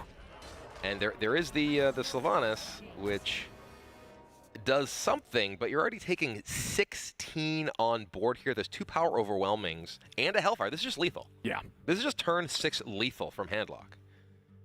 He's finding it as well. He always counts it up. He's called. Is he calling? He's Oh, calling the team. geez. He's doing the math here. We'll see what they have to say. No, I didn't either. That's why. Just kidding. Let's just say we all did. All right. Good spots, right? Augers.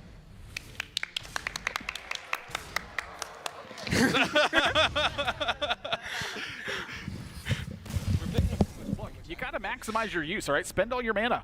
Spend all your mana and spend all your phone of friends, you know? If you didn't want to let one go to waste, finish the game without it. Look, if you're spending all the mana there, you miss the Corn Mortal Coil as well. That's all I'm going to say on that one. True. Yeah, dominant in game number 1 here, but that is partially due to the volatility of the matchup here. With the way that that Team Phoenix and Tides of Time has this Druid deck built, it is very reliant on drawing Wild Growth to take its major advantage. And if you don't have that, you're hoping to draw Harvest Golem to kind of fight for board. Yeah. Neither of those showed up early. That was a very, very low action draw from Tides and a just perfect draw essentially from Tare. Yeah. Tare had giant to giant against a draw that did nothing until it was dead. Yeah. By the way, you also had all the damage modification at the end too. So it's just Handlock it demonstrates why again it's such a powerful deck. It's if you have the right tools at the right time. It was one of the strongest decks in the game. The difference was that it had such limited tools. Like let's say you swap those Mountain Giants with Twilight Drakes instead. Very different matchup. You swap them with Molten Giants instead. Very different matchup. Yep. You put Mountain Giants in there, though, that's the nightmare in that situation. So just kind of demonstrating why it was such a strong deck. Absolutely. And, we did talk a little bit earlier in the day about, okay, who's got the Handlock, who's got Zoo, and why. And we've seen the Handlock decks look absolutely phenomenal so far. They've been very powerful. They've, granted, all pretty much had early Mountain Giants. And that goes a long way toward doing that. Warlock's just been smashing it, though. It has. Zoo won the game. Handlock's been winning the game. Druid and Paladin, though. Kind of like the new crop-up of Paladin, which is a very strong deck, and Druid just really not being able to pull the weight here so far in this tournament. Druid was one of kind of the boogeyman classes and the boogeyman decks of the classic period of Hearthstone, and yet we have seen Druid really struggle so far. Some of that was the particular struggles of Team Mammoth's Druid deck, which Tides of Time at least contests was not necessarily optimally built. But just there, we haven't really seen the Wild Growth into tempo into kill you. It's mostly been the Druid playing from behind. Yeah, and that's not the spot you want to be in Druid. I'll tell you that much.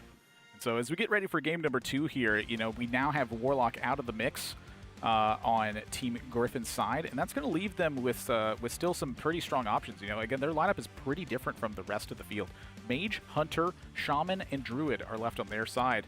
And we heard Killen during the interview process kind of talk about how Druid is like one of those decks where you're like, well, maybe it fits in here, but maybe it doesn't. And so we're going to be seeing Ali Straza get on deck here with the Phoenix version of Handlock here, a very different endgame process. Yeah, rather than playing the Leroy Power Overwhelming or Arcane Golem Power Overwhelming plus Face Manipulator combo, this deck looks to play Mortal Coil, or rather not Mortal Coil, Soulfire plus Malagos in order to end the game. Malagos plus Soulfire is 9 damage if you have the coin, or rather, I was going to say if you have the coin. No, this is 0 cost. Yeah. You don't even have to have the coin.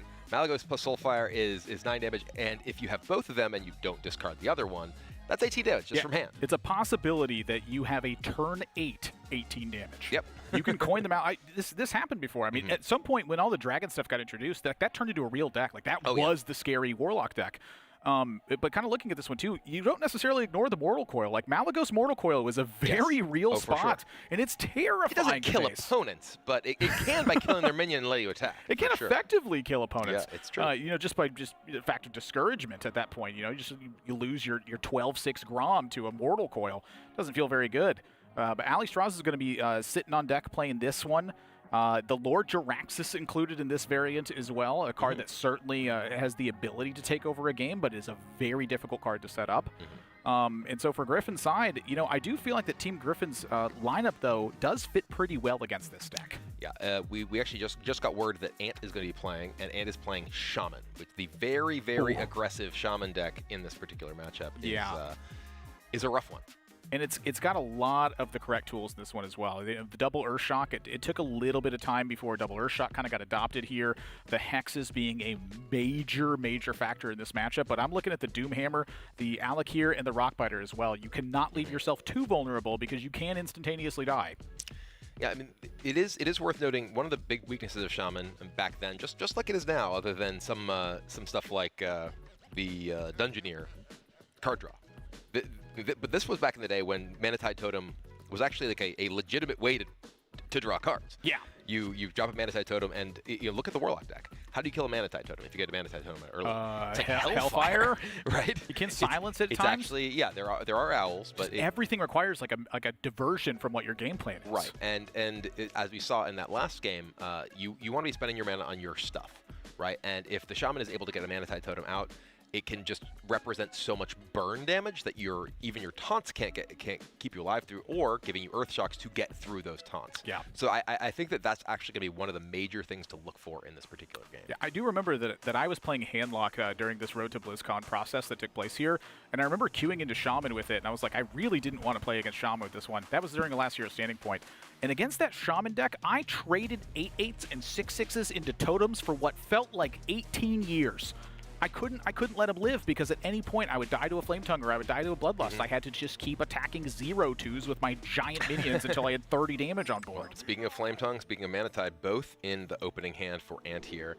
There is a Mountain Giant for Alistraza, though. Yeah, Hellfire is definitely a card you want to keep because if the Shaman pulls too far ahead, it gets ridiculous. So I do appreciate the keep here of the Hellfire from Alistraza. It just lines up so well into what the Shamans are typically trying to do that it can give you a massive advantage. Yep.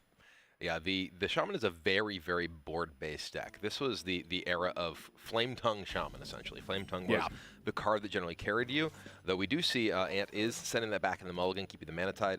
I think with some understanding of the fact that this is a matchup where it's going to be difficult for him to just get that board that makes Flame Tongue so powerful. He needs to find answers to Giant, and he does find that Hex in the top of his deck. Yeah, it does seem a little bit unusual, but the Shaman really is the defensive deck in this manner. Like, you need to answer the big stuff as it comes into play, and then you take over towards the later stages of the game. So for Alistraza, this Hellfire is mostly about just resetting the situation you're in.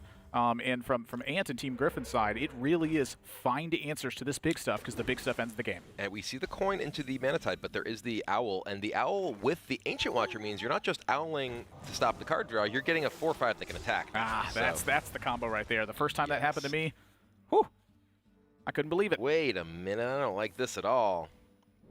Feral Spirits, this is back when Feral Spirits had Overload 2 as well, so... Yeah, not exactly the happiest thing in the world to see on Overload 2 in this spot. But you know what? You got to do something to fight for the board here. You can't just let this Ancient Watcher just stomp over everything. And the Feral Spirits do line up pretty well, at least against the Owl, not so much against the Ancient Watcher. Though the early plays from Alistraza do mean that her Mountain Giant is kind of stranded in the hand. She does have a Twilight Drake. Does know there are 2 copies of Earthshock in Ant's deck, however, so we may see some sort of tap turn here as a result, or I can even imagine playing Hellfire to just get through this board and get the damage in. Wow.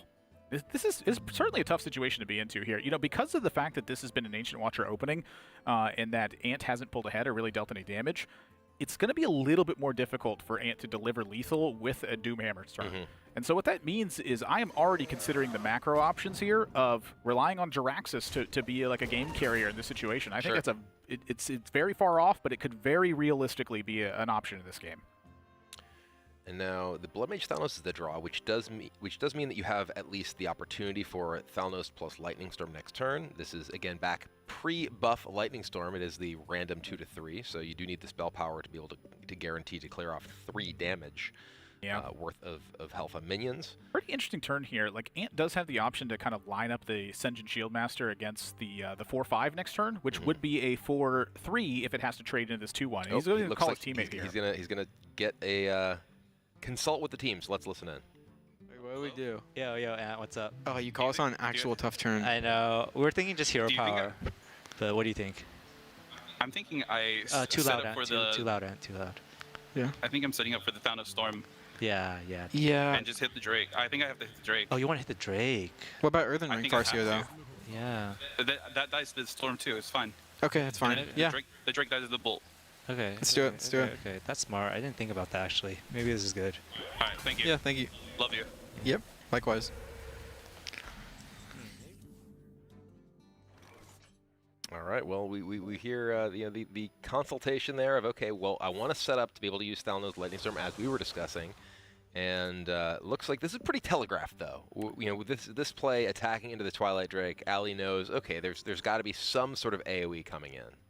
Yeah, I think the real question here is just mostly how can you fight against this properly? And I feel like from Ali's side that like throwing the Blood Mage into the mix here to try to dig for some more relevant cards, that's really about the only option that's existing from Ali's side, And again, this is kind of the Ancient Watcher opening. You battle for board very aggressively, but it really delays the Mountain Giant access. So trying to find a situation where that Mountain Giant becomes a relevant factor again, I think that's kind of one of the goals here. Or you ignore that aspect and just try to dig for something else. But right now, I feel like from Team Gryphon, they had about 15 different ways to set up a strong turn next turn, and they chose to use the spells rather than use the minions. And frankly, I think it's the right call. We see the Thalnos does come down, as you mentioned, and as Ant and his team discussed, we're going to see Thalnos plus Lightning Storm to clear off the board here. Does set Ali back to square one, and does get the card draw, though, so Mountain Giant can come down this turn. It is interesting, though, because if she plays Mountain Giant gets removed, she doesn't really have that much else going on either. So this does feel like it's a pretty solid position for Ant, given the fact that he has Hex. Yeah, without the Hex here, this would be an extremely difficult turn, I think, to be staring down. You would be able to battle against it, it would be tough. But again, it's kind of showing you like who the defender here is. Right. Like, which one of these favors would you rather be in? The Team Gryphon side or the Team Phoenix side? Like, the Shaman feels like it's massively battling better here. Yeah, after that early assault from the board from the Warlock was handled, the Shaman has just all the tools to kind of play this longer game. We did talk about got a card from the Manatide Totem and then got card advantage at least from that AoE clear. So right now it's Ali Stradley who's like kind of trying to find an in on this board. And there's Rockbiter. Rockbiter with Doomhammer is 10 already. It looks like Ali is looking for some advice from her team after this turn, so we'll see what Ant does and then how Team Phoenix decides to react. This 2/3 is so important here too. Like Ant's turn was going to be Manatide Defender, I believe, and that protects you from Hellfire. That can't happen anymore, and it's like you can do it, but you can't protect yourself from Hellfire is the thing. And so it's just kind of like a really, really awkward situation where there's just nothing efficient on Ant's side. Yeah, Ant he has some other options too. He could just play the Senjin, but that similarly doesn't really put him in a position to play into Hellfire very well if he plays Senjin into Manatide. He's kind of in the same spot, but just without committing the Defender of Argus. All right, well, looks like we're going to listen in on Team Phoenix. I believe Ali, I think, was trying to get some input. Hey, I just wanted to get a general game plan. Like here, I think it's a pretty easy Hellfire, but just moving forward. So general game plan, obviously, yeah, you clear. But Shaman has limited draw, right? The only draw they have left after that Manatide is going to be 2 Azure Drakes. So I think just drain them of resources and make sure they can't one-shot you. The Doomhammer double Rockbiter is going to be 16. Alec here plus Flame Tongue alone is 10, but if they have like 2 creatures on board, that's like 14 default, and then whatever additional damages on. So, I mean, you aren't going to be able to play around it completely, but yeah, just generally try to play around it. That was a good top deck. Yeah, that was a good top deck.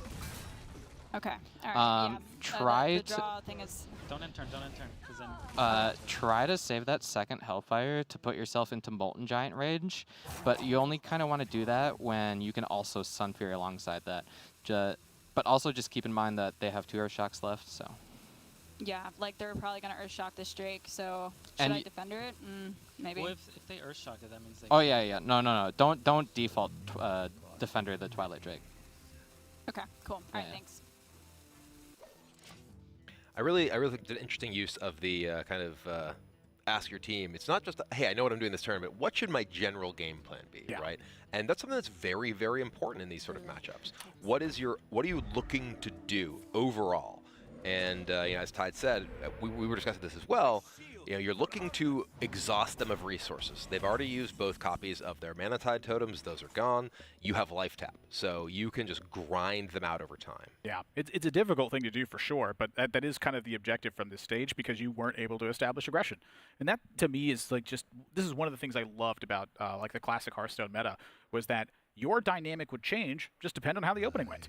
You could have an extremely aggressive opening, but get checked. And if you got checked, you had to adapt. And that was one of the beauties of this handlock deck, is that it had ways to adapt, but it was very vulnerable at that same time. So for Ali Straza here, second Hellfire gets used because of the board state that's happening. The Twilight Drake's going to get threatened here by the Earthshock, and now suddenly Ali Straza's right on the back foot again, as you know, Ant draws an Azure Drake here as well. This is a fantastic draw on Ant's side. And he has that Earthshock. So the Earthshock can be used to take care of the Azure Drake, which crucially, she didn't have the mana, but didn't use any of the taunt effects on. There is still, after this, assuming this is used now, which we haven't seen it used yet, there's still a 1 Hex and an additional Earthshock to deal with the threat of any kind of taunts coming down from Ali Straza. Yeah.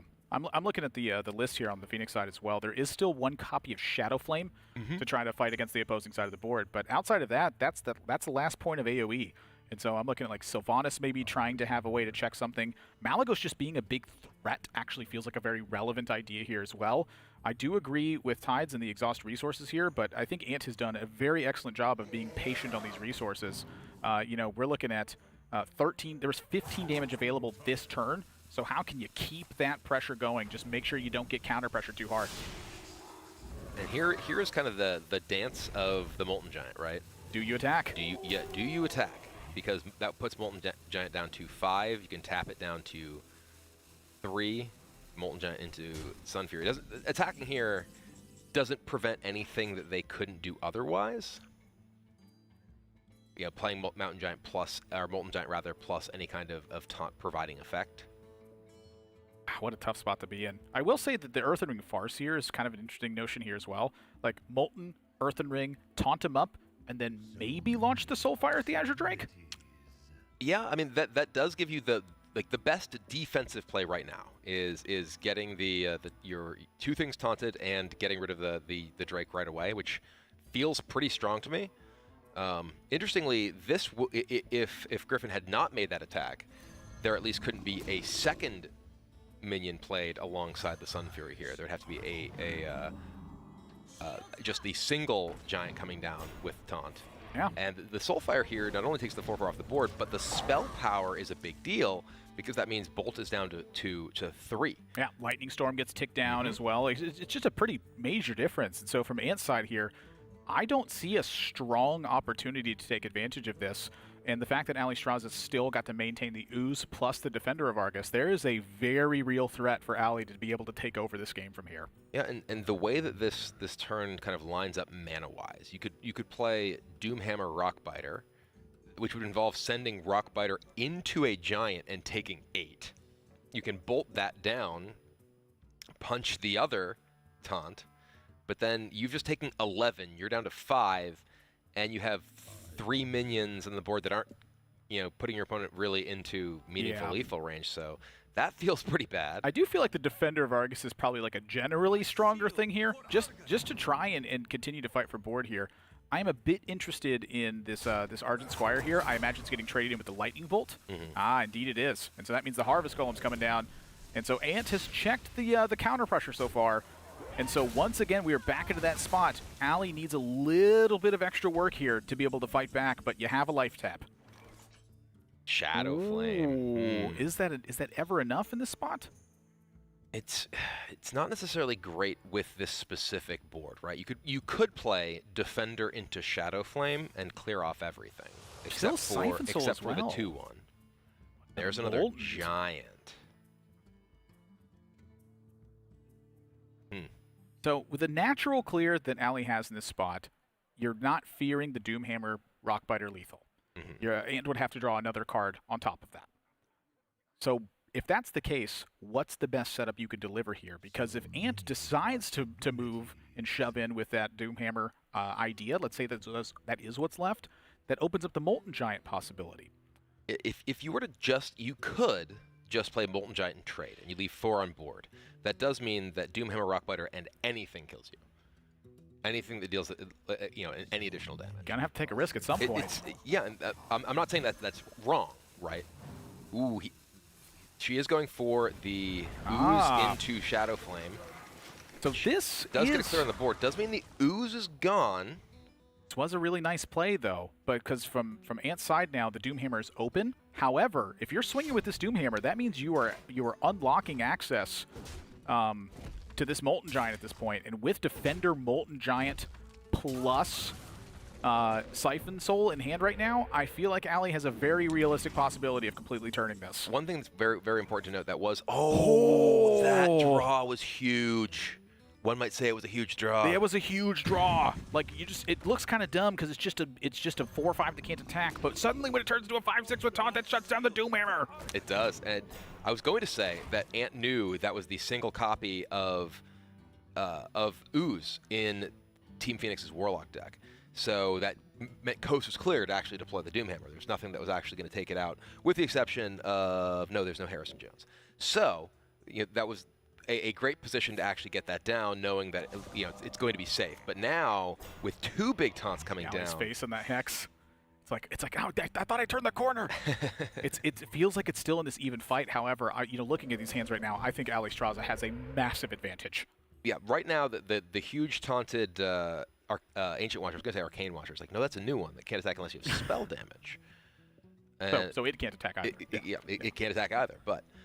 Now Ali, she's at a relatively stable life total. This version of Shaman does have obviously the Rockbiter Doomhammer, but doesn't have that much burn. There's only really the lightning bolts. There's fire elementals as well, but there's not like lava bursts to go over the top. Yeah. So you're fairly stable in a position where you have a big taunt and your life total is in the double digits.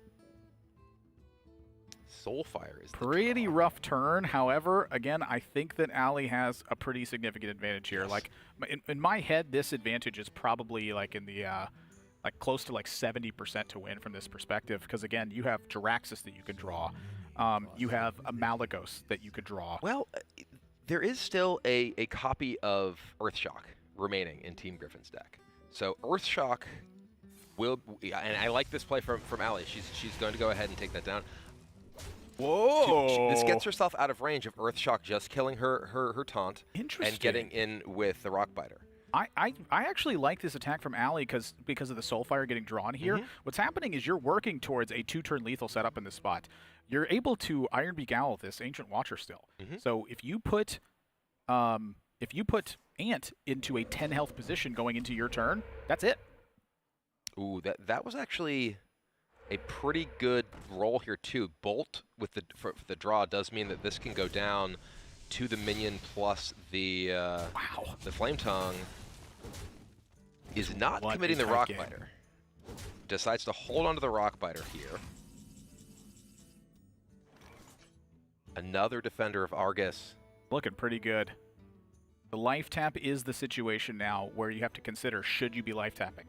At any point, Ant drawing a Lightning Storm can certainly change some stuff.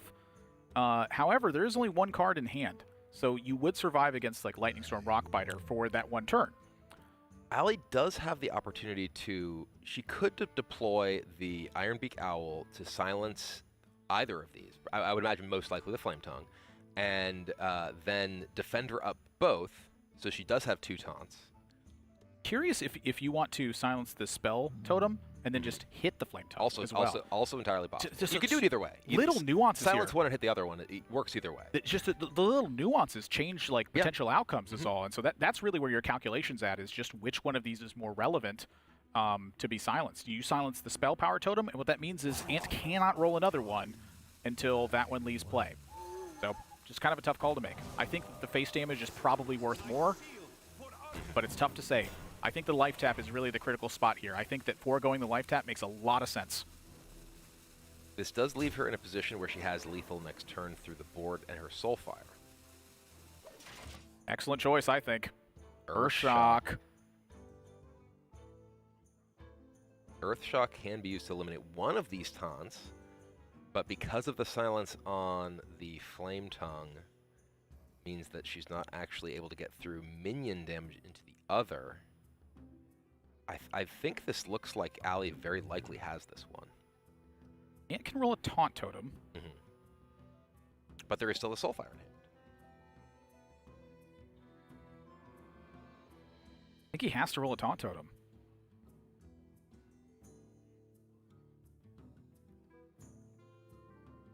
I don't see a way out besides that. It is definitely a tough spot. You know, and this, we were talking about how the sheer amount of big taunts that this deck can generate compared to the resource battle, really. You know, Ant needed to find enough of his stuff. The Manatide totems got checked early enough, only getting one card apiece.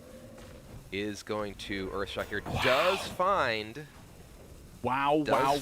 the Stoneclaw totem. Rockbiter is going to take out the defender. Gets 5 damage into the face as well. This is unreal. So Ali needs a removal for the totem. Mountain Giant is not it. If she taps, she's actually not. There's only one charge left on Doomhammer. So she actually has the luxury of tapping and not being dead on board. This is insane. So she can tap to look for lethal right now. If she finds any way to remove that Stoneclaw, she gets the 2 damage in. Earthen Ring is a possibility. Jiraxis! He's not quite there yet. So if Ant finds any damage, he wins the game right now. If he does not, you face Jiraxis. Fire Elemental, that's damage. That's going to close it out just in time. Wow, what a game. Whew. Holy, this was excellently played on both sides of this, I have to say, Brian. This is one of the strongest technical demonstrations I think I've seen in a very long time. And kind of, you know, pushing that back into Classic here. If you're not practicing Classic actively, those situations aren't going to come up. Yeah, that was incredibly close. And, you know, the combination of a number of decisions, if Ali had, for instance, tapped the turn before, she had an opportunity, she chose not to tap one turn. Maybe if she had tapped a previous turn, she finds the Jiraxis and is able to get her life total back up. But maybe Ant just kills her because he has that 1 point of damage. So it's a very delicate balancing act, and ultimately, you know, ended up just narrowly coming out in Ant's favor. It's as close as the games get. Yeah. Like, my gosh. This was the beauty of the classic Hearthstone situation, too, is that these situations, when you pair 2 players against each other, the matchup was close and the play was close, you got into these spots a lot. And just, my gosh, I can't ask for much more out of a game. Yeah, and you know, we are going to be going to a 3rd game here with 2-game lead to Team Gryphon, but they've been some close ones. Yeah, and, you know, kind of we've come to this spot as well, too. It's like, you know, you take a look at the way the matchups have panned out. I do feel like that you know, Gryphon has had the stronger side of the matchups so far. You know, I'd say the first one that I am a little bit concerned of the fact that there's no BGH in the Druid deck on Team Phoenix's side.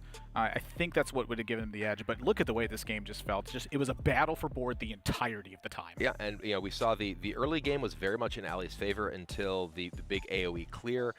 Ant was able to have the resources to deal with the big threats, and then it just kind of became who got what they needed first. And you know, Ali, of course, with Life Tap had a lot more shots at what she needed, but Ant was able to utilize his resources just well enough to be able to force through that final damage. Wow. I mean, just It's just unreal how close this game was. Even just that particular turn where he chose not to use the Rockbiter to get the damage in there, if he didn't have the Rockbiter later, he couldn't have gotten through the taunt to get the one additional swing in for that lethal damage. It's nuts.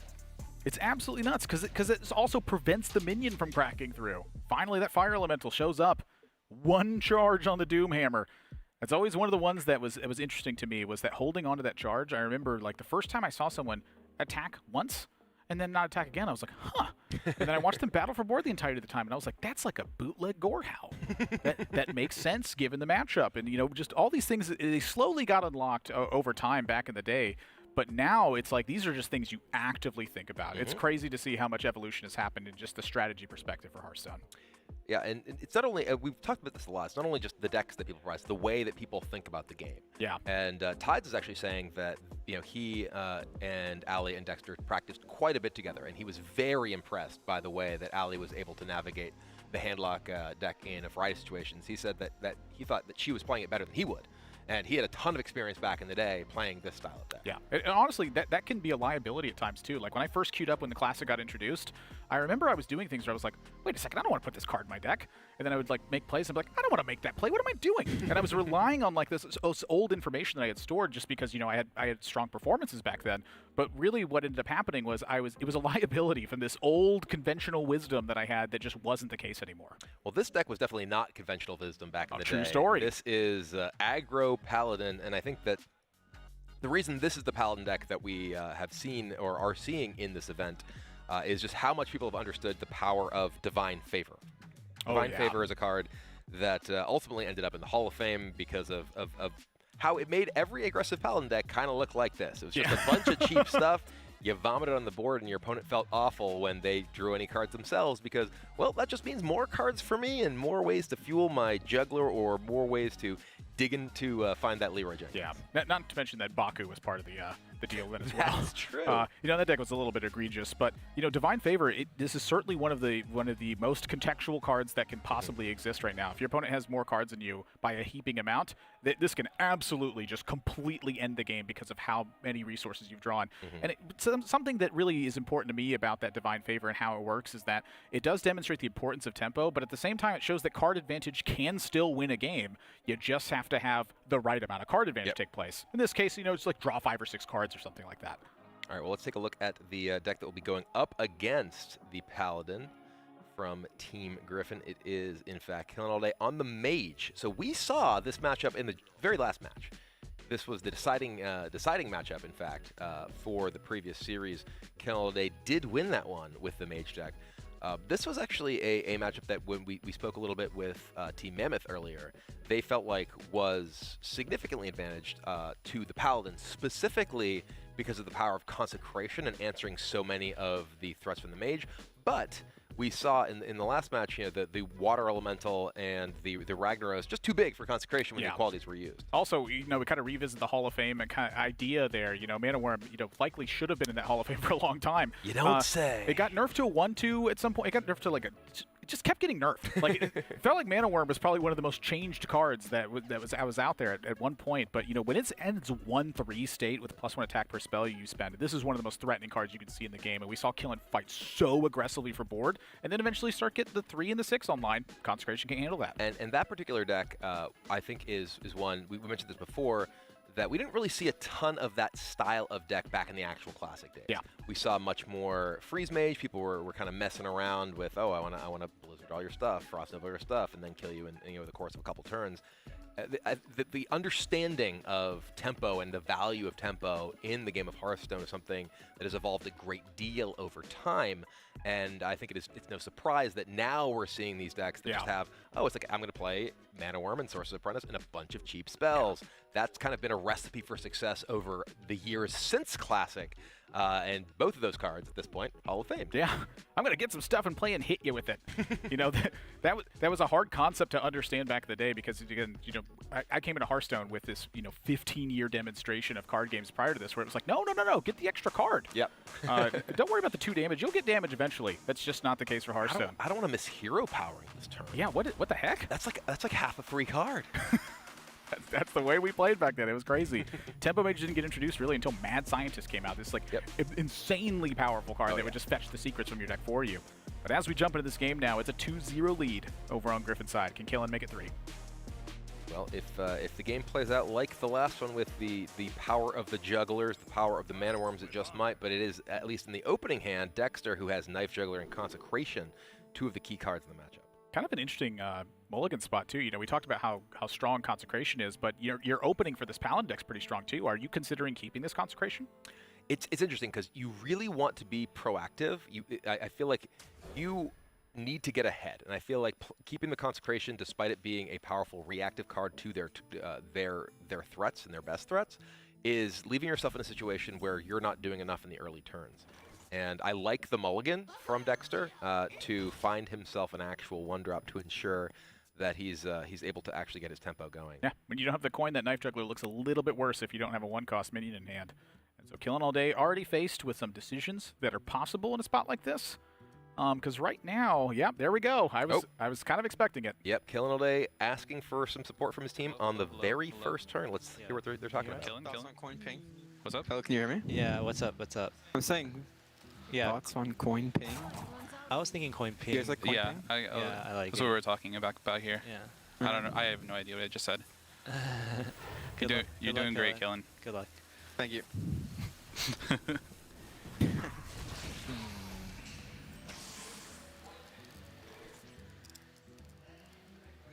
They're laughing. Like, he called us for that.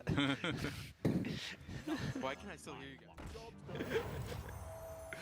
I do appreciate the banter between the players there. Yeah. I don't think they knew that was going to be on the mic, but This is kind of an interesting spot here too. Like I feel like that this is a nice roll the dice for Arcane Missile here. 50-50. See the grin on Killen. And we've talked about the Mirror Entity not being a strong card in the matchup. The year of Killen All Day. But when you have that Kirin Mage, that's like the Mirror Entity here like really sells the deal on this Arcane Missiles as well. Look at the reaction, the difference in the reaction between them. Yeah versus ugh. Yeah, so this is where I the classic messed Hearthstone up. experience. Yeah, and the previous one was the Team Phoenix is the one with Blessing of Kings. You know, I was accounting for that actually the entire time with Monsanto's side. I was pretty surprised to see that Blessing of Kings was not in the side of Monsanto's. I assumed it was, but I see why it's not. Like it is sometimes tough to stick something into play and get an advantage from it. So from Dexter's side here, you have lost the initial side of the board. You now have to find a way to swing that back. With True Silver and Consecration in hand, I do feel like you have some opportunities. This is a little bit of an interesting situation here because Killen does have Kirin Tor into Mirror Entity, but his board ends up being not terribly amazing if he does that. You know, obviously the Mirror Entities face up. You know, both teams know that there's only Mirror Entities in the deck list for secrets, and Mirror Entities, as we mentioned, a fairly poor card overall in the matchup with a number of cheap minions. However, he did see that Dexter just hero powered this turn, which does mean that maybe there's not that many great options for him in his what hand. minions are left? They got to draw them at this point. So you're shutting down the next draw, and I love the Ice Lance here. So this is recognition of, okay, you know, my Ice Lance, it's going to protect my Sorcerer's Apprentice and prevent you from getting value from, say, a Blessing of Kings. And there's the second copy drawn. You have to True Silver here. There's no option. And True Silver is one of the very, very, very powerful cards in this matchup. Outside of Water Elemental, True Silver kills pretty much every minion. Yeah. Water Elemental and Ragnar is the only thing it doesn't kill. And that Ice Lance going face means there's just less freeze to stop you from being able to actually get your weapon swings in. Killing with the nod. You know, I've always both loved and hated the heal prior to the connection. Yep. Because sometimes it has saved me from losing a game, but at times I just go, gosh, darn it, I just wasted a heal. But I hit that thing. Can I heal now, please? This is going to be the other question I had is, should you kill the Sorcerer's Apprentice instead? The problem is it's allowing a pretty easy trade on board. And so from Killen's side here, you know, I feel like this is a pretty easy hero power, but I can definitely see ripping a second Arcane Intellect here. Get that 3 damage in. And you do have the Mana Worm, so if this True Silver does... You know you're giving one up, though. But is that a big deal when you have a Blessing of Kings in hand? I feel like this is a pretty real spot. Yeah, the Argent Squire into Blessing of Kings here, I think, is very likely what we're going to see. It does get mirrored, but the mirror only gets the 1/1. That said, Killen does have the perfect answer in the form of the Polymorph in his hand. There are very few large minions in this deck, so Polymorph is not going to find a better target than a Blessing of Kinged Argent Squire at any point in this game. Certainly is something to think about, I think, with at least the Consecration. Like, if you Consecration cleared the 1/1 here, it means that your opponent is not necessarily getting a clean response on the following turn. I mean, obviously, if Dexter could see Killen's hand, there'd be a lot more consideration taking place here. With this spot in particular, definitely I'm using the Blessing of Kings. Killen just has the answer. And I suspect we will see the trade into the 1/1, yep, to protect the Mana Worm from getting removed by either a Blessing of Kings or Consecration. In fact, Dexter has both of those. Ah. That one Can't be hero pinged. power that one. But you can't hero power the Mana Worm either. Dexter is not in an easy spot. It's definitely a rough position. You know, he can play Worgen Infiltrator, and I imagine if he does play, you want to play Worgen Infiltrator just into the Blessing of Kings because you want to spend your mana. In particular, this deck has Divine Favor, so you don't want to leave a bunch of expensive cards in your hand. This is in fact among the kind of most awkward source of hands that this deck can have. Is you know, your high end are 4s, right? It's not like this deck is playing things like Ragnaros or Tyrion or anything like that. It is essentially just looking to play these things out, and ooh, he's going to hero power into Blessing of Kings. Interesting. I do think that this is the real question that was involved in that turn. It wasn't necessarily do you Blessing of Kings, just which one do you? You know, if you draw a Divine Favor next turn, you're able to play a 1-cost card plus a Divine Favor. You know, if Divine Favor shows up over a couple turns, if you draw a Knife Juggler here, this could have some relevant you know, presence on this spot. The difference is you're going to be more vulnerable to Fireball, and that Frostbolt also offers some counterplay here. Yeah, which is specifically why I felt like playing a stealth minion into the buff at least give you insulation to allow you to have that minion to answer your opponent's Mana Worm. Yeah, I'm calling a team here too. This is a tough spot. Yeah, it looks like Dexter wants to phone some friends. Let's listen in. Quality cons, I don't know. Don't look too good. Yeah. Here, I honestly, I think you gotta go all in. I don't think you really have much room to save for stuff, and you gotta like pray for like a top deck Divine. They're probably gonna win from the spot. But yeah, you just play Equality Cons, Worgen, and then pray. We can talk about the rest afterwards. They have some big dudes. They have like Ragnaros, Archmage, and Pyroblast. So basically you have to go in on the Consecrate there, or Equality Cons, because like if you take any more damage, they're like you're on a timer. Like, and you don't have enough time to kill them if you're on a timer. So here you just have to pray you draw a Divine Favor. They have used Fireball, Ice Lance, and Polymorph. So they're out of that. They have 1 Fireball, 2 Frostbolts, 1 Pyroblast, and 1 Ice Lance. So, yeah. Just draw a Divine Favor, you're good. Forehead. Yeah. Forehead. The plan. Just draw Divine Favor. I just love the articulate explanations that Tides of Time has had here. It's shown that like he's paid very close attention to the competition side of this, and is very clean at explaining exactly what he wants to have happen in this spot. It's quite rare, honestly, that you can be that articulate, but he's just getting it so cleanly. And here, both just draw Divine Favor. 2 cards. Stage one worked. But this, you know, particularly, yeah, I really do like the fact that that Team Gryphon decided not to play Arcane Intellect, just to play their stuff out on the board. I think some players may be like, okay, I want to play my AI, maybe find a secret to go with my Kirin Tor Mage, but recognizing in particular the way you lose this is actually drawing a bunch of cards and thus letting your opponent draw a bunch of cards. Yeah. If your hand size is consistently small, your opponent's never going to have a good opportunity to use Divine Favor, and that puts you in a position where you know, you have just those big individual powerful cards like Ragnaros and Antonidas that they were talking about that you can find and end up winning the game with, as long as you don't just give them a big refill. Yeah, like if you have the lead, how does your opponent counterbalance it? Hedge against that battle. I was actually slightly surprised that we didn't see Knife Juggler into Water Elemental last turn, simply because you have the opportunity to possibly kill the Worgen Infiltrator with that juggle. I've been thinking Consecration exactly. Could be. And look at this, the Ice Lance getting the damage in. Boom, you're frozen, take 4. And also, get that out of my hand. you're not necessarily, you could hold that to try and have some, big combo kill. It's not the sort of deck that does that. Maybe you're holding for Antonitis. Some people might think of that. Not now, Leroy. Ooh, you have to play Leroy to get any cards with Divine Favor. It's you actually, and your opponent even has a Knife Juggler and Taunts. Yeah, there's just not enough here. This is just like such a incredibly awkward and frustrating position. Got locked. At least the Leroy didn't get picked off. I remember the first time that happened. I didn't feel very good. Dexter here, though, tough. This is a tough game to fight. Killing in a very strong opening and a very strong mid game. And as Tide said, you give them damage, they get the inevitability. 3-0 for Gryphon. Yeah, and that matchup, we spoke a little bit with some of the other players about what their expectations were, specifically Team Mammoth, and they felt like the Paladin had the edge there. And we've seen 2 pretty convincing victories, at least from Killen's version, over the Paladin so far. Yeah, I'm kind of curious if maybe there's like an actual choice adaptation you could make to this. Like maybe on the Paladin side, it's actually possible to perhaps save minions to all kind of compete at one time. Because what we've been seeing is Arcane Missile kind of taking over the game. It's been eliminating a minion, and then you just never get that counter pressure again.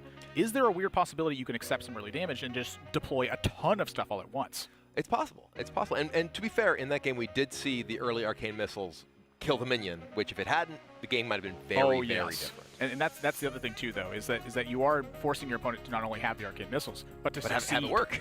And if it doesn't succeed, you're going to win. But if they do have it, it is favored to succeed on their end. But you are forcing your opponent to have it. I tend to like that a lot more. But if I'm losing 2 games this decisively, especially when I've had decent openings, I am going to kind of take a look at the overall strategy and say, well, wait a minute, is there a weird unconventional line I can take here that actually gives me a different advantage? Just something to think about. No criticism involved here. And I do think that specifically, I'm not 100% sure on how all of these lists are built. Water Elementals look great in that particular matchup. Water Elemental has been fantastic. So I'm not sure if that's in all of the lists. I would imagine there's a very good chance that it is, because it's just such an iconic card in these sorts of decks. So. I'm going to take a quick look around while you rant some stuff. And I'm going to try to look for these water elemental things. Taking a look at the replays here. I mean, you saw it right. This was like the follow-up of it, too, where it's like Killen at this point basically had the control of the game for the rest of it. Like, that polymorph was such an important tool. The fireball on the follow-up on the next Blessing of Kings. And again, you see these mana worms. They are real threats the entire time. That's when the water elemental takes over the game. Is if it doesn't go check for a turn, that's a bad thing. And the one place that I think that maybe Dexter could have made a pretty significantly different decision was the one that I was discussing of playing the Worgen Infiltrator and buffing that rather than playing the hero power. Yeah. Because if you have the stealth threat, well, maybe you have the opportunity to answer the mana worm without you've just gotten it fireballed away. Maybe that ends up playing out a little bit differently from that point. It's an excellent point. You like perhaps get to trade off one of their big minions, and it hurts to have to trade in that scenario. But once you're in that position, you're behind. You're hoping that Divine Favor can carry you back in. Yeah. I don't know that it does, simply because there's just you would have a quality consecration the next turn, and your opponent just has one fewer minion. Your quality consecration is hitting. Yeah. So it's not really a great maybe you're spot. not quality consecrationing that exact spot. Right. Exactly. Then you're taking extra damage. Yeah. It's rough. It's definitely everything about how that game played out was very, very problematic for the Paladin. Part of it was kind of a clunky hand, right? Yeah. Drawing 3 of your 4-cost cards and then also your Leroy, when what your deck wants to do is just play 1/1/1/1/1 Divine Favor. Yeah. It puts you in a rough spot. That was the Paladin problem back in the day, though. Is just you have so many 4-cost Yes. cards. They're all very good, but they're all context dependent. So Tides of Time is getting on deck here. They're having a good time. Oh, I yeah. don't know what they're laughing about, but it's good to see everyone having fun. It's like this is always one of the things I feel like at some point in my life I forgot about this when I was competing. At some point when I was competing, I wasn't happy, and I remember that I'd forgotten that the reason I started playing all these games because they were fun. And then when I started having fun again and competing at the same time, I noticed that just everything changed and it got a lot better. Yeah. Just always remember, if you're not having fun, maybe take a break. Yeah, I mean, but that was part of when I was competing, professionally in card games when I was playing Magic. I spent a lot of time playing decks specifically that this is the deck I wanted to play, right? If I'm going and playing a deck that I don't like, I'm not gonna be enjoying myself, and frankly, I'm not gonna play as well. But Tides of Time here, this is the deck that he likes. He's got the Faceless Manipulator, Big Druid, so it has this Druid in general has not had a ton of success so far. We've seen it take a lot of losses so far. And it's seen 0 wild growths on turn 2. It's also true. We have seen very few of those key cards there on the right-hand side of the screen. Yeah, so far Druid's win is against Druid. Is it really? Yes. If one Druid win, it's against Druid. Nice. I think Druid is. Was it really Tide's the only person who won with Druid? They got to be multiple Druid wins because they must have won with Druid at some point too. Maybe they didn't play Druid. They won with Druid against Druid, I thought. Was it both Druids? Were Druid mirrors? Both Druid wins? I'm not sure. You could very well be right. I don't think either player played Druid in the previous I do know that the Druid, Mammoth's Druid lost 3 times. Yeah, I'm pretty sure that because the Druid was in that first match. That was the only Tide's performance with it, and then in this one it's lost so far. I think you might be right. It might be. We've only seen Druid beat Druid. I am like a Druid whisperer. It is the matchup I pay the most attention to, regardless of how the deck is built. I don't know why I like it so much. I just do. All right, well, it sounds like we are, in fact, going to have the Druid against Tare's Hunter deck. And this is the mid-range Hunter. Yes. And the mid-range Hunter deck, as we were saying, has the incredibly powerful combination of Starving Buzzard plus Unleash the Hounds. And in this matchup, perhaps more importantly, is actually Savannah Highmane. Yeah. Savannah Highmane is just big. What I'm looking for on the Unleash the Hounds thing is that it gives a lot of resilience to the Hunter deck, where it's tough to get checked because you have this threat of Starving Buzzard, Unleash the Hounds, and then a Hunter Spark. The Starving Buzzard in general is a big problem for Druid because once it hits the table, you have to pay attention to it. So Stranglethorn Tiger, it is a pretty solid threat in this matchup. Savannah Highmane, pretty solid threat in this matchup. However, Brian was pointing to it on this screen here. I'm seeing a Wild Growth in the opening hand, and that completely changes the game. Yep, Wild Growth and Harvest Golem and Swipe, all excellent tools for the early game. And this is Tari with a fairly clunky hand. So we actually have Coin, Wild Growth. Ooh, another one too. Yeah, I will be interested to see if Tides is favoring the second Wild Growth or favoring board presence at this point. So that is something I'm going to keep my eye on here. That Savannah Highmane is just trying to show us who the true alpha is. He's like roar. But that Harvest Golem's going. So, looks like Tare wants to get a word with his friends.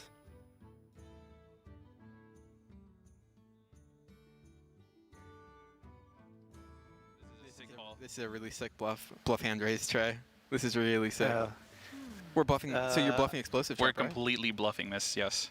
Okay. The thing so is, I think freezing, right? no, but wait till like halfway through. Oh, hey, I think you. Okay, this is the sequencing. Right when this rope starts bringing you swing face, and then you hover your hero power. You hover your hero power for like half a second after the rope stops. No, stop hovering it. Stop hovering it. Stop touching your cards. Just stop touching your cards. Okay, listen to me very carefully. The second the rope starts, you're gonna hit face with the Knife Juggler. Then you're going to, on your way back from the face, you're going to do a slight little hover over the hero power for like half a second, make it look casual, not like you're hovering it. And then you're going to play the freezing when the rope's like right in front of the Harvest Golem, like halfway through, then end your turn. Okay, got it. And like, look like you're like shaky right now. Oh, yeah. Okay, yeah. I'm John Madden, the X's and O's, all that kind of stuff, yeah. Yeah, Tari, you got this, all right? Just keep your head up. The thing is... You got whatever, I don't know. All right, thanks, guys. Love you. That's some tech to listen into. They just here's the optimal way to make your opponent think that you have something different than what you have. Unfortunately for them, there's just a Keeper of the Grove. Zero effect on the game whatsoever, but it was actually, lovely to hear. It was fantastic to listen to. Keeper goes unchecked. Weird spot here where I'm kind of curious, like, is a Harvest Golem making sense in this spot? Well, I mean, you were getting into the point of the game where things start to get scary, right? Where you start to see the big beasts come out. I don't know how much value the Wild Growth has compared to the Harvest Golem. The Wild Growth sets you up for an Ancient Allure on the following turn. It does, but if your opponent starts to play big things, do you want to play Sylvanas next turn? Well, I don't want to play Sylvanas when it's their only thing. It's true. So the Stranglethorn Tiger is really the only thing that's making a difference here into dictating your pace of play. But I feel like with the way the hand is constructed right now, you have so many strong options on Tide's side. I think Tide just needs a strong management of resources here to really keep the advantage going. He does have access to the Sunfear Protector as well. So despite this this Tiger, he does have the option of potentially, say, Sun Fury plus Wild Growth next turn. Yeah.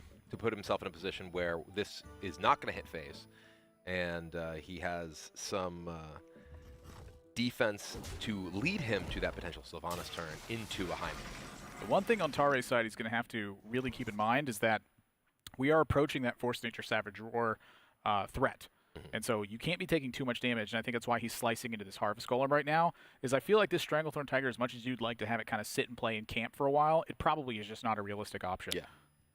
Yeah, you're not just on offense, right? Because of the threat of Force Roar, you do need to mitigate your opponent's board and try to pick it apart rather than just being able to devote to attacking phase. Okay, he's just going to go ahead and play the Sylvanas, which does leave the potential for just a pure trade into the high main here. Yeah, I'm a little bit interested in this one. So Tides is very confident, if that's the case, that he can actually just play for value here and keep this lead going. I don't necessarily disagree with that because you have your 2 minions in play, and you know Tari's going to have to take damage in order to clear this out. So you are very quickly and rapidly approaching the Force Nature Savage Roar threat, which means this Ancient Lore, instead of it healing in this matchup, it's going to be drawing cards. So that's what Tides' thought is here, is that he can keep this pressure rolling and keep Tare on the back foot for the remainder of the game. That's the idea. Yeah, and you know the Sylvanas being gone does make this double high main hand here from Tare very, very threatening, though. You know, it's not just the one, and obviously Tides doesn't know that. We obviously have the luxury of seeing the second high main in the hand as well.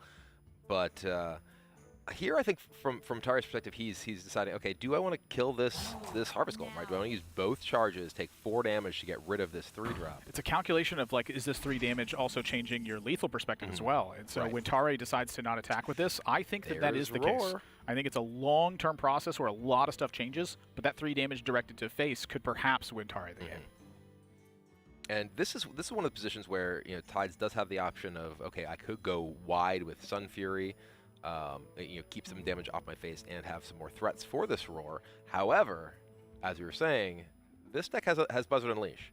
So going particularly wide on the board can be an absolute recipe for disaster. Oh yeah, it's a very scary process, I think, to be involved in here, and it's one of the reasons why this mid-range Hunter deck was so strong, was because against Druid, you always had chances to claw back. I think, you know, there's so many different things going on from Tides' side here, and if lethal is really one of the things he's thinking about, I think that, like, using your Savage Roar right now and cashing in the 6 damage immediately, it's a very realistic possibility. When it's coupled with Force of Nature, the entire idea is that you're getting 8 damage from it. When you have it with this, you're only getting 6 damage from it, but again, that counter pressure is a very real thing where you can keep Tare on the back foot. It's true. Tare cannot restore health in a situation like this. So my question always is going to be, how is Tides of Time going to fight against this? And he sees Savannah Highmane and says, you know what, if you're not going to swing with this bow, that means you're planning some pressure. So if you're planning some pressure, I'm going to fight against that. He is just face tanking the Highmane and clearing the spawns. Wow. Okay. Very realistically, that Highmane scared Tides enough because that bow didn't swing for the 2-1 that he can wipe that out and keep fighting from the defensive perspective. You still do have an Ancient Allure, so healing yourself is a very realistic possibility still. Well, we do see the Starving Buzzard picked up for Tare, so he has some form of reload. That does mean the Timberwolf and Animal Companion, even outside of Unleash, can give him some additional card draw, and he's already here in a fairly strong position with this Highmane on board against, if he attacks this, it's absolutely nothing. Yeah, I do like the attack here because it's shutting off Wrath from being an answer to this Savannah Highmane. And this is your second big one, so you do need something to really take place here. From Tide's side, this turn is not looking clean. However, you know, I take that back kind of. I think that like a charge in Sun Fury is a very realistic thing. I think that Ancient of Lure is probably more satisfying because you're going to have to make a choice on whether or not this wants to heal or draw. And if you don't draw now, you're never drawing with this card. If you don't draw now, though, it means you're going to have to heal with this card at some point, and that point feels like it's rapidly approaching. I mean, one of the key issues is the fact that Tides doesn't have Force of Nature yet, right? So he can't actually use the Savage Roar to get in that big finishing amount of damage. Tare is very close to range. He's at 19, right? So if you do get a little bit of chip damage in, like you mentioned, even just using the Druid of the Claw for a charge, even Druid of the Claw charge punch you, you're at 14. Yeah.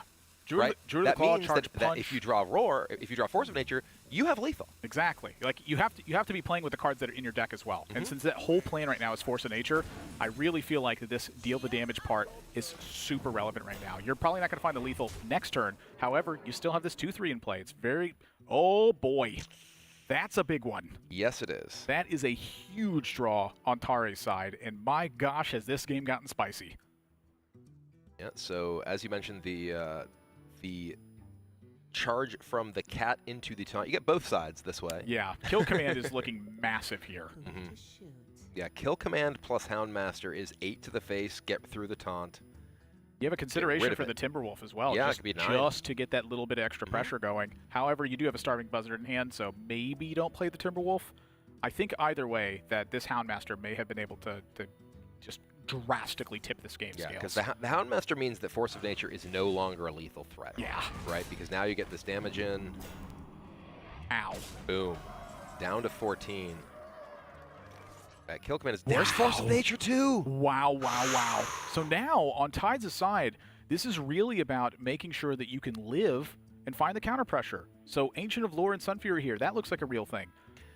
Sometimes you have to use the Force Nature for defense. Yeah, I think we have to see Force Roar for clearing here. And it's a strong clear. It is. You can get rid of everything but one of the hyenas, right? Or you can get rid of the hyena if you use your face. Oh, you use your face? Yeah, you get rid of one of the hyenas. So that does mean you are at 12. But now we have... Wow. The buzzard's going to get going. Ooh, or... I think that the Stranglethorn maybe disrupts that process. Nope. But you can just use the... It depends on what you want to do, right? You could just Stranglethorn hero power, put your opponent to 10. Right? But you can also buzzard and get card draw off of the Timberwolf and then play the Tiger as well. The problem with the Tiger that I see is that it's opening up your opponent to be able to play Ancient of Lore and just force you to have to, play the game differently. So if you lead with the buzzard instead, you find this tracking, then you find a Stone Tusk Boar as well. Huge draw. That's going to wipe out this 2-1. So now Tides is absolutely having to find a way to fight back against this. Well, he can cycle the Wrath on the starting buzzard. This is this game is so intense. Does find Thalnos not really doing anything right here. The Ancient could heal. I think it's got but to. You're at 17. Maybe there's like a wild growth opportunity here. So like if you wild growth and like say you trade off, you hero power the Timberwolf and then you taunt the Blood Mage, for instance. You get a card draw from it, you prevent some damage. Like yeah, but this gives you the body on the board at least that can answer the Tiger after attacks. We got buzzard and trackings here though. This is a lot. This is a massive hand. And the Animal Companion. Animal Companion into any number of things is particularly scary. The tracking.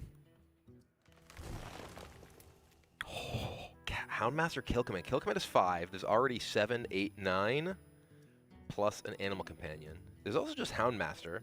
You can Houndmaster and just get in the face. This is 12 damage right here. If you get another 5 damage from here somewhere, like a Leroy can show up. Freezing Trap is massive. Timberwolf is good. If you roll a Huffer off the Animal Companion, there's so many different ways to get lethal here, or to ensure that your opponent cannot recover the game. One of the scary things that Tare has to be thinking about is the fact that if he does just go for face and not have lethal, maybe he takes Freezing Trap and freezes the Ancient here, right? There is the possibility that Tides could have Force. Oh, that is Huffer though. I was gonna say he could have Force Roar plus Innervate Hero Power to end the game, but he cannot have anything because that Huffer, well, he means lethal. I don't know if you remember, Brian, but, it's always Animal Companion back in the day is always Huffer. My gosh, 4-0 from Team Gryphon. Yeah, we have seen some fairly dominating performances. Both these teams won their first match 4-0 and 4-1, and now another 4-0 sweep coming out, this time in the favor of Team Gryphon. Yeah, and this is just, again, it kind of just demonstrates the power that this Hunter deck has, where it's always applying this pressure, but this is really where all the strongest decks are doing it, is they're constantly applying this threat of lethal that's taking place, and that's what's driving the plays that the players are making. It's such a beautiful thing to see, because there's all these different opportunities that can get opened up. You have to flex around with your cards at times, use them in ways that you certainly didn't intend to, and it just creates these extremely tense games at the end of the game. Yeah, I mean, we have seen a very, very close series of games. While these may be one-sided matches, a lot of these games were absolute nail-biters. This one, maybe a little bit less, because... look at what this opening hand was! I mean, if you look at Tides of Time's opening hand, the fact that he had Wild Growth into the Harvest Golem and had all these tools, the one position that we discussed a little bit was his choice to play the Sylvanas just into the board with just the Tiger, right? Yeah. And ended up taking a ton of damage from this pair of high mains. Maybe that could have gone a little bit differently if he'd made some different choices, but ultimately, Tare was able to find all the tools that he needed to close things out. And speaking of, Tare is joining us right now. Congratulations on your win. Thank you, Kibler. So I do want to talk a little bit first about your call to your team in the early turns. You decided you wanted to use your opportunity to speak with your team on that turn when you played the freezing trap. Can you talk me through, because it sounded like most of what you were doing was just the optimal bluff line to convince him it wasn't freezing trap. Yeah, I thought that, it might help in that case, but I was also thinking whether I should play the freezing or not, but it just happened to work out perfectly. And Killen, he gave me the script, right? He really did. Okay, when the rope gets to here, then you do this. Then when the rope gets to here, then you hover your hero power. Don't actually press it. Just make them think you're thinking about pressing it. Yeah, I think it worked pretty well. So it was nice. It did. It's just a beautiful thing to see. Like y'all are having so much fun with this one as well, and part of it is kind of, I think, from the records that y'all have been having here. This is a pretty massive one-sided win in this one. Is this kind of like the way that y'all anticipated the matchups to take place, or did you think these are going to be kind of extended to the full 7?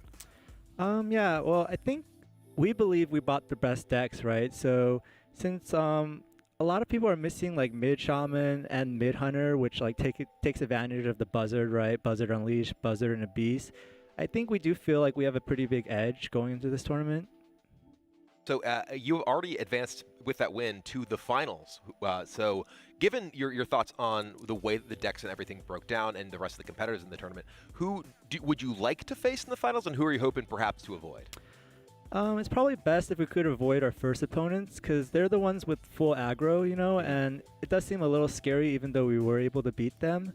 And ideally, maybe if we could play Team Phoenix again, I think it'd be good because our decks match up against them pretty well. Seemed to work out there. I want to talk a little bit about the matchup in this Hunter one at the end. A lot of stuff was like really close here in the middle of the game in terms of how your calls went. I wanted to ask specifically about that Harvest Golem turn where you swung with the bow, and then the next turn you sat down and you thought about it. What was the thinking process about holding that second charge of the bow against that 2-4 and the 2-1? Yeah, the thought process was I could possibly draw an Unleash, and it was just such bad value, right, to swing a 3-attack bow and a 1 health. And I might have needed it to close the game out as well, so there were a lot of good reasons to save it, but I think the main reason I was thinking about killing it was in case he had Innervate combo, right? And then he would have exact lethal. But I feel like if he had that, I'd probably lose the game eventually anyway if I played that way. So, and his deck has so much more value, so I felt like I had to, be a little more careful with that. Well, it definitely worked out in the end, especially with the pair of high mains, the Tiger into high main. Pretty powerful draw against a Druid who, he did have the wild growth, on turn 1, and the second one that he had in his hand the entire game, but just never really had a window to find. Yeah, I didn't know that he had the second one the entire game. I thought he had some turns. I guess you're right. I did have a pretty good hand, right? I kept pressuring, so he didn't have time to play it. So I guess that was fortunate for me, yeah. Well, but in particular, the way that you had your deck built and the way that the game played out, you had not just threats continuously, but big threats that were very difficult for him to deal with. Yeah. If you were playing, say, Face Hunter, you had a bunch of small things. The swipe that ended up using into your high main and still taking the high main damage, would have been the sort of thing that clears the board instead of still giving you pretty good value. Yeah. Yeah, I think that's a big reason why we chose mid-range Hunter over Face Hunter, because a lot of times with Face Hunter, it seems like you're kind of just up to the luck of the draw, right? And you just hit their face and hope. But with this mid-range Hunter deck, you have a lot more decisions, right? And a lot of cool plays you can make with the Buzzard, right? You could trade a high main with the Buzzard into something to draw 2 cards as well. And it's just really nice to be able to take advantage of the Buzzard not being nerfed like it was in the future. Yeah, I keep thinking that it's going to have 2 health, and I'm like, no, it has 1 health. Oh, yeah, but it costs 2. It costs 2. That thing was so disgusting. Yeah, it didn't get freezing trapped and then fed a banana from Mukla to cost 5. It'd be a 3-2 at that point. Yeah. That was one of the nuke from orbit nerfs, right? Yeah. It felt like a lot. Tari, you look like you've just been so much enjoying yourself, and it's just, it's been a number of years since you played at this point. How have you been just enjoying this format compared to, the follow-up years of Hearthstone that had a lot of tournament play? Like, how is this one compared to those follow-up years?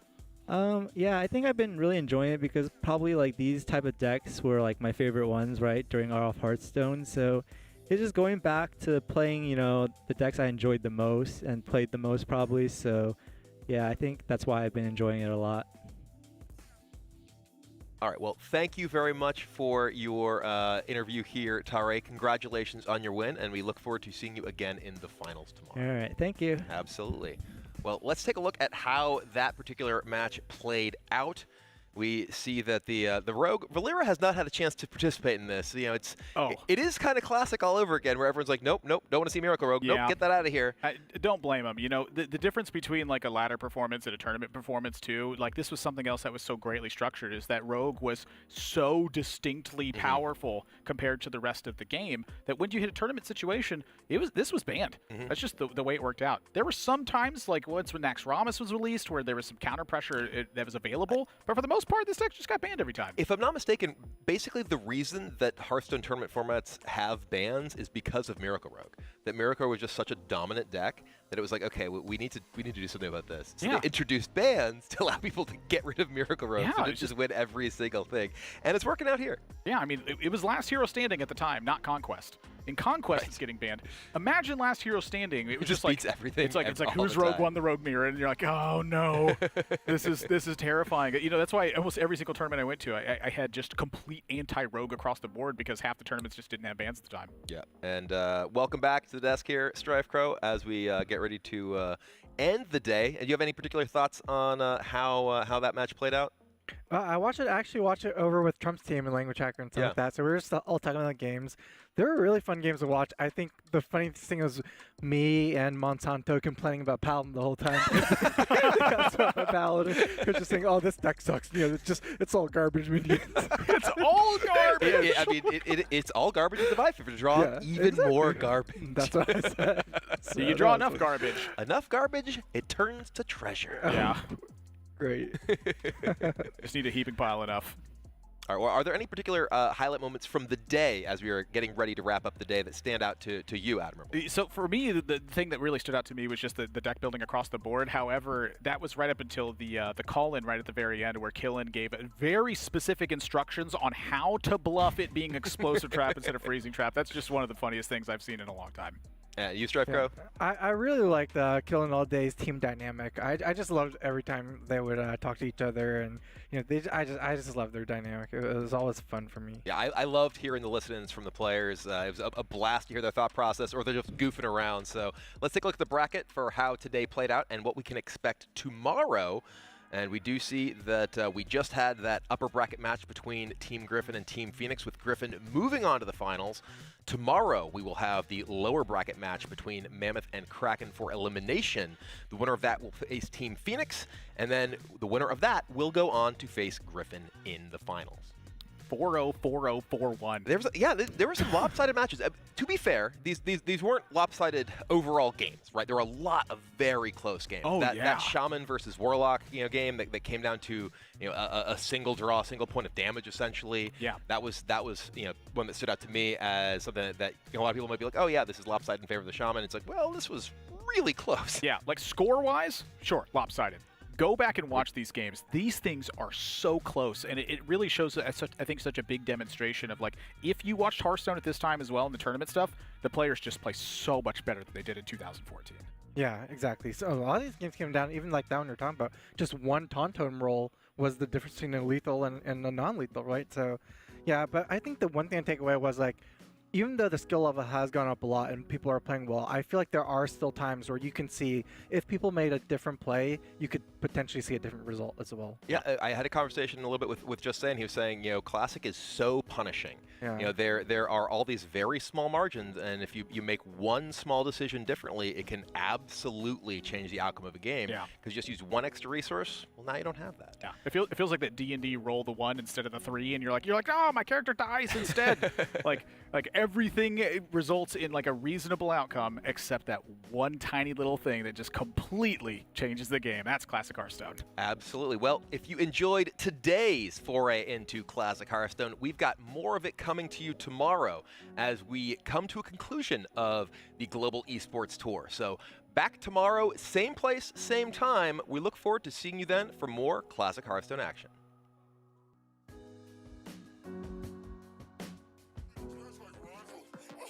Stop on the convo. We gotta leave pronto. Your friends like Colombo. You be the judge like Rondo.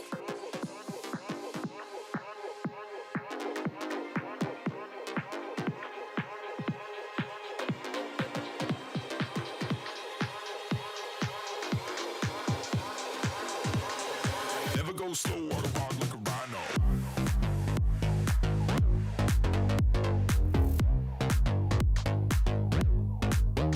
Rhino.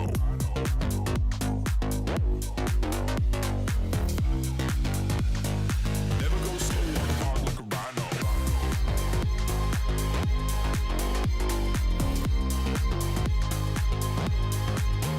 Rhino.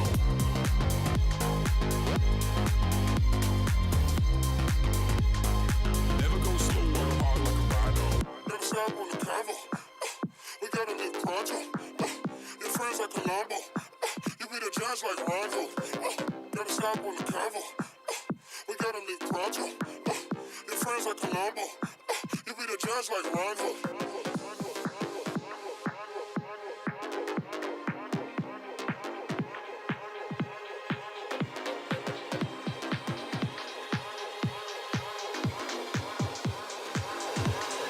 Never go slow, work hard like a rhino.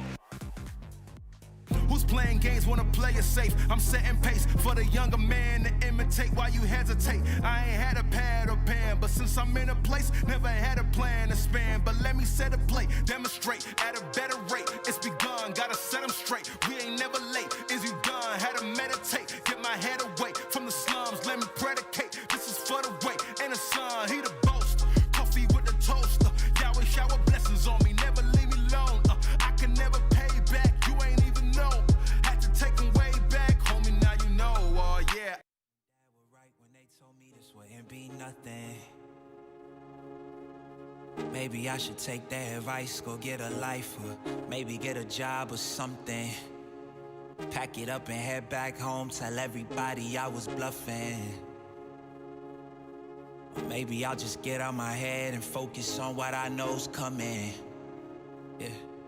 Cause I can't fall asleep at night without seeing my dreams. Delusion and reality, I'm somewhere in between. These voices in my head get loud and they keep telling me that I'm a fool for trusting in these wings. But maybe, baby, this what flying feels like. Maybe, baby, this what flying feels like. Maybe, baby, this what flying feels like. Maybe, baby, this what flying feels like. Yeah. Maybe all my exes just drinking themselves crazy tonight. Maybe I should call and say, told you I'd be right. Wondering how long it was before you realized the biggest mistake of your life, and now you're paying the price. Oh, is it confidence or confusion? Either way, I feel like I ain't never losing. Your opinion of mine, you know just what I'm choosing. I gotta do this, cause I can't fall asleep at night without seeing my dreams. Delusion and reality, I'm somewhere in between. These voices in my head get loud and they keep telling me that I'm a fool for trusting in these wings. But maybe, baby, this what flying feels like. Maybe, baby, this what flying feels like.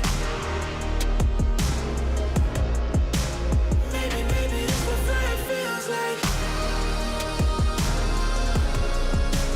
Maybe, baby, this what flying feels like.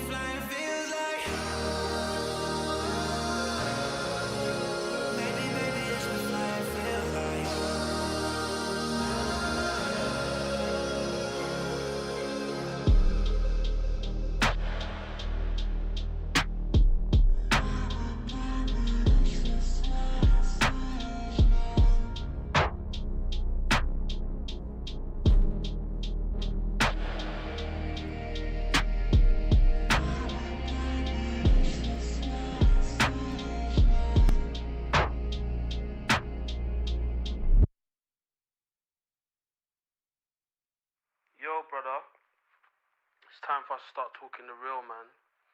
We've been sugarcoating too much. We've got to start calling everything out for what it is. Start talking the real. Yes, you're going to have people turn their backs, but it's time for us to keep it real. Just keep talking that real, bro. Do what you do. I know what you do, so keep doing that. Talk the real. Talk the things, them. The GP will see you now. Look, I don't wanna cause no problems. I just wanna live my life, but I keep on hearing about nonsense. Me and my dons ain't mobsters, but you know when you see imposters. We know how to read them faces, same way you know how to read them comments. If you wanna talk, let's talk, but around here, make sure you walk and your talk is constant. Hey, I seen it all before I heard chat that they all adore. 1 week looking like they all aboard. Next day, they don't even walk the walk. I've been here since a bust down aqua, cutting through after, all black master. Now I'm too grown for acting gaffer, trying to pay off my madre's gaff cuz. Took the wife and there's a rotty that speak. Add the spice to calamari, that's me. My advice off the order I seen. Christ alone, he don't promise you. Psh, don't say that. You know that man don't pay that. Trying to stunt in your rentals. I too wanna cry, get a Maybach. I don't wanna cause no problems. I just wanna live my life, but I keep on hearing about nonsense. Me and my dons ain't mobsters, but you know when you see imposters. We know how to read them faces, same way you know how to read them comments. If you wanna talk, let's talk, but around here, make sure you walk and your talk is constant. What nonsense? I don't wanna hear about guns, I know you ain't here like the post was sponsored.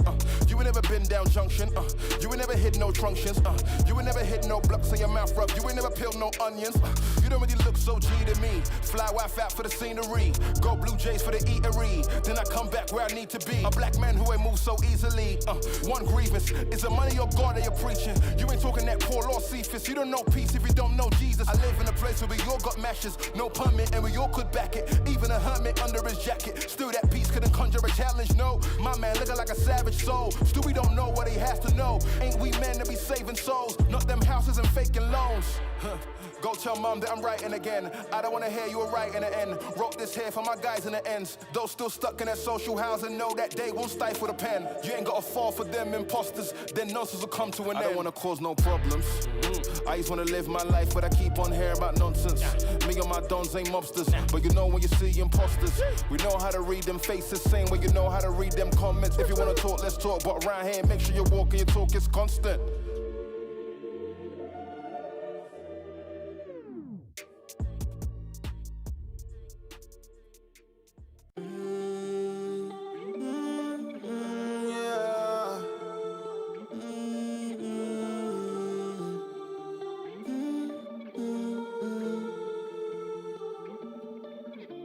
If I'm being honest, loving you the hardest thing to do, so I keep to myself.